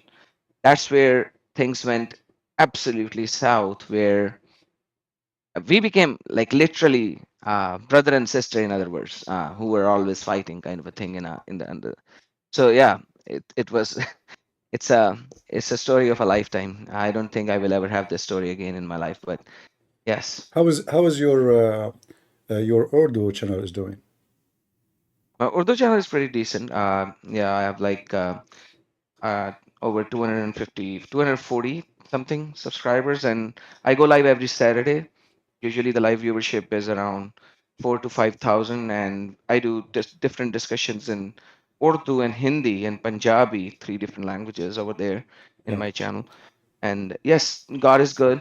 I have 7 acts of Pakistani law upon me, which includes 495, 295 C, B, 420, and so on. There are 3 protests that happen in Islamabad, Gujarat, and Sialkot against me, against my channel.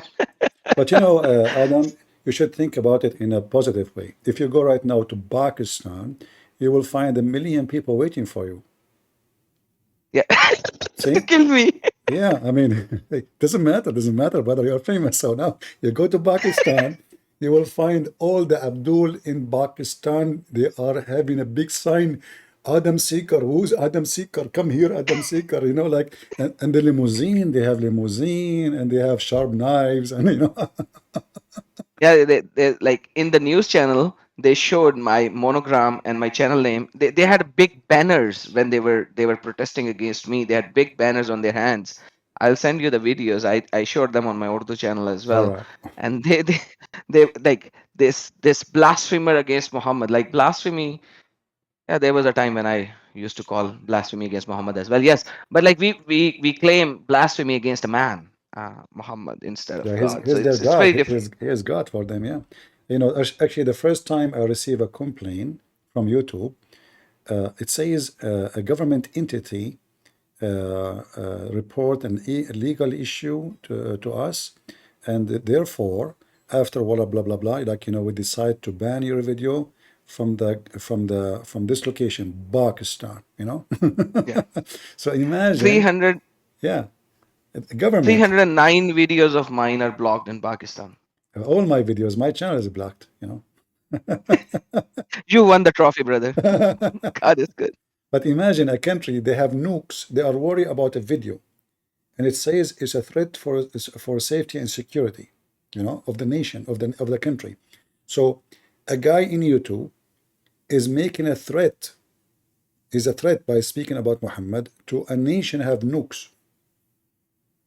Look like I'm more dangerous than India to Pakistan. Absolutely. They don't want, like last time they filed a petition in the Supreme Court of Pakistan where they claimed that I have led over 1 million Muslims astray. Like this is the statement. This is like I'm trying to I translate the saw a Urdu into video, English. as I remember, I saw a video, I think it's posted by you, about Muslims are writing the name of the Prophet on their penis. Yes, ex-Muslims. That was hilarious, The sheikhs in the TV, they are crying. They're crying, Yes. They were crying, the Prophet, they are writing the name of the Prophet on their penises and their private parts. And and here And that was how they that was knew? in Ramadan, by the way. How they knew? How the sheikh he knew this unless he is watching porn? I have no idea. Seriously, how I will know what somebody writing in his penis unless I am seeing his penis? And how a sheikh he see those things? Where you saw them? In Andrew Tate website? How you see it? I mean, how they notice that those guys having the name of Muhammad on their penis? Same time, doesn't make any different if it's in their penis or in their, Brother, like imagine when I did my live stream on this in my English channel, YouTube blocked this video as hate speech. So I had a strike and I had to take a course on YouTube for hate speech. So they blocked this whole live stream where I showed all that and talked about it because it is supposedly hate speech. I don't know how it is hate speech when they are crying and I'm telling them why they're crying. It's unbelievable. But I have to agree, it's not nice that ex-Muslims, they are writing the name of Muhammad in their penis. I mean, come on, Brother, my penis is too holy and too pure. for Muhammad's name. Why do you want to damage their penis? I mean, okay, hold on. So imagine you are ex-Muslim. Let us say now you became an atheist, and now you wanna, you wanna fornicate or you get married. So now you take off your clothes, and your wife, she is waiting for you, and what she see, Muhammad. That is not good. That's horrible. So I just think that they wanted to, To they insult? want to play with the emotions, and that's what they were doing at Yeah, that yeah, time. yeah. No, they to collect donation, like Ali Dawa when after he debated David Wood, right away and less than 20 minutes after. At that time it was like the end of the night, and he went, yeah, brothers and sisters, people are leaving Islam. Please donate for us 100,000. So they want to take the benefit of the debate, like the debate is finished, and the Muslims, they thought, oh, we have victory over those Christians. As David Wood, he could not answer anything, but we know that every answer they gave, it was like Mimi Hijab. He said, not a single Jew believed that God have a son, and then the Quran says that the Jews, they say Allah have a son, his name is Uzair. But anyway, they make mockery, but right away they start to make advertising for donation, because the whole point is to make money. You're so right. You're Yeah. so right. And they also wants to play with the emotions, brother. Like that debate with David Wood and Mimi Hijab, and that's what I call him. It's all about emotions. David Wood do not play with emotions, and they always play with emotions. And like I always say, you don't have to win by the arguments with Muslims. You have to win by their emotions as well. It needs to look like that you have to win in both manner when you are talking with them.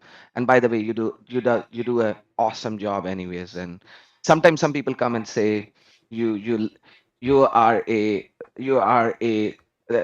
Christian Prince student or Christian Prince 2 or something like that. And I was like, you do realize that's an honor for me. So you are not shaming me by saying that you are giving me an honor.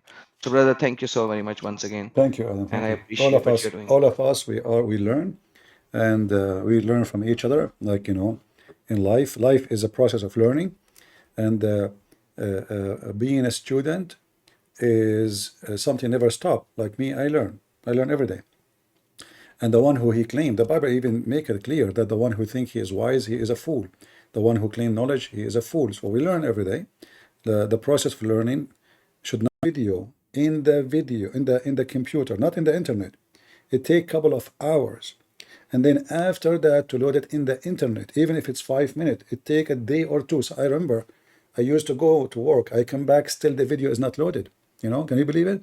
Because now we have different story. We have the DSL, the connection by the phone, lose connection. The connection does not. You have a limit. It's so slow. Not like now. I mean, we have the privilege of going live, speaking to people, showing you the Islamic interpretation, the Islamic. So it's different story now. So internet, it was maybe for the benefit of the Muslim for some time, but the same internet is going to be the reason for Muslims to leave Islam. Amen. And Absolutely. now you can go to Pakistan without flying to Pakistan. How they can stop that? Absolutely, by blocking our videos, by the way. But still, in fact, we know that in Pakistan, they don't go by the government. Everybody have because most number one, according to Fox News, number one country in the world who search for sex with horse, sex with etc. or rape is Pakistan, which mean they are using VPN. So all those blocking will not work. Yeah. True that. That is why 35% to 40% of my viewership is coming from non-subscribers, and I believe they are from Pakistan for sure. Yeah. Because they can't even subscribe. Yeah, but the government, they try their best to block it, but they cannot, because all the country work this way. In fact, when you forbid something, it becomes more attractive. Yep. It doesn't, like the Muslim, they make a woman wear hijab and burqa. Does that make Muslim not thinking about women, or they became obsessed with women? It does the opposite. Much more obsessed. Yeah. Much more obsessed. Yeah. So the women, I've seen that firsthand really, because I lived over there, and I know how. Rather, let me not say they. Let me say us, me included. We used to fantasize on that, because this is how it is. Like I lived a very filthy life all my life. I was a Muslim and I lived a very, very filthy life. Yeah. Well, this is Islam. Islam does not make you anything will not make a normal person, a human being, normal human being, is not right. I posted a video a long time ago from a Saudi doctor. It's in the internet, still until now. She was doing a study. She did a study about how many Saudi members they have sex with the family member, which means incest, brother with sister, or how many are homosexual. What Islam does, because I live in a community where I can see only my sister as a female, this is the only one I can be associated with her in the same house, and the only one I can see is male. So now there's two choices: either you sleep with your sister, or you sleep with the guy. The female the same. She is not allowed to have any friend, anyone to know except a female. So she can sit in a room, in her private room with other female. They can sleep in the same room, but she cannot see a boy. But now what will happen, those two teenage girls who they have desire and there's no male available. So what they do, what Islam is doing, increase homosexuality because there's no other options. And the female, she go to female, and the male, he go to male, or the male, he go to his sister. So Islam is a very unhealthy society. Does not prevent bad things, it encourages it. And this is what the woman she was saying in her, in her study. She is a doctor in the army, the military in Saudi Arabia. She made her study, and she said an astonishing number. I think, if I remember, 30 to 35% of Saudi, they have sex with a family member. Family member, which means inside the house.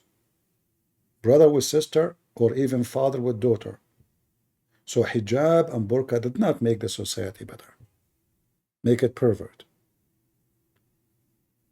Brother, now you're talking about in house. I will say every madrasa in Pakistan, the imams, the Maulvis, did us this filthy act, so and so that my parents, because we were blessed enough with some money, so my parents had to bring the imam in our house so that he could teach the Quran in the house in front of their eyes, because they did not want.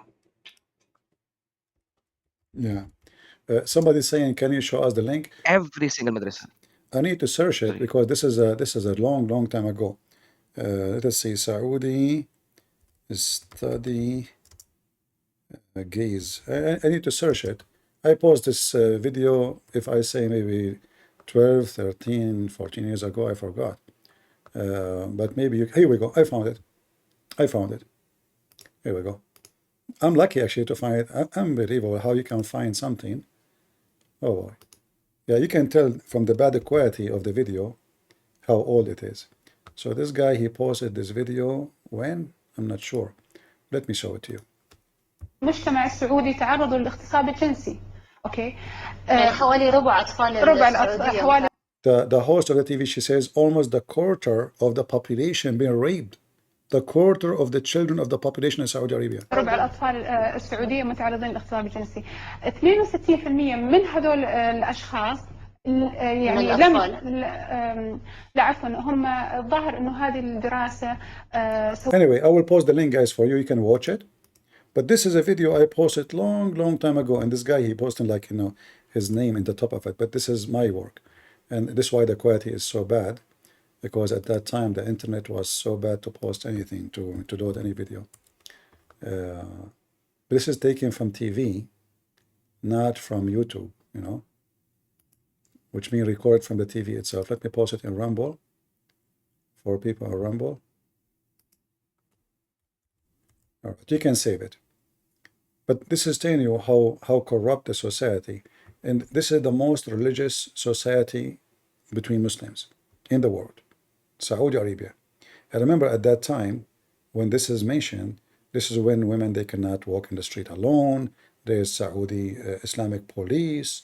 There is all the madness. Yet look at the numbers. Look here, it says here, if you continue, a study from الدمام.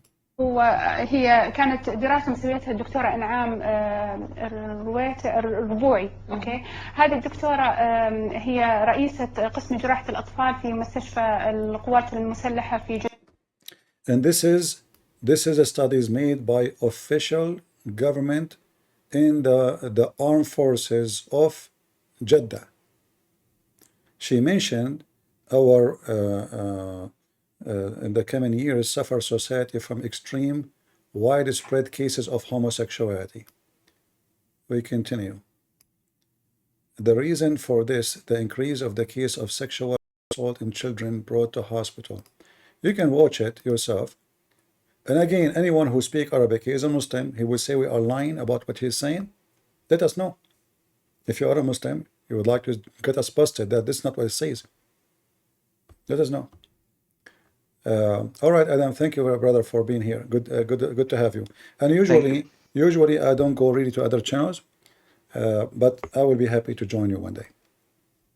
Thank you, brother. I've sent you a text in Discord whenever you're ready, or whenever it's possible for you.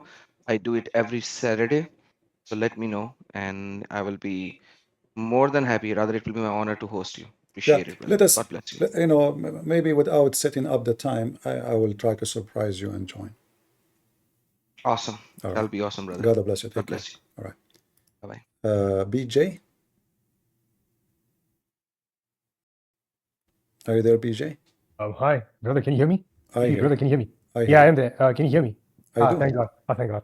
Finally, I was able to talk to you. My laptop last time when I wanted to talk to you for some unforeseen reason, I don't know, maybe I didn't say Subhanallah, maybe. I'm so sorry. Yeah, finally I was able to talk to you.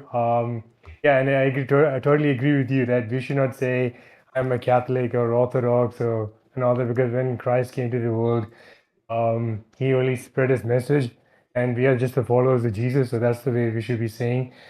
Brother, I just have a few questions related to this religion. Other than he said, she said, narrated by he said, she said, is there anywhere in any of their books, regardless whatever the books is, other than the supposed person Momo, did anyone spoke with the so-called AL-law? Anybody during the time of Momo or after the time of Momo ever spoke with this supposed god, moon god of theirs, AL-law? That's the question, brother. That's the first question. If you may kindly answer. The funny that in the Quran you will see that Allah, he talked to everybody, but he never spoke to Muhammad. Yeah. You know.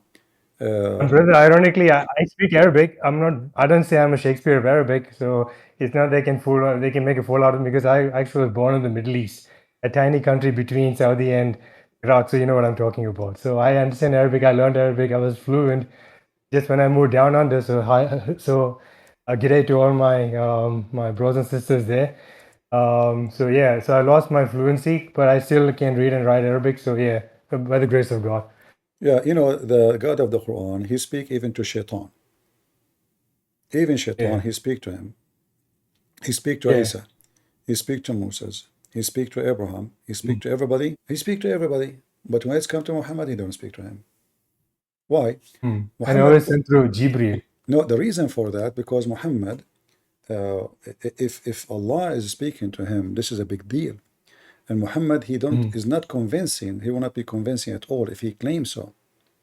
You know. So he chose to say that a man came to me. A man, you know, a man with normal, you know, it looked like a human being. And that will make it easier for him to cover his lie. Like, you know, a man, he came to me, spoke to me. He's an angel, yes, but he's a man. But if he say it's an angel, and then Muhammad, he says that he saw, Aisha, she said, that he saw Jibreel twice in the way he is, with 600 wings. So why Muhammad, he saw Jibreel with 600 wings twice, and the rest are just a man? Why not all the time with 600 wings? Because simply, people will keep asking, okay, this guy, he keep coming to him, but we never saw this guy, the 600 wings guy. But I can say, and the other day I was in the jungle, in the desert, and you know, the angel with 600 wings, they came to me. But if I say he's coming to me every day and I did not leave town, people will ask, where is this guy who can cover the horizon, you know, with his wings? He can enter town and nobody see him. Yeah. It's just a way to cover up a lie. Like if I say I say Trump, he came to visit the Christian Prince today. And then people will say, where is the Secret Service? Where, I mean, Trump, this is the president, you know, he wasn't a president. So he will come with his Secret Service. There's no way he will come and nobody notice. But if I say undercover, right, that make the lie acceptable, because now I just said he came undercover. If I say Trump the way he is, he came to me with Secret Service and the cars, then people will say, well, we did not see any, you are lying. But if I say undercover, maybe he came as an ice cream guy, you know. So Muhammad, so Muhammad, he make it undercover in order to cover up his lie. In the case of Jesus, we notice in the Quran, nowhere Allah he said that Allah he sent an angel to Jesus. Why? Why Allah he sent to Muhammad an angel, but he don't send an angel to Jesus? Already Jesus in their religion, well, Isa, I should say, because our Jesus, once they reject the Trinity, means they don't believe in our God anyway. So there's no point of saying they believe in our God, which is total rubbish. Because once they deny the Trinity, irrespective of they deny the Father, the Son, the Holy Spirit, it means they deny our God. So that itself is like that's not even a topic to discuss even in the first place. But again, as you say, brother, it's Isa, you know. So yeah, he himself is very special. The name is wrong. The name is wrong. But here always, if you wanna ask yourself, if Muhammad is more important than Isa, according to Muslims, the one they call him Isa, so how Allah keep talking to Isa, but he don't talk to Muhammad? Why? Yeah, exactly. I talk to the most important. I deny access to the one who is less important. So if I'm a king, the one who can have access to me, obviously he's more important. The one who is denied from having access is the less important. Yeah. So a president, he meet his ministers, but you don't meet the guy who work in collecting or engineer anywhere in the world. You have to be someone special. So Allah he speak to Isa. He mentioned his name. He speak to him, and he ask him questions, and he have a conversation with Isa, as we see in the Quran. Why Allah don't talk to Muhammad? They have no answer. Yep. And they always try to beat around the bush, and then they either say, oh, it's syllogism or it's a straw man, and they try to cover up the whole inadequacies. He doesn't say anything, and they try to find a way to go around and start shifting the blame onto some imaginary excuses on our religion. So I find that very, and you know what's the worst thing, brother? I mean, you and I, we are Arabic speakers. What I find very funny is people who don't speak Arabic are trying to correct, especially you. I don't even say I'm a native Arabic speaker. I don't say I'm a Shakespeare of Arabic language. But when they're trying to correct you, it's beyond hilarious, and it's very stupid. I mean, I don't understand what's wrong with these people. They can't even utter one word of Arabic. And yeah, it's beyond stupid. The language is just another story, a bad side of Islam, because the Quran said Allah Allah never send a messenger to any nation except in the tongue of his people. And the Quran gave a good logic for that, which is weird. Yeah, the tongue of the people. Why? So they might understand. And then the same Quran, the same religion claimed that Muhammad is a messenger for all mankind. So how the Quran is saying that Allah will never, and he had never been sending any messenger except in the language of his people, which means he have to be from the nation, and he have to speak the language of the nation. Why? In order to make the message clear. So who said that? The Quran. So in order to have the message clear, we have to speak the language of the people. Exactly. So how Muhammad is a messenger for people of India? Exactly. It doesn't make any sense. This verse destroy all the logic of Muhammad being international messenger of Allah. Exactly. And they don't even realize why they have to speak in Arabic also, even when they don't understand what the Arabic sentence even. I don't know if you notice what I see on screen. And then Allah, he misled whom he wills. So why you are sending Quran if you are going to mislead anyway? What the heck is that, Exactly. He just exactly. said he will send a messenger to make it clear. Okay, so now we make it clear and then we mislead them? Does not make any sense. And our Bible is very clear. The one who misleads obviously is Lucifer, the Satan. So exactly. Yeah. Yeah. Brother, I have one more question. If you could kindly answer. In their book, the ones who wrote this supposed revelation, the first two who wrote the revelation, one of them became Christian, the other one left the religion. Brother, is that really true? I may have missed it, but I've heard this also from another Christian brother. He's an ex-Muslim. I'm an ex-Muslim. I'm sure you're aware of him. He was saying the other day or a few days back that there was the first two supposed ex-Muslims. They left the religion. They were actually the writers of the supposed revelation. Is it true, brother, that one of them became Christian and the other one left the religion and he created his own religion? You know, we go by what Muslim says, you know. So as an example, we have the story of Abdullah ibn Sarah, who is the brother of Uthman, you know. He was the scribe of Muhammad, and if you remember the story in the Quran, where he was talking about how Allah created the baby. So Muhammad, according to the Muslim books, not our books, when he was reciting how Allah created the baby in chapter 23, verse 14, he said, Muhammad, he'd read until he arrived here. He says, then he closed the bones with the flesh. Then and then we brought it other creation. Muhammad stopped talking now. The guy, Abdullah, he says, he liked what Muhammad said, so he says, oh, blessed be Allah, the best of the creators. Muhammad said to him, oh, write that there. The guy, he said, write what? He said, right, blessed be Allah, the best of the creators. The guy, he said to him, but Prophet, I'm the one who said that.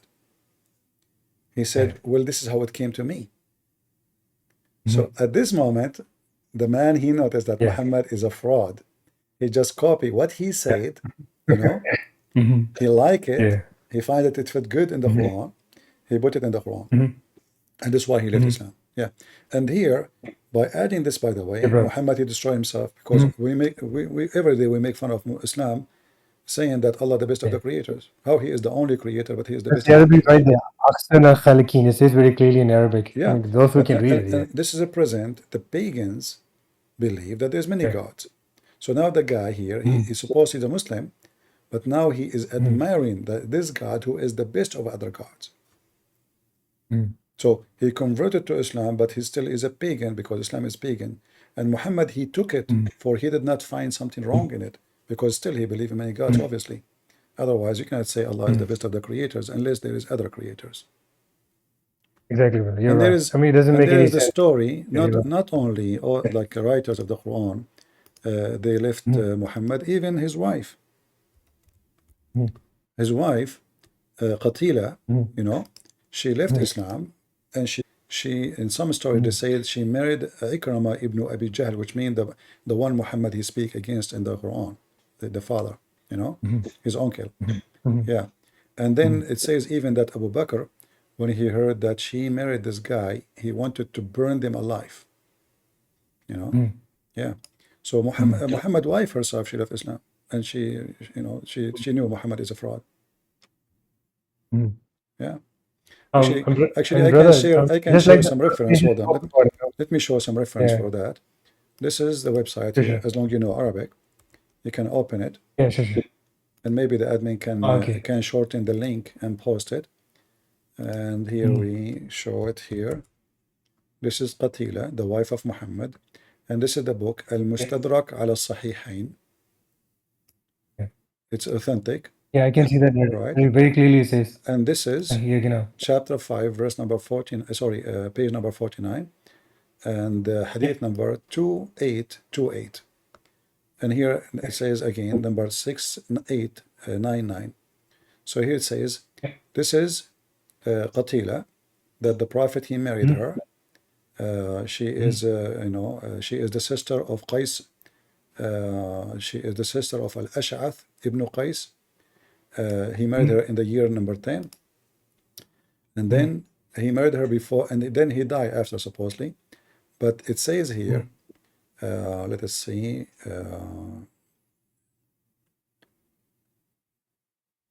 So he married her. Here we go. At the end it says, and some they mention that she became an apostate. At the end. Yeah, it says clearly. Yeah. Oh yeah, I mean there's English anyway. Yeah. Yeah. So you can, this is his wife. She left him. Brother, just and again, I thank you so much for your time, for allowing me to talk to you. I tried many times in the past due to my unforeseen laptop issue, so I wasn't able to talk to you. So I thank you so much for your time, and I just have one last thing to just for my all brothers and sisters in humanity. We just want you to know that nobody hates you. We as Christians, we love you. We just want you to know the real truth about our living triune God, Jesus. And just to make it very simple, don't listen to other people. If you really want to know Arabic, you have to learn Arabic. Otherwise, don't trust blindly the false translation and learn to listen to a brother, Christian Prince. He's saying only from his heart, and he just wanted to know what the living triune God Jesus is. And just to make it very simple, what Trinity is, it's just like we as human, like me as a person. I have a body, I have a mind, and I have a soul. So my body is like, my soul is like, so make it very simple. My mind is my ability to think, my consciousness, and my soul is what is inside of me, and my body is my body. So it's still these three. I'm still the same person. So in the same way, just like Father, Son, the Holy Spirit, there's still the three. They're still the same. And yet they're not the Father is not the Son is not the Holy Spirit, the Holy Spirit is not the Father. So the same way, my body is not my mind is not my soul, my soul is not my body. So they're the same way. That's what the Trinity is, and they're the same person, and that's what, to make it very simple, what Trinity is actually. So you don't have to read and go through all those mumbo jumbos and very complex things about Trinity. It's just very simple, and the living triune Jesus is the living triune God. Jesus is the real God, and we just want you to know what our God is, and that's what our brother Christian Prince CP is trying to do as well. And aside from that, brother, I just want to say, God bless you, Yeshua, Yehmi Anta. So much. I'm so grateful, and you're the true warrior of our living triune God, Jesus, brother. Keep up the good works. Thank you, brother. God bless you. And Yeshua Yehmianta. I don't say Allah Yehmianta. I don't say Yeshua Yehmianta, brother. All right. I mean, thank you. The Muslims, they keep coming to us with a Trinity, and they think that we have a weakness when we believe in a Trinity. No, because God is miracle. God himself is a miracle. So if a Muslim, he says this is against logic, that because you are stupid and you are a hypocrite. Either you believe in logic all the time, or you don't request logic when it's come to God. The second we say God, he is above logic. Can I live for thousands of years? No. This is against logic. So how we Muslims accept that Jesus is alive and Muhammad is dead? And what is the logic that Muhammad is dead and Jesus is alive? Doesn't make sense. They say to you, because Jesus will come back. Okay, that make it more illogical. Why? Because you say that Jesus is just a prophet. He failed even to keep the Bible, yet he is the one who will finish the movie. Like if you watch a funny American movie, who is the one who stayed to the end of the movie? The hero. The rest are accessories. Is that correct? Everybody who died before the end of the movie is an accessory. Who is going to come at the end of the time? Jesus. What he will do? He will destroy evil. So who is the one is important? Muhammad or Jesus? Obviously it's Jesus. So when they want, they say logic. When they want logic, is not required.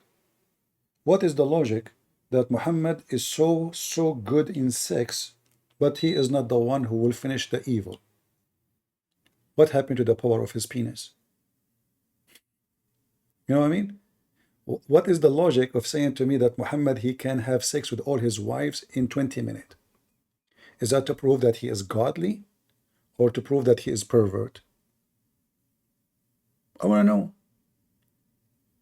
Like, when I read that Jesus, he fasted for 40 days. Who can fast 40 days? Nobody. Can you?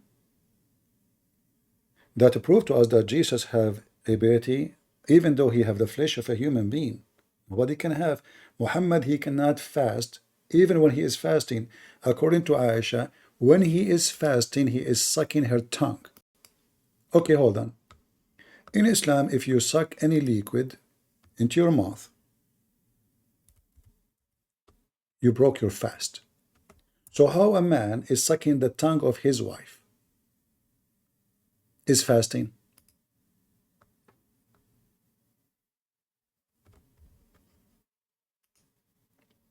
And not to forget to mention the decency of this religion.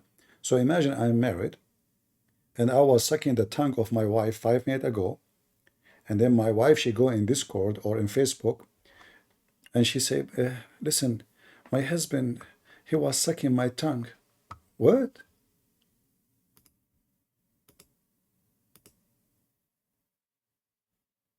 The husband was sucking her tongue? Is that for publishing you? For like, hello? CNN.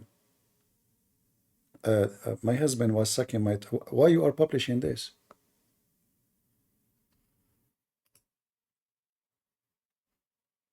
Is that from God?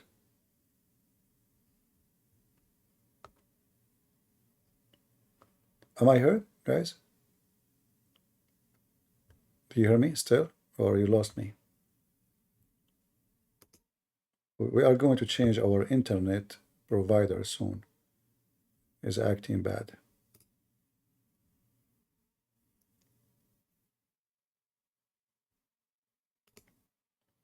So the Muslims, they try to prove to us that the religion is true by giving us false reasoning. Are you there, Error? Hello, how are you? I'm fine. Okay. Actually, my question was that one of my Muslim friends, he's thinking to join Islam because after watching the videos of Zakir Naik. So I want to give him a reference of the hadith where it says that even if you do as per follow the Muslim rules, still you are going to hell because of Allah's decision made by the destination something. First of all, you know, this guy, he is thinking that by going to Islam, he will go to heaven, right? Yeah. All right. But this is not a reason. Let us say the Muslim, they believe they will go to heaven. But this is not the reason to accept Islam or not. Because all religion, they say, you will have special treatment from God, you know. So, وَمَا مِنْكُمْ إِلَّا وَارِدُهَا إِلَّا وَارِدُهَا. Not even a single one of you, but he is going to enter heaven, to enter hell, sorry. Let us see, hold on.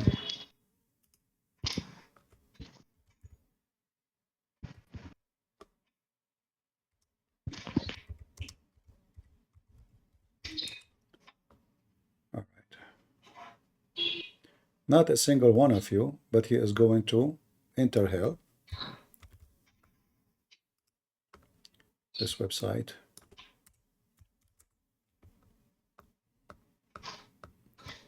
I mean, this website is really weird.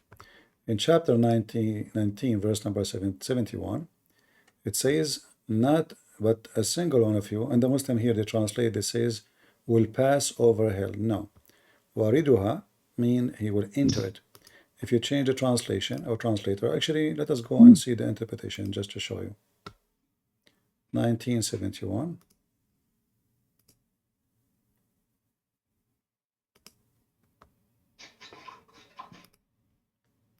But again, this is not a reason to accept or to refuse, because all religion, they say, they promise you something good if you believe, you know. This is stupid reason. Anyway,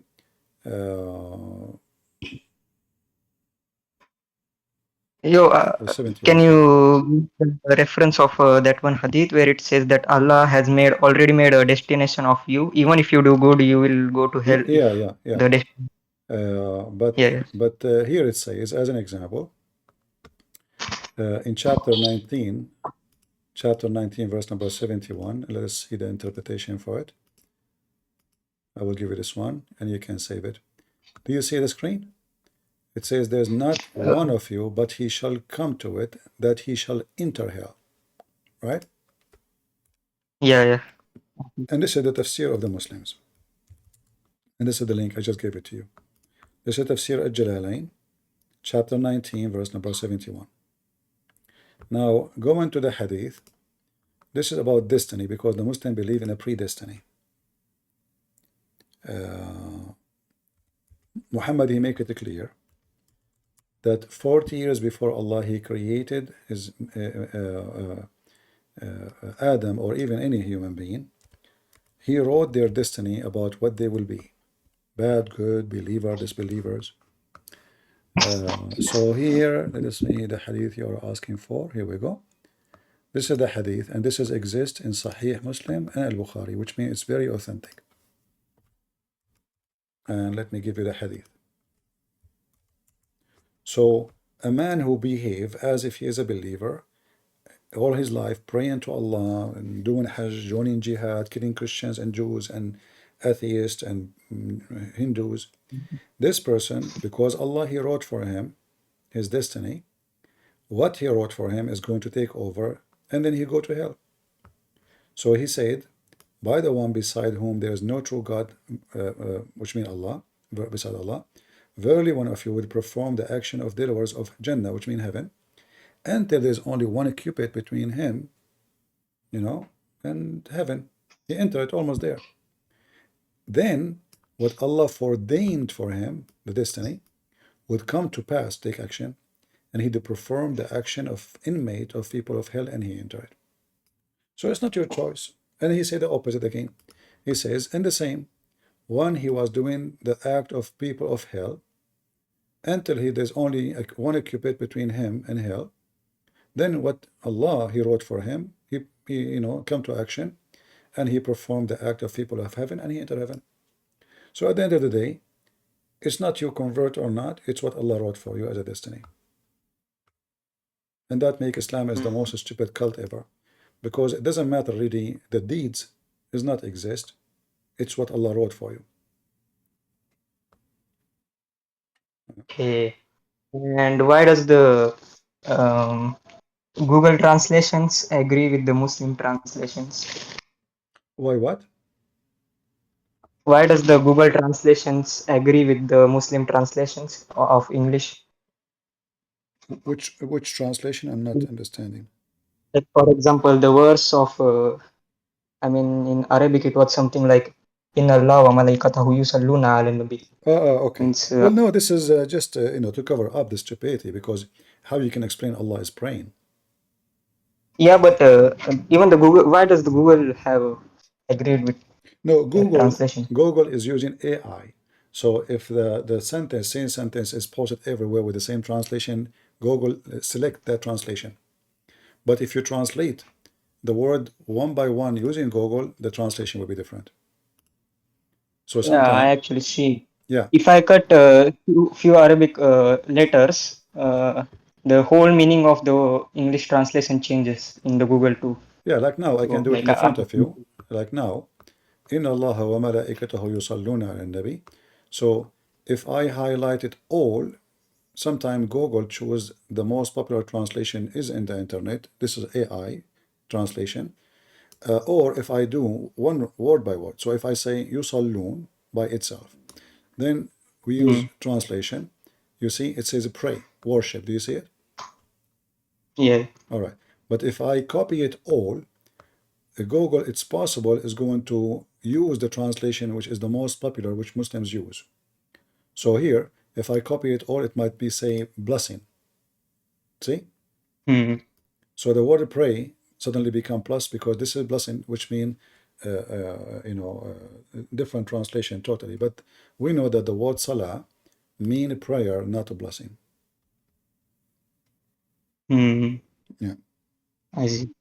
And can I ask you one personal question?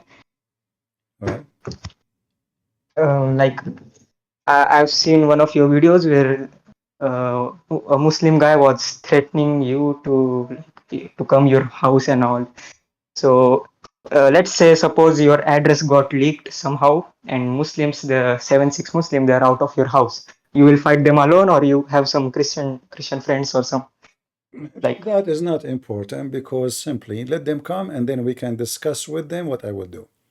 At the same time, the Muslim, they claim they know me, they know my address, etc. And until now, nobody show up. So there are a bunch of cowards. There's nobody of them have balls to do it. So let them come, and then you will hear about it in the news for sure. A lot of shish kebab will happen. For me, I don't care who want to come. You know, if you want to expose Islam, you should not be afraid. If you are a coward, don't even open your mouth about anything, because there is risk about anything you say. You offend somebody, you make him angry. I have no fear of anyone. Let them come, and who is going to protect me? My Lord is with me, and for sure my guns. Thank you, brother, for being here. Thank you very much. You're welcome. We fear nobody, and nobody can threat us.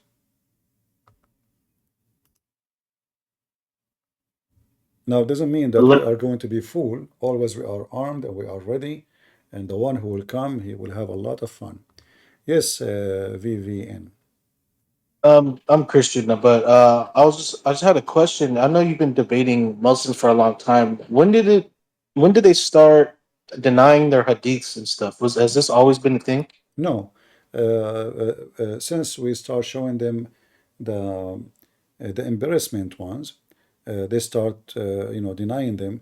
They don't deny them actually in Arabic. Usually they deny them only when they speak in English. So when the Muslims they speak between each other, they don't deny them. But in English, because of it, like if you go in the Saudi airline, they have a brochure. One is saying in the brochure, I don't know how it is now, but I saw the brochure. It says, "Oh Allah, don't make us die in the land of the disbelievers, the kuffar. May Allah curse them." You flip the page in English. Welcome to Saudi Airline. We hope that you are going to enjoy our service. We hope that you will come back. There's nothing in what is mentioned in Arabic. So the Arabic page is insulting the kuffar. Please, Allah, don't make us die in the land of the kuffar. Keep us safe. The other one says, welcome to Saudi Arabia. Welcome to Saudi Airline.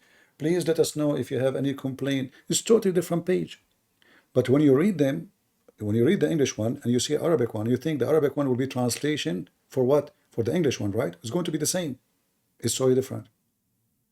So the Muslims, when they speak in English, they give you a different message. When they speak in Arabic, they have different religion. Like when a Muslim, he go to a black person, what he say to him? Look what the white man did to him. But he will not say to him that the Prophet, he owned a lot of slaves. Yeah, I've seen that actually. And what's that? I don't even know his name, but I've seen that actually. Yeah, they'll go do dawah on the street. Yeah. Yeah, but then when it's a black guy, it's always about, oh yeah, that white Jesus they're preaching over there. They always play to their they do that. No, they are businessmen. So if you are white, they will not say to you, you took the black as a slave. If you are black, they will mention the slavery, because slavery is a bad let us say experience for African in history. So they try to use it to convince them. They try to connect slavery to Jesus. That the Christians, the white Christians, they enslave you, but they forgot that neither Jesus, neither the disciple of Jesus never owned slaves. However, Muhammad, he owned tons. All of them, they have slaves. The Caliphate, they used to have tens of thousands of slaves just for be dancing. So they go to you, they speak about, they don't even mention that the one who captured the slaves are the white Arab in Africa.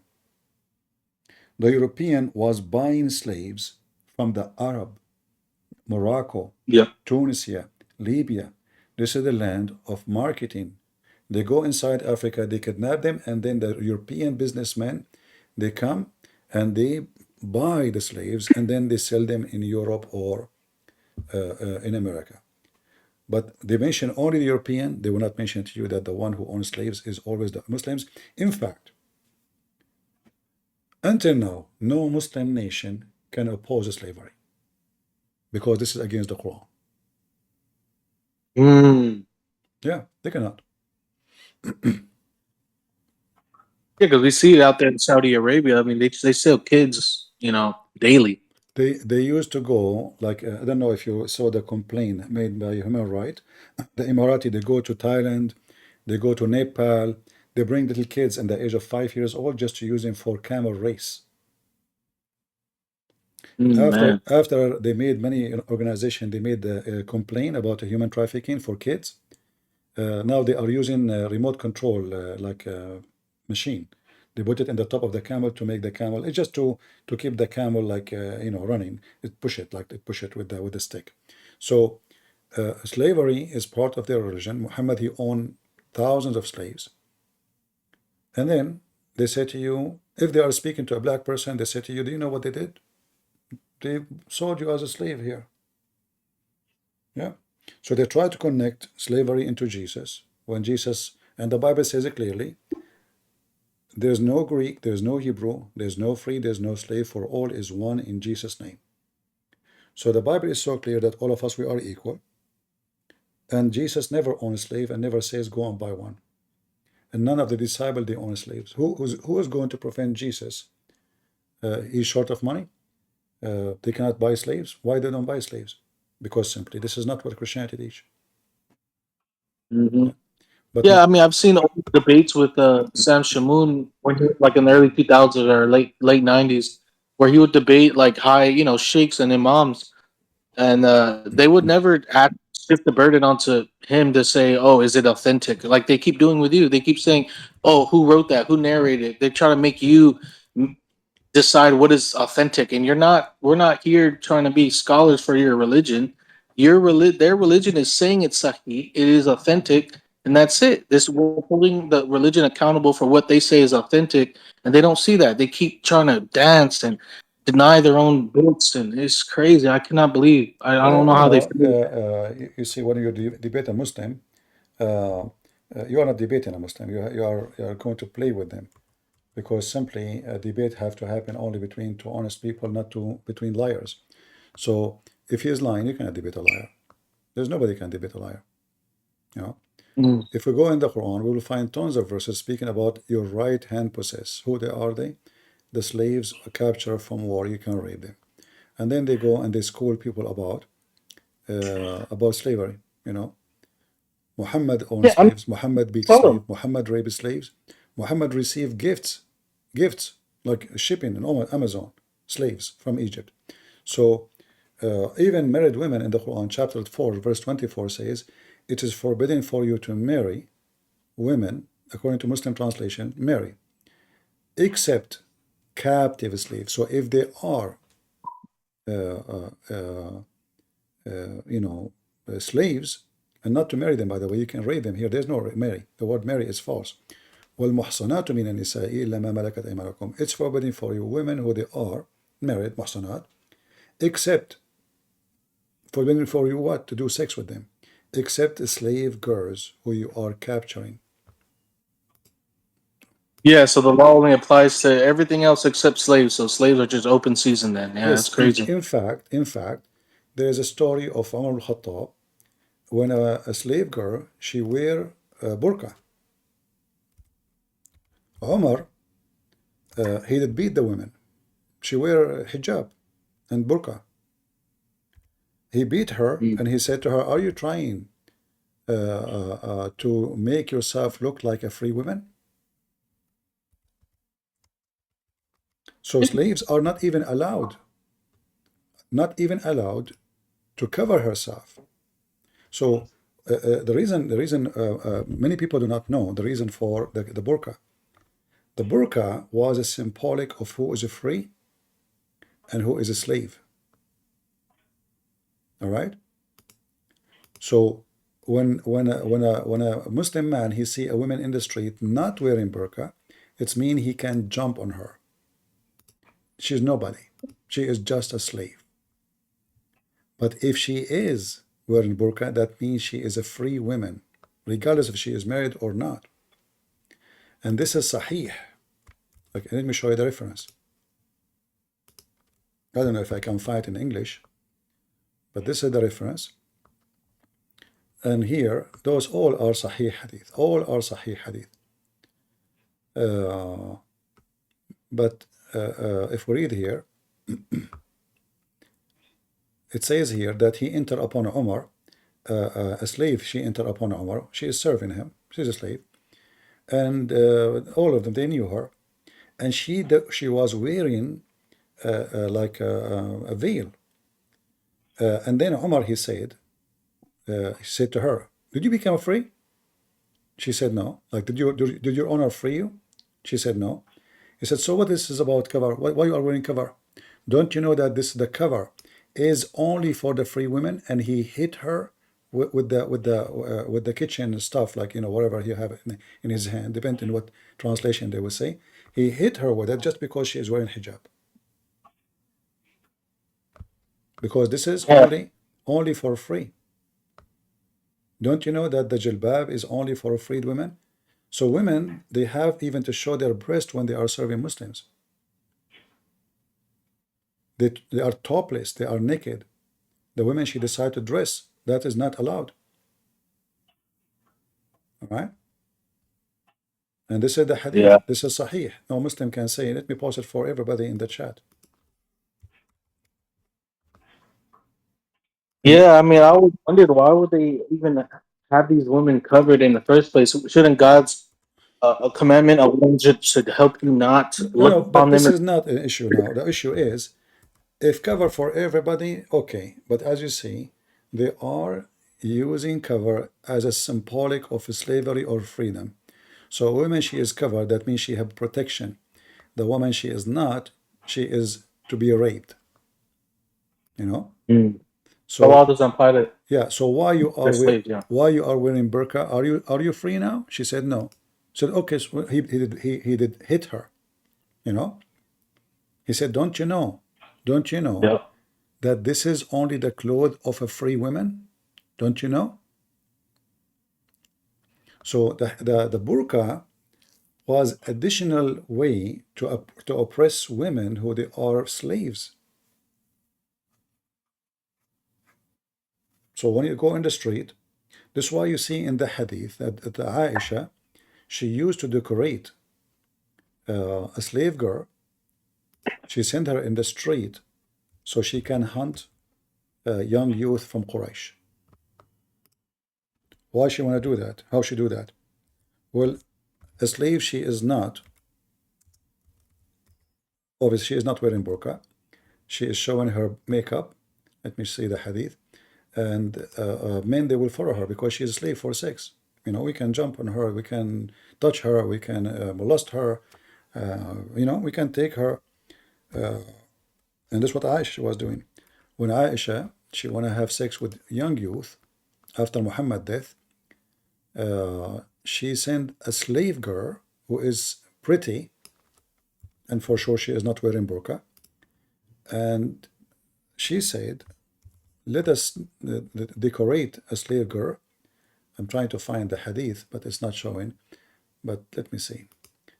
I will find it. So we can hunt young women from Quraysh. All right, I found it. And this is the link again for those who they are looking for it. We will post it in Rumble and YouTube. So burqa, in the old days, it was only for honorable women. Even though women is oppressed with the burqa, but it's a kind of protection too, because if you don't wear it, they will rape you. All right, and this is Aisha. She said, "Let us expose a slave girl, and we let her go around. Maybe we can hunt some of the youth of Quraysh." Aisha, may God be pleased with her, saw a maid of hers, so she went around with her and said, perhaps we will hunt some of the young men of Quraysh with her. You see? Oh, yeah. Man, because it's not covered. Wow. Yeah. That's great. All right. Well, thank you, my friend. All right, man. Thank you. Yeah, I appreciate it. You're welcome. All right, guys, it's getting late for me, and I hope we have a good time. don't forget you can download my videos. And if you are a Muslim who call me and you are proud about your call to me, I encourage you to download the video of your call and post it in your channel. Let everybody see how good you were and how bad we were, right? And we encourage all Muslims, sheikh and shaky sheikh, to expose us, to show the world that we are lying, especially when we show your own books. And it is you who deny it. It is you Muslims who deny your own books, because simply you are ashamed of it. You know, when somebody is religious and he deny his own books, it's mean he is ashamed of it. Do we agree? There's no way a Christian will deny the Bible unless he is an ex-Christian. You Muslims are apostate, and we make you ashamed of your books. So all those who call me today and they try to deny what we show them from their books, it's a clear sign that you are an apostate, not proud at all of what is in your books. A person who is proud of his books, he will say, yes, this is my book, it says so what? But as you see, they are so angry and so in so denial, and they call anything embarrassing to Muhammad weak. And again, there is many similarity between Muhammad and Kamala Harris. They speak wisdom. I can imagine what can be and be unburdened by what has been. You know? What can be unburdened by what has been. There are those who are unable to see what can be. But there are many more who are able to see what can be unburdened by what has been. That's deep. That's deep. So when we show them Ibn Kathir al-Qurtubi, we get this. We got Kamala Harris explain the Quran to us, and only God knows what she is talking about. So we say, who explained the Quran for you? He says, the scholars. Not you. We show them what the scholar says. He said, they are human. Ooh. A second ago you said to me, so they accept only the scholars, and that's Kamala Harris, and burden what has been, what the heck is that? You know, this is, I mean, somebody called the Dalai Lama. The Dalai Lama, when he was young, he was going in a trip, and you know, those people in Tibet, they worship him as God because he present God on earth. So this guy, he could not do poo-poo, you know, his poop is not coming. So he sit in the middle, and all those monks are sitting, like hundreds of them sitting around him, and they are praying to make his poop easy. And this is how I see Muhammad and his followers. They eat his poop. He's in the middle. They fight over his poop. They fight over his boogers. They fight over his piss. And then they say to us, what has been burdened by what has been whatever. I mean, why you are eating his poop? Because you don't worship him, right? Why you eat his poop, the guy? I mean, if he is just a prophet, why you are fighting over his poop? In fact, Muhammad, he claimed that even the earth swallow his poop. Even the earth cannot resist the yummy, you know. How you can do that? The yummy of Muhammad, the earth open its mouth. Aisha, she said that each time she entered to the bathroom after Muhammad, she didn't find his poop. So she said to him, "O Prophet of Allah, where is your shit? I never saw your shit." Muhammad said, "Don't you know that we, the prophets of Allah, the earth swallow our shit? Have you ever heard of such a thing?" Aisha, she never saw the shit of Muhammad. Okay, how come his shit only, not his piss? Like what? The earth knew that this is a priceless manure.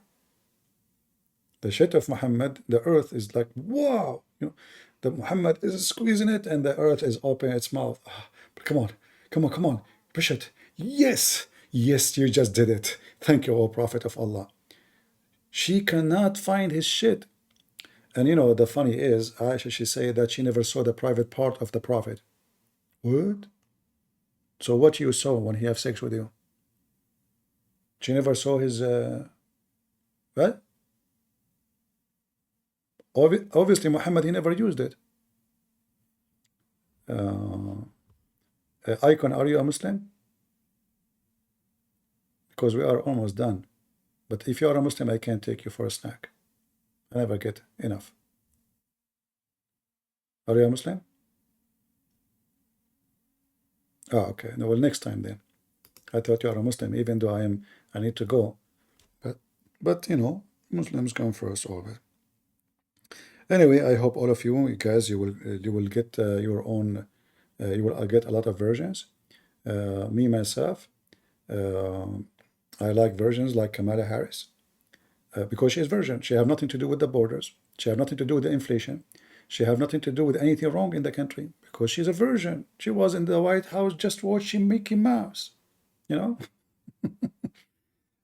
Biden have nothing to do with the borders. Harris have nothing to do with the borders. I mean, no. So who's in charge of this country? Trump. It is Trump. But as you know, we have to finish our statement for today with the wisdom of Kamala Harris.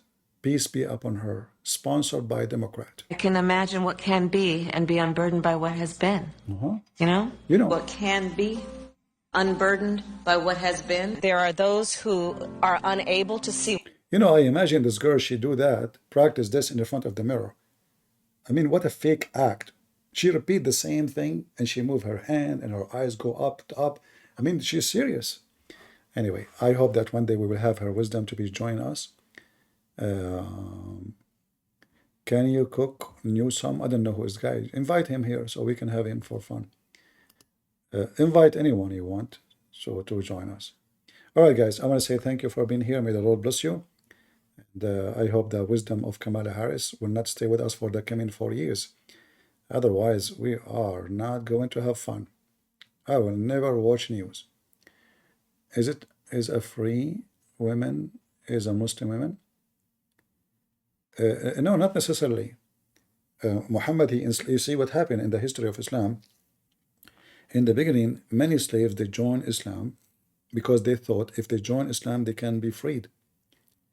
Then they noticed that the Muslims are not freeing them. In fact, Muhammad, he encouraged them not to do it no more.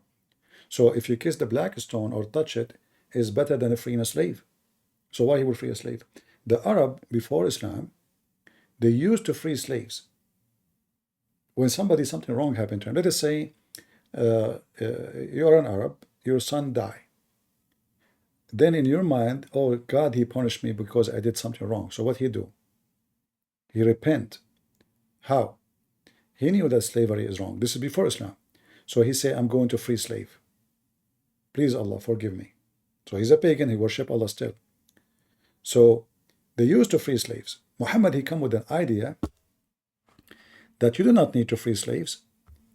You say Bismillah wa bihamdihi 100 times, which is praise be to Allah 100 times. Your sin is forgiven, even if it's more than the ocean of the foam of the ocean.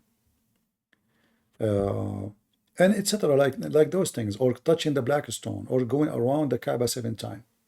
It's the same as freeing a slave, and even better. So now, why people want to free a slave? Nobody want to free a slave no more. Because now there is, something else I can do. Before Islam, they used to free slaves to repent their sin.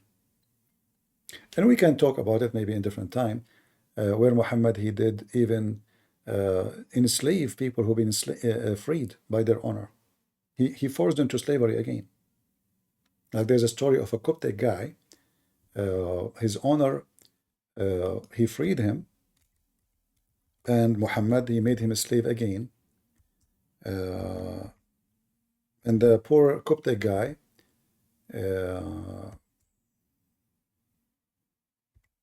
he died after a year from sadness. Imagine your owner is, free you. The owner is dying. So he decided to repent and free his slave.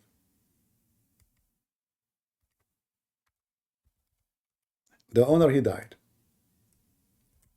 Muhammad, he heard that this Coptic slave being freed by his owner. So what Muhammad did? He made him a slave again. That is Muhammad.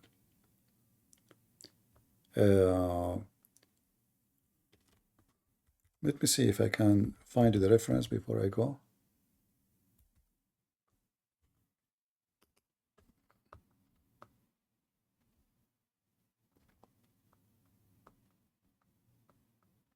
Maybe next time we'll go live. Otherwise, that, you know, each time I say I'm leaving, guys, you know, we another question come, and that will make us go again and again. So I better go, and then we can continue next time we go live. So I want to say thank you all for being here. May the Lord bless you, and always remember that Muhammad is the best example of evil. From their fruits you shall know them. If Muhammad was good, then his fruit should be good. A child molester, a thief, a criminal, a cheater, he go after his own son wife, and he claimed that Allah told him, his God told him. He cannot be not only a prophet, he is not to be trusted to be a postman, because a postman shall be trustworthy. Do you trust someone to knock at your door and then he will take your wife? No. He will force you to take her? No. Do you trust someone he would like to have sex with children, to be around your children? No.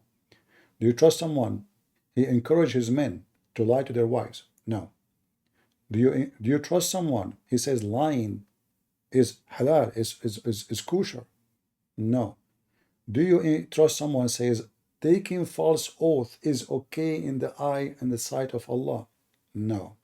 So what is left about this guy? What is left to make him a prophet? Prophecy, all of them, they became false, and we can prove it so easy. So I hope next time we will be here and we will have more Muslims. I cannot say decent Muslims because that is maybe impossible. A decent Muslim is an ex-Muslim or a person who is thinking to leave. Until then, God is good, so is Jesus. Amen to that, and see you soon. Bye-bye.